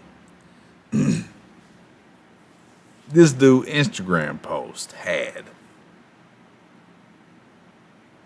I'm just giving you his buzzwords. First buzzword, leftist, Marxist. First buzzword.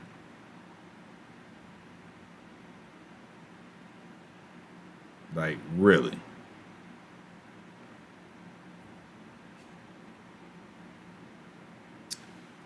Republican. 2A, abortion, MAGA. All five of them in his IG post about running for Florida, whatever he running for.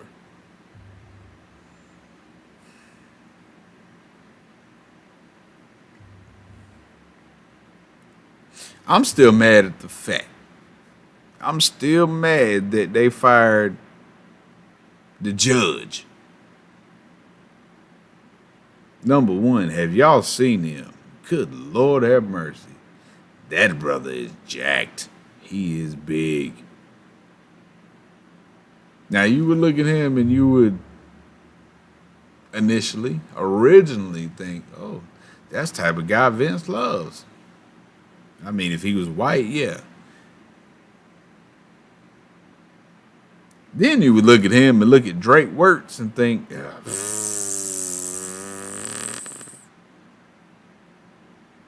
I don't care how many CZW death matches you had, that brother will pop your head like a pimple.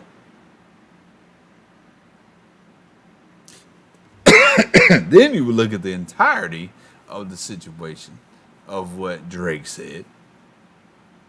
Just that situation isolated. Not even previous situations, not even relatable situations. Oh, but they both got to get fired. Nope. That's damage control BS. Oh, we got to fire. We got to fire the super. Oh, it still aggravates me. We got to fire the super wing moron. Disrespectful idiot. Oh, but we got to fire the guy that was on the right side of stuff, too. Yeah, got to fire him just because.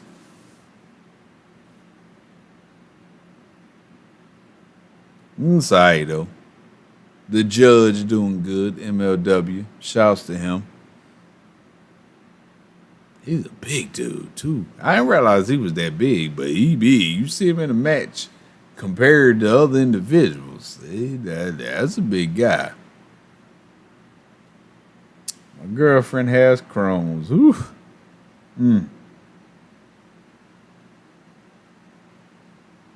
Statutory health insurance.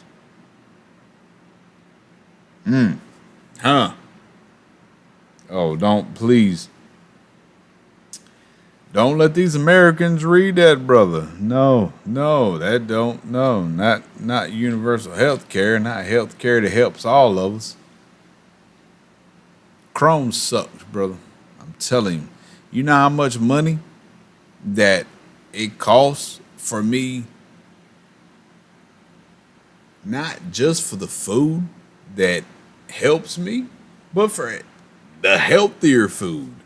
Okay, gluten ain't good for anybody. You know, that's number one. Gluten ain't good for anybody. Yeah, it costs. And it sucks. The bad food's the cheapest.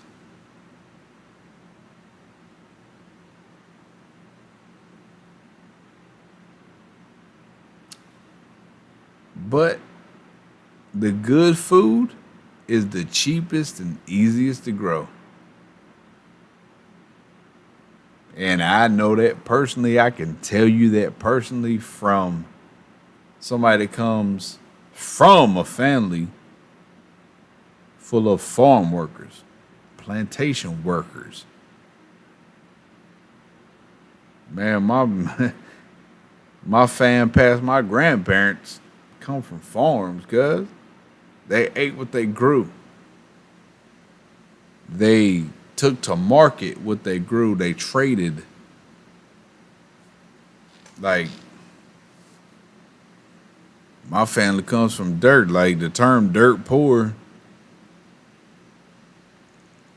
it was for a reason.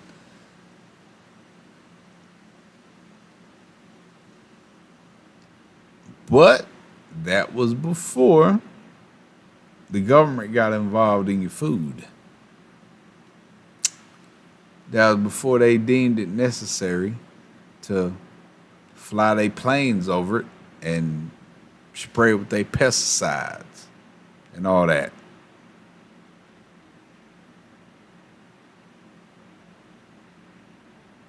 You know, even now, it's hard to say what's safe. Ain't nothing safe.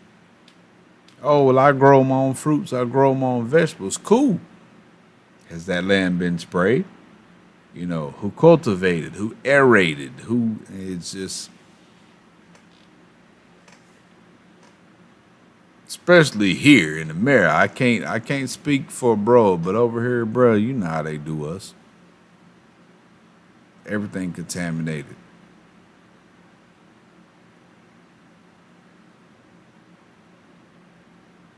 And it's all forced. It's all marketed. It's all for a reason. But y'all hollering about my liberties, my freedoms. Can't make me wear a mask.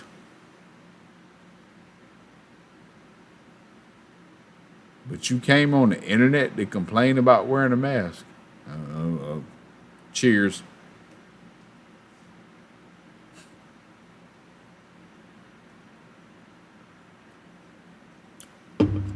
the government driving the wedge between us. No.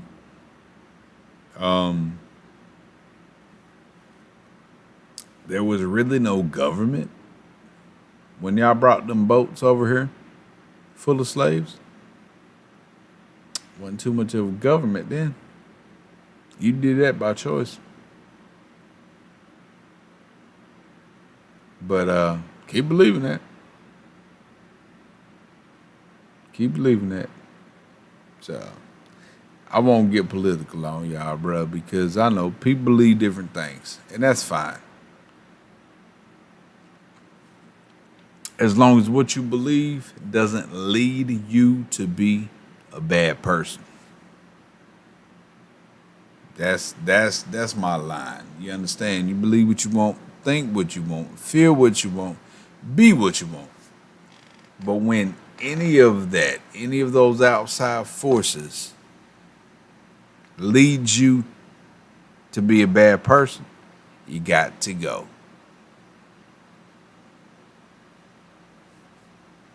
And that's done, diggy, done. It's a wrap.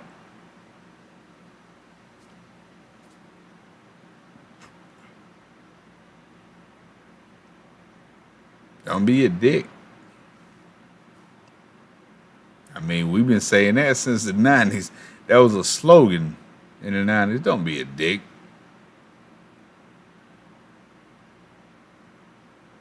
See dick run. See dick jump. Been around for a long time. Don't be a dick. So, but anyway, good Lord. 4.5 hours on the stream. By far, biggest, longest stream ever. Appreciate y'all hanging out through the cards.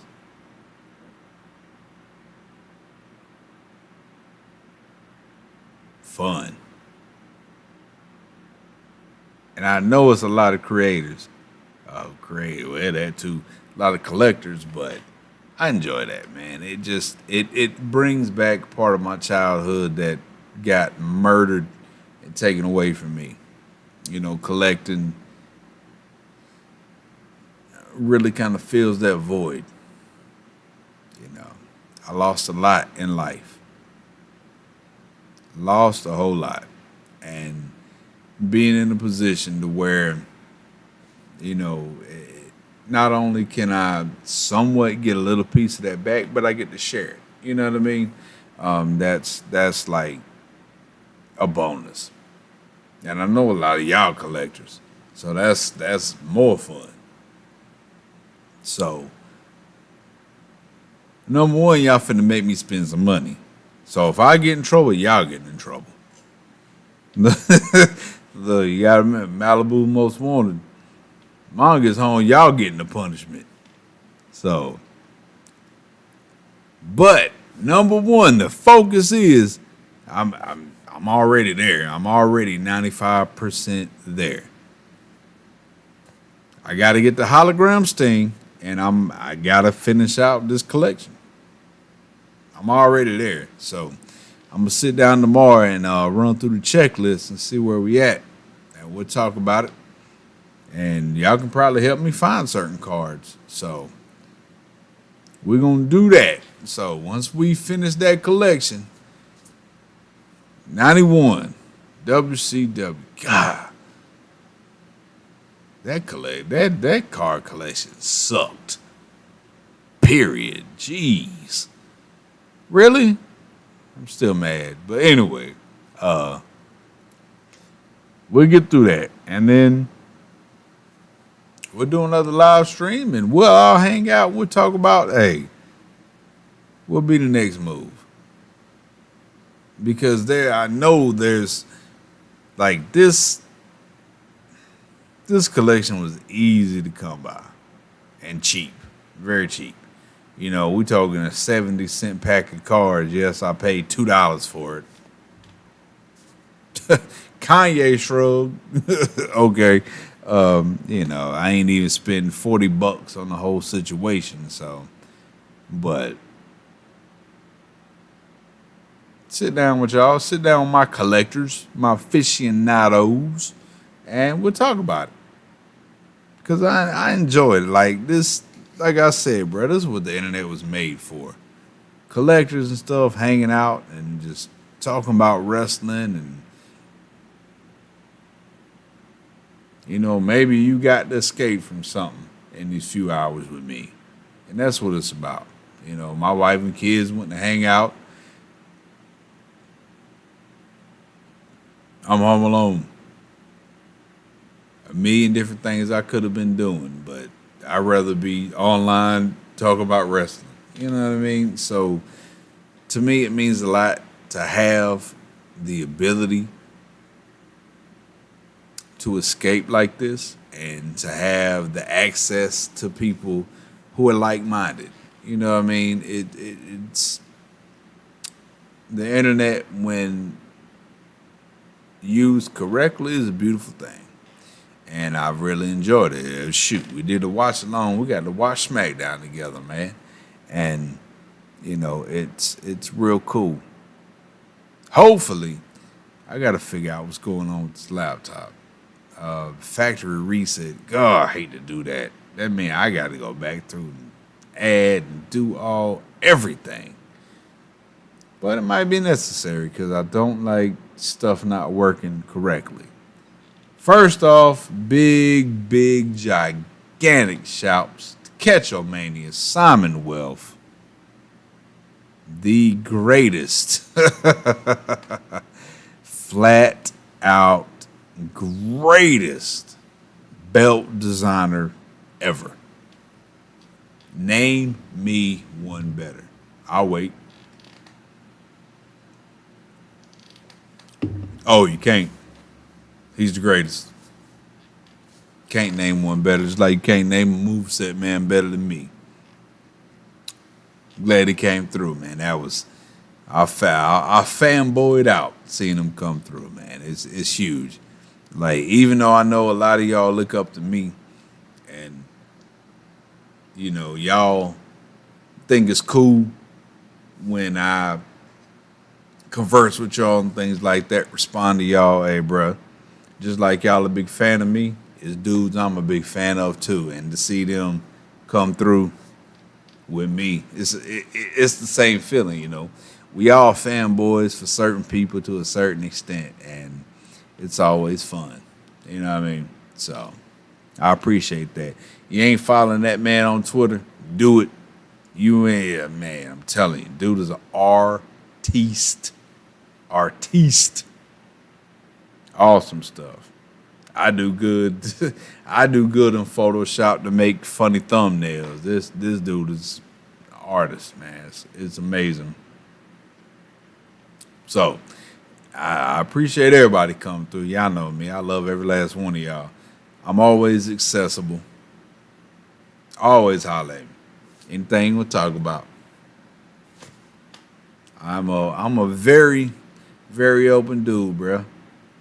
Crazy life, been through a lot, know a lot, seen a lot, done a lot, experienced a lot. You can always holler at me. I do my best to be there for you. So, hopefully, tomorrow I get this laptop situated, man. It aggravates me when my stuff don't work right. You know what I mean? Like, I haven't been able 3 days to record a match. I got a match on 2K18 that's been fire. And it showcases so much I want y'all to see. Haven't been able to do it because the stuff ain't been working. So I'm going to factory reset this laptop tomorrow and go back through and redo everything. So hopefully it works. If not, now I have to break out Old Faithful over there in the living room. But we'll get it to work one way or another. And we got some streaming to do. I'm gonna set up 2K18 universe. Still got the second stream for the 2K20 universe.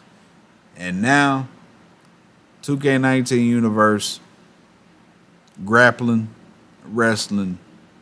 That's what we doing. So you already know, man. Be smart, be good. Had a good rest of your night or morning, depending on where you at. And we'll catch up tomorrow. Appreciate y'all coming through, man. You know what it is. as always, what do I say? Keep it real, live righteous. You know that. Appreciate y'all, man.